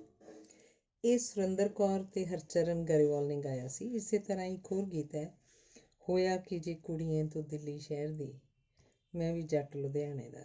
ਬੜਾ ਮਸ਼ਹੂਰ ਗੀਤ ਸੀ। ਬੋਤਾ ਹੌਲੀ ਤੋਰ ਮਿੱਤਰਾ, ਮੇਰਾ ਨਰਮ ਕਾਲਜਾ ਧੜਕੇ। ਇਹ ਸੁਰਿੰਦਰ ਕੌਰ ਦਾ ਸੀਗਾ। ਇੱਕ ਗੀਤ ਨਰਿੰਦਰ ਬੀਬਾ ਦਾ ਗਾਇਆ ਹੈ, ਤੇਰੀਆਂ ਮੁਹੱਬਤਾਂ ਨੇ ਮਾਰ ਸੁੱਟਿਆ, ਦੱਸ ਕੀ ਕਰਾਂ। ਸੋ ਇਸ ਤਰ੍ਹਾਂ ਬੜੇ ਗੀਤ ਨੇ ਜਿਨ੍ਹਾਂ ਦਾ ਜ਼ਿਕਰ ਕੀਤਾ ਜਾ ਸਕਦਾ ਹੈ। ਗਿਣਤੀ ਕਰਨ ਲੱਗੀਏ ਤਾਂ ਬਹੁਤ ਸਮਾਂ ਲੱਗ ਜਾਏਗਾ। ਮੈਂ ਤਾਂ ਫਿਲਮਾਂ ਵਿੱਚ ਵੀ ਕੋਸ਼ਿਸ਼ ਕੀਤੀ ਹੈ। ਊੜਾ ਐੜਾ ਈੜੀ ਸੱਸਾ ਹਾਹਾ ਬੋਲਣਾ ਵਰਗੇ ਗੀਤ ਲਿਖ ਕੇ ਪੰਜਾਬੀ ਲਈ ਕੁਝ ਕਰਨ ਦਾ ਉਪਰਾਲਾ ਕੀਤਾ। ਤੁਹਾਨੂੰ ਮੇਰੀਆਂ ਫਿਲਮਾਂ ਵਿੱਚ ਵੀ ਅਜਿਹੇ ਗੀਤ ਮਿਲਣਗੇ। ਸਵਾਲ, ਇਹ ਗੀਤ ਵੀ ਨਰਿੰਦਰ ਬੀਬਾ ਜੀ ਨੇ ਗਾਇਆ ਸੀ? ਨਹੀਂ, ਇਹ ਗੀਤ ਫਿਲਮ ਮਨਜੀਤ ਅਤੇ ਜਗਜੀਤ ਲਈ ਲਿਖਿਆ ਸੀ। ਉੱਥੇ ਮੇਰਾ ਖਿਆਲ ਹੈ ਪੰਜਾਬੀ ਕੁੜੀ ਹੈ ਦਿਲਰਾਜ ਕੌਰ, ਪਰ ਇਹ ਗੀਤ ਸੁਮਨ ਕਲਿਆਣਪੁਰ ਦੀ ਆਵਾਜ਼ 'ਚ ਰਿਕਾਰਡ ਹੋਇਆ ਸੀ। ਬਾਕੀ ਮੇਰੇ ਵੀਰ ਪਾਕਿਸਤਾਨੀ ਦੋਸਤ ਇੱਥੇ ਰਹਿੰਦੇ ਨੇ, ਮੇਰੇ ਮੁਸਲਿਮ ਭਰਾ। ਮੈਂ ਇੱਕ ਕਿਤਾਬ ਲਿਖੀ ਹੈ, ਹਿੰਦੁਸਤਾਨ ਪਾਕਿਸਤਾਨ ਦੀ ਦੋਸਤੀ 'ਤੇ, ਕਿੱਥੇ ਗਈ ਉਹ ਦਿਨ ਉਹ ਅਸਲਮ। ਉਹਦੇ ਵਿੱਚੋਂ ਆਪਣੇ ਦੋਸਤਾਂ ਨੂੰ ਇੱਕ ਸ਼ੇਅਰ ਸੁਣਾਉਂਦਾ ਹਾਂ। ਤਰਸਦੇ ਨੇ ਮੇਰੇ ਦੀਦੇ ਕਿ ਤੇਰੀ ਦੀਦ ਹੋ ਜਾਵੇ, ਤੇਰਾ ਕੁਝ ਘੱਟ ਨਹੀਂ ਜਾਣਾ ਤੇ ਮੇਰੀ ਈਦ ਹੋ ਜਾਵੇ। ਸਰਦਾਰ ਮਹਿੰਦਰ ਸਿੰਘ ਦੋਸਾਂਝ। ਮੈਨੂੰ ਬੜੀ ਖੁਸ਼ੀ ਹੈ ਕਿ ਪੰਜਾਬ ਦੀ ਜਾਣੀ ਪਹਿਚਾਣੀ ਹਸਤੀ ਹਸਨਪੁਰੀ ਮਾਲਵੇ ਤੋਂ ਚੱਲ ਕੇ ਸਾਡੇ ਦੁਆਬੇ ਦੇ ਪਿੰਡ ਜਗਤਪੁਰ ਆਏ ਨੇ। ਅਸੀਂ ਉਹਨਾਂ ਨੂੰ ਜੀ ਆਇਆਂ ਆਖਦੇ ਹਾਂ। ਇਹਨਾਂ ਨੇ ਇੰਨੇ ਖੂਬਸੂਰਤ ਗੀਤ ਲਿਖੇ ਨੇ, ਪੰਜਾਬੀ ਸੱਭਿਆਚਾਰ ਦਾ ਬੜਾ ਮਾਣ ਬਖਸ਼ਿਆ ਹੈ। ਇਹਨਾਂ ਨੇ ਜੱਟਾਂ ਜੱਟੀਆਂ ਦੇ ਗੀਤ ਲਿਖੇ ਨੇ, ਇਹਨਾਂ ਦੀਆਂ ਭਾਵਨਾਵਾਂ ਨੂੰ, ਉਹਨਾਂ ਦੀਆਂ ਮੁਸ਼ਕਿਲਾਂ ਨੂੰ, ਤੰਗੀਆਂ ਤੁਰਸ਼ੀਆਂ ਨੂੰ, ਤਲਖੀਆਂ ਨੂੰ ਇਹਨਾਂ ਨੇ ਆਪਣੇ ਗੀਤਾਂ 'ਚ ਬਿਆਨ ਕੀਤਾ ਹੈ। ਮੈਨੂੰ ਇਸ ਗੱਲ ਦੀ ਬੜੀ ਖੁਸ਼ੀ ਹੋਈ ਹੈ ਕਿ ਮਾਲਵੇ ਤੋਂ ਚੱਲ ਕੇ ਦੁਆਬੇ 'ਚ ਸਾਡੇ ਮਹਿਮਾਨ ਵਜੋਂ ਆਏ ਨੇ ਅਤੇ ਅਸੀਂ ਇਹਨਾਂ ਦਾ ਸਵਾਗਤ ਕੀਤਾ ਹੈ।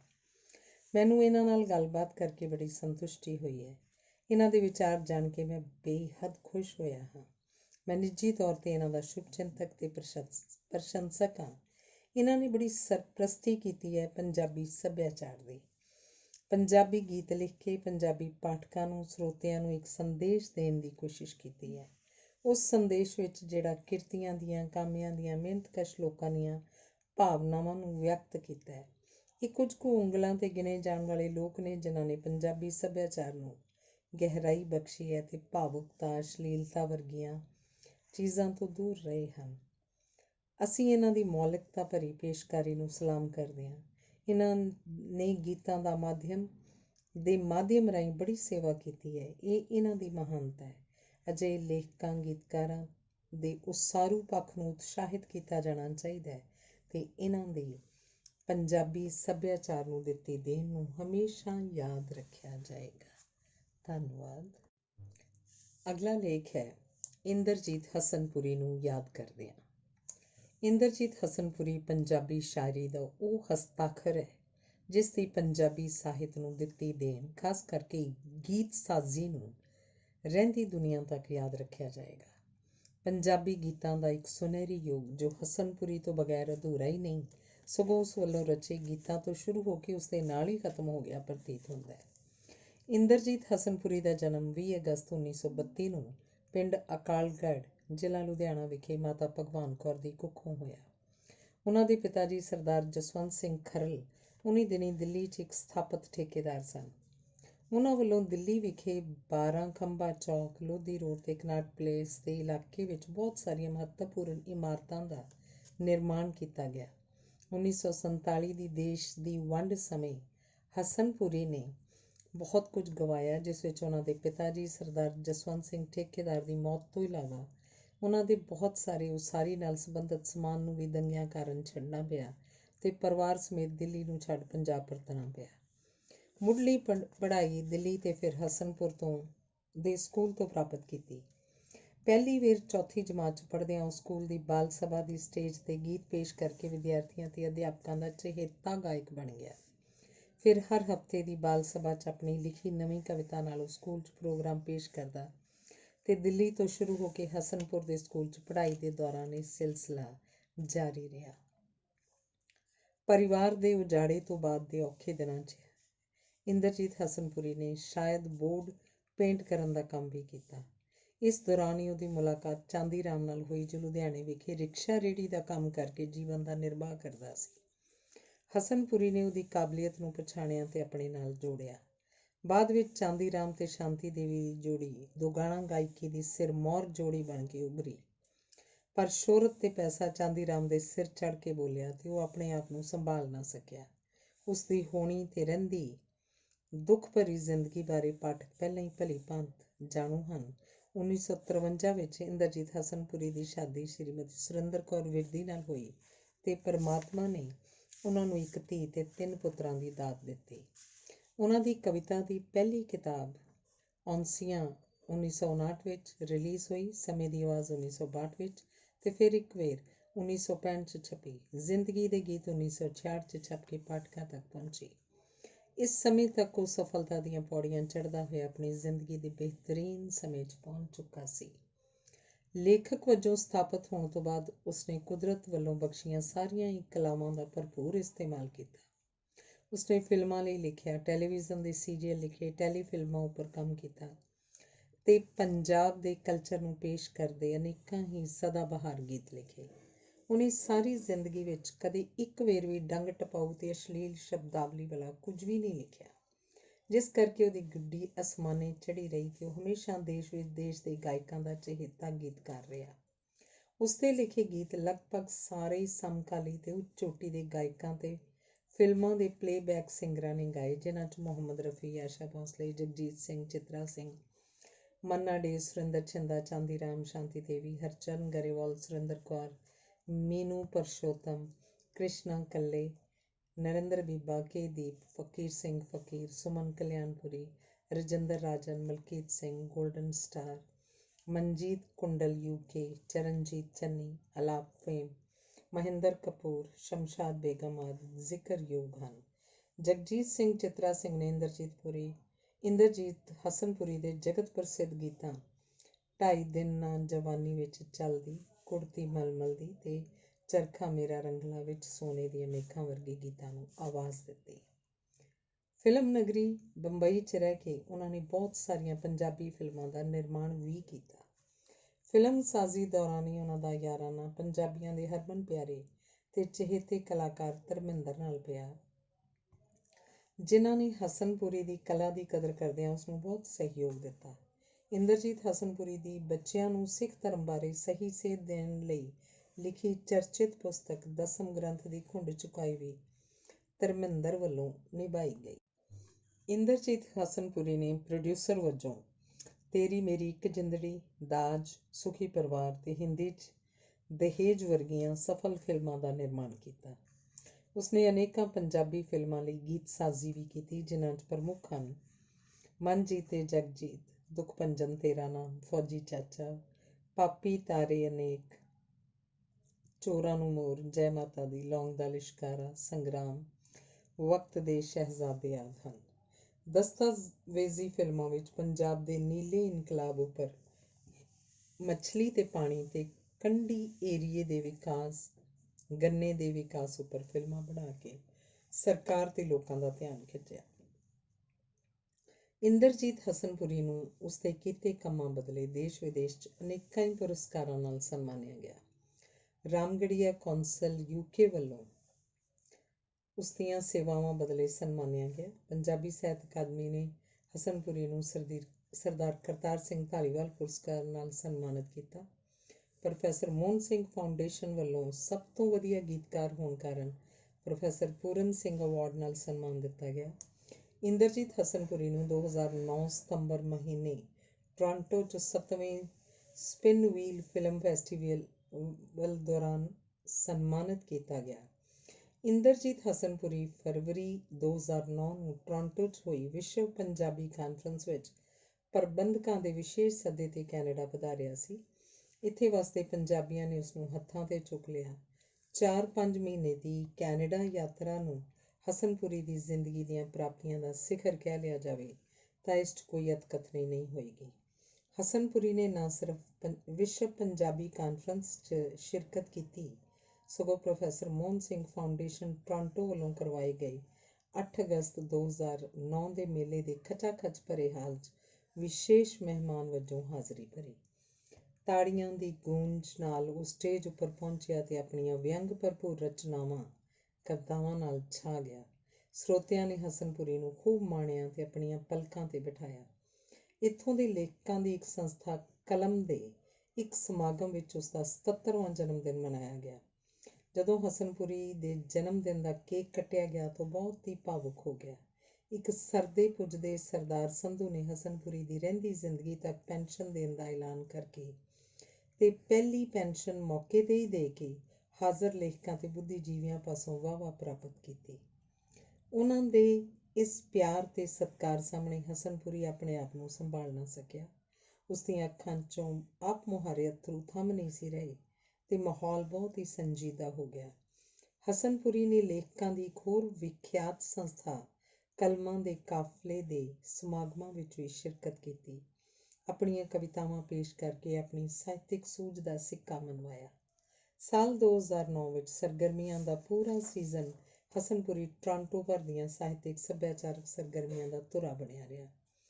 ਕੋਈ ਅਜਿਹੀ ਸੰਸਥਾ, ਅਖਬਾਰ, ਰੇਡੀਓ, ਟੈਲੀਵਿਜ਼ਨ ਜਾਂ ਵਪਾਰਕ ਅਦਾਰਾ ਪਿੱਛੇ ਨਹੀਂ ਰਿਹਾ। ਹਰੇਕ ਨੇ ਹਸਨਪੁਰੀ ਨੂੰ ਜੀ ਆਇਆਂ ਆਖਿਆ ਤੇ ਇੰਦਰਜੀਤ ਹਸਨਪੁਰੀ ਨੇ ਸਭ ਨੂੰ ਗਲ ਨਾਲ ਲਾਇਆ। ਹਰ ਸੰਸਥਾ ਤੇ ਸੰਬੰਧਿਤ ਵਿਅਕਤੀਆਂ ਨੇ ਹਸਨਪੁਰੀ ਦੀ ਲੰਮੀ ਉਮਰ ਦੀ ਕਾਮਨਾ ਤੇ ਦੁਆ ਕੀਤੀ ਤਾਂ ਕਿ ਉਹ ਉਮਰ ਦੇ ਇਸ ਪੜਾਅ 'ਤੇ ਆਪਣੀ ਪ੍ਰੌੜ ਤੇ ਸੰਜੀਦਾ ਲੇਖਣੀ ਰਾਹੀਂ ਪੰਜਾਬੀ ਵਿਰਾਸਤ, ਪੰਜਾਬੀ ਸੱਭਿਆਚਾਰ ਤੇ ਸਮਾਜ ਨੂੰ ਨਰੋਈ ਸੇਧ ਦੇ ਸਕੇ। ਪਰ ਕੁਦਰਤ ਨੂੰ ਕੁਝ ਹੋਰ ਹੀ ਮਨਜ਼ੂਰ ਸੀ। ਕੈਨੇਡਾ ਤੋਂ ਪਿਆਰ ਨਾਲ ਝੋਲੀਆਂ ਭਰ ਕੇ ਵਾਪਸ ਵਤਨ ਪੁੱਜਦਿਆਂ ਹੀ ਮੌਤ ਦੇ ਜ਼ਾਲਮ ਪੰਜਿਆਂ ਨੇ ਉਹਨੂੰ ਆ ਦਬੋਚਿਆ। ਇੱਕ ਸੰਖੇਪ ਜਿਹੀ ਬਿਮਾਰੀ ਨੇ ਉਹਨੂੰ ਸਾਡੇ ਕੋਲੋਂ 8 ਅਕਤੂਬਰ 2009 ਨੂੰ ਹਮੇਸ਼ਾ ਲਈ ਜੁਦਾ ਕਰ ਦਿੱਤਾ। ਅੱਜ ਭਾਵੇਂ ਹਸਨਪੁਰੀ ਸਾਡੇ ਦਰਮਿਆਨ ਨਹੀਂ ਰਿਹਾ, ਪਰ ਜਦੋਂ ਤੱਕ ਪੰਜਾਬੀ ਸਾਹਿਤ, ਨਰੋਈ ਗੀਤਕਾਰੀ ਤੇ ਪੰਜਾਬੀ ਸੱਭਿਆਚਾਰ ਦੀ ਗੱਲ ਚੱਲਦੀ ਰਹੇਗੀ, ਹਸਨਪੁਰੀ ਨੂੰ ਹਮੇਸ਼ਾ ਯਾਦ ਕੀਤਾ ਜਾਂਦਾ ਰਹੇਗਾ। ਉਸ ਵੱਲੋਂ ਪਾਏ ਯੋਗਦਾਨ ਨੂੰ ਕਦੀ ਵੀ ਭੁਲਾਇਆ ਨਹੀਂ ਜਾ ਸਕਦਾ। ਉਹ ਹਮੇਸ਼ਾ ਨਵੇਂ ਲੇਖਕਾਂ ਵਾਸਤੇ ਚਾਨਣ ਮੁਨਾਰਾ ਬਣਿਆ ਰਹੇਗਾ। ਸੰਜੀਦਾ ਪਾਠਕਾਂ ਤੇ ਚਿੰਤਕਾਂ ਦੀ ਮਹਿਫਿਲਾਂ ਹਸਨਪੁਰੀ ਦੀਆਂ ਬਾਤਾਂ ਪਾਉਂਦੀਆਂ ਰਹਿਣਗੀਆਂ। ਇੰਦਰਜੀਤ ਹਸਨਪੁਰੀ ਦੇ ਕੁਝ ਚੋਣਵੇਂ ਗੀਤਾਂ ਤੇ ਆਵਾਜ਼ ਦੇਣ ਵਾਲੇ ਗਾਇਕਾਂ ਦਾ ਜ਼ਿਕਰ ਕਰਨਾ ਜ਼ਰੂਰੀ ਸਮਝਦਾ ਹਾਂ ਤਾਂ ਕਿ ਉਹਨਾਂ ਪਾਠਕਾਂ ਨੂੰ, ਜਿਨ੍ਹਾਂ ਨੇ ਹਸਨਪੁਰੀ ਬਾਰੇ ਬਹੁਤ ਕੁਝ ਨਹੀਂ ਜਾਣਿਆ, ਹਸਨਪੁਰੀ ਦੀ ਕਾਬਲੀਅਤ ਤੇ ਉਸਦੀ ਪੰਜਾਬੀ ਗੀਤਕਾਰੀ ਨੂੰ ਦਿੱਤੀ ਦੇਣ ਤੋਂ ਜਾਣੂ ਹੋ ਸਕਣ। ਲੈ ਜਾ ਛੱਲੀਆਂ ਭੁਨਾ ਲਈ ਦਾਣੇ, ਮਿੱਤਰਾਂ ਦੂਰ ਦਿਆ ਚਾਂਦੀ ਰਾਮ ਤੇ ਸ਼ਾਂਤੀ ਦੇਵੀ। ਗੋਰੇ ਰੰਗ ਨੇ ਸਦਾ ਨਹੀਂ ਰਹਿਣਾ, ਮਹਿੰਦਰ ਕਪੂਰ ਤੇ ਸ਼ਮਸ਼ਾਦ ਬੇਗਮ। ਅੱਡੀਆਂ ਕੂਚ ਕੇ ਪਾਵਾਂ ਝਾਂਜਰਾਂ, ਹਰਚਰਨ ਗਰੇਵਾਲ। ਲੈ ਕੇ ਫੁਲਕਾਰੀ ਸੂਹੇ ਰੰਗ ਦੀ, ਮੁਹੰਮਦ ਰਫੀ। ਅਸੀਂ ਹੁਣ ਕੌਣ ਹੋ ਗਏ, ਮੀਨੂ ਪਰਸ਼ੋਤਮ। ਪਿਆਰ ਕਿੰਜ ਪੈਂਦਾ, ਕ੍ਰਿਸ਼ਨਾ ਕੱਲੇ ਤੇ ਨਰਿੰਦਰ ਬੀਬਾ। ਬਾਰੀ ਬਰਸੀ ਬੋਲੀਆਂ, ਚਾਂਦੀ ਰਾਮ ਤੇ ਸ਼ਾਂਤੀ ਦੇਵੀ। ਬੋਤਾ ਹੌਲੀ ਤੋਰ ਮਿੱਤਰਾ, ਹਰਚਰਨ ਗਰੇਵਾਲ ਤੇ ਸੁਰਿੰਦਰ ਕੌਰ। ਬੁਰਾ ਤੂੰ ਮਨਾ ਚਾਹੇ ਭਲਾ ਤੂੰ ਮਨਾ, ਮੁਹੰਮਦ ਰਫੀ। ਚਰਖਾ ਮੇਰਾ ਰੰਗਲਾ, ਚਿਤਰਾ ਸਿੰਘ। ਚਿੱਟੇ ਕੁੜਤੇ ਤੇ ਫੁੱਲ, ਚਾਂਦੀ ਰਾਮ ਤੇ ਸ਼ਾਂਤੀ ਦੇਵੀ। 2.5 ਦਿਨ ਨਾ ਜਵਾਨੀ ਵਿੱਚ ਚੱਲਦੀ, ਜਗਜੀਤ ਸਿੰਘ। ਛੜਿਆਂ ਦੀ ਨਜ਼ਰ ਬੁਰੀ, ਚਾਂਦੀ ਰਾਮ। हम चढ़े वक्त को फड़े के दीप, हाणियां लै चल वे फकीर चंद फकीर ते नरेंद्र बीबा, ਜਦੋਂ ਕਦੋਂ ਵੀ ਬਨੇਰੇ ਬੋਲੇ ਕਾਂ ਆਸ਼ਾ ਭੋਂਸਲੇ, ਮੱਸਿਆ ਨੂੰ ਜਾਣ ਵਾਲੀਏ ਚਾਂਦੀ ਰਾਮ, ਊੜਾ ਐੜਾ ਈੜੀ ਸੱਸਾ ਸੁਮਨ ਕਲਿਆਣਪੁਰ, ਅੱਗ ਲੱਗੇ ਮਹਿਲਾਂ ਨੂੰ ਆਸ਼ਾ ਭੋਂਸਲੇ, ਸੱਸੇ ਤੇਰਾ ਪੁੱਤ ਵੇਚ ਕੇ ਚਾਂਦੀ ਰਾਮ, ਮੈਂ ਯਮਲਾ ਜੱਟ ਮੁਹੰਮਦ ਰਫੀ ਤੇ ਮੀਨੂ ਪੁਰਸ਼ੋਤਮ, ਲੱਕ ਹਿੱਲੇ ਮਜਾਜਨ ਜਾਂਦੀ ਦਾ ਹਰਚਰਨ ਗਰੇਵਾਲ ਤੇ ਸੁਰਿੰਦਰ ਕੌਰ, ਤੇਰੀਆਂ ਮੁਹੱਬਤਾਂ ਨੇ ਮਾਰ ਸੁੱਟਿਆ ਨਰਿੰਦਰ ਬੀਬਾ, ਮੇਰਾ ਨਾ ਕਸੂਰ ਸੱਸੀਏ ਚਾਂਦੀ ਰਾਮ, ਰੁੱਸ ਕੇ ਚਲੀ ਗਈ ਮੁਹੰਮਦ ਰਫੀ, ਮੈਂ ਜੱਟੀ ਛੈਲ ਛਬੀਲੀ ਫਕੀਰ ਚੰਦ ਫਕੀਰ ਤੇ ਨਰਿੰਦਰ ਬੀਬਾ, ਸੱਸ ਚੰਦਰੀ ਪਿਹਾਵੇ ਚੱਕੀਆਂ ਚਾਂਦੀ ਰਾਮ ਤੇ ਸ਼ਾਂਤੀ ਦੇਵੀ, ਮੈਂ ਵੀ ਜੱਟ ਲੁਧਿਆਣੇ ਦਾ ਹਰਚਰਨ ਗਰੇਵਾਲ ਤੇ ਸੁਰਿੰਦਰ ਕੌਰ, ਮੇਰਾ ਪਿਆਰ ਕਰਨ ਨੂੰ ਜੀ ਕਰਦਾ ਜਗਜੀਤ ਸਿੰਘ ਤੇ ਮੀਨੂ ਪੁਰਸ਼ੋਤਮ, ਨੀ ਤੂੰ ਸਰੂ ਜਈ ਮੁਟਿਆਰ ਹਰਚਰਨ ਗਰੇਵਾਲ, ਹੱਥੀਂ ਤੇਰੇ ਛਾਪਾਂ ਛੱਲੇ ਕੇ ਦੀਪ ਤੇ ਨਰਿੰਦਰ ਬੀਬਾ, ਨਾ ਜਾ ਬਰਮਾ ਨੂੰ ਚਾਂਦੀ ਰਾਮ, ਤੇਰੇ ਬੋਤੇ ਦੀ ਮੁਹਾਰ ਬਣ ਜਾਵਾਂ ਹਰਚਰਨ ਗਰੇਵਾਲ ਤੇ ਨਰਿੰਦਰ ਬੀਬਾ, ਮੇਰੀ ਸੱਸ ਨੇ ਮੱਕ ਦਾ ਟੁੱਕ ਚਾਂਦੀ ਰਾਮ ਤੇ ਸ਼ਾਂਤੀ ਦੇਵੀ, ਦਾਜ ਮੁਹੰਮਦ ਰਫੀ, ਰੂਪ ਤੇਰੇ ਦੀਆਂ ਧੁੰਮਾਂ ਪਈਆਂ ਹਰਚਰਨ ਗਰੇਵਾਲ, ਚਾਂਦੀ ਦੀਆਂ ਝਾਂਜਰਾਂ ਚਾਂਦੀ ਰਾਮ, ਸਾਰੇ ਪਿੰਡ 'ਚ ਪੁਆੜੇ ਬੜੇ ਪਾਏ ਜਗਜੀਤ ਸਿੰਘ, ਤੂੰ ਬਾਬੇ ਦਾ ਹਾਣੀ ਹਰਚਰਨ ਗਰੇਵਾਲ ਤੇ ਰਜਿੰਦਰ ਰਾਜਨ, ਇੰਨੇ ਜ਼ੋਰ ਦੀ ਮਰੋੜੀ ਮੇਰੀ ਬਾਂਹ ਜੱਟ ਨੇ ਮੁਹੰਮਦ ਰਫੀ ਤੇ ਨਰਿੰਦਰ ਬੀਬਾ। ਧੰਨਵਾਦ। ਇਹ ਪੁਸਤਕ ਇੱਥੇ ਸਮਾਪਤ ਹੁੰਦੀ ਹੈ।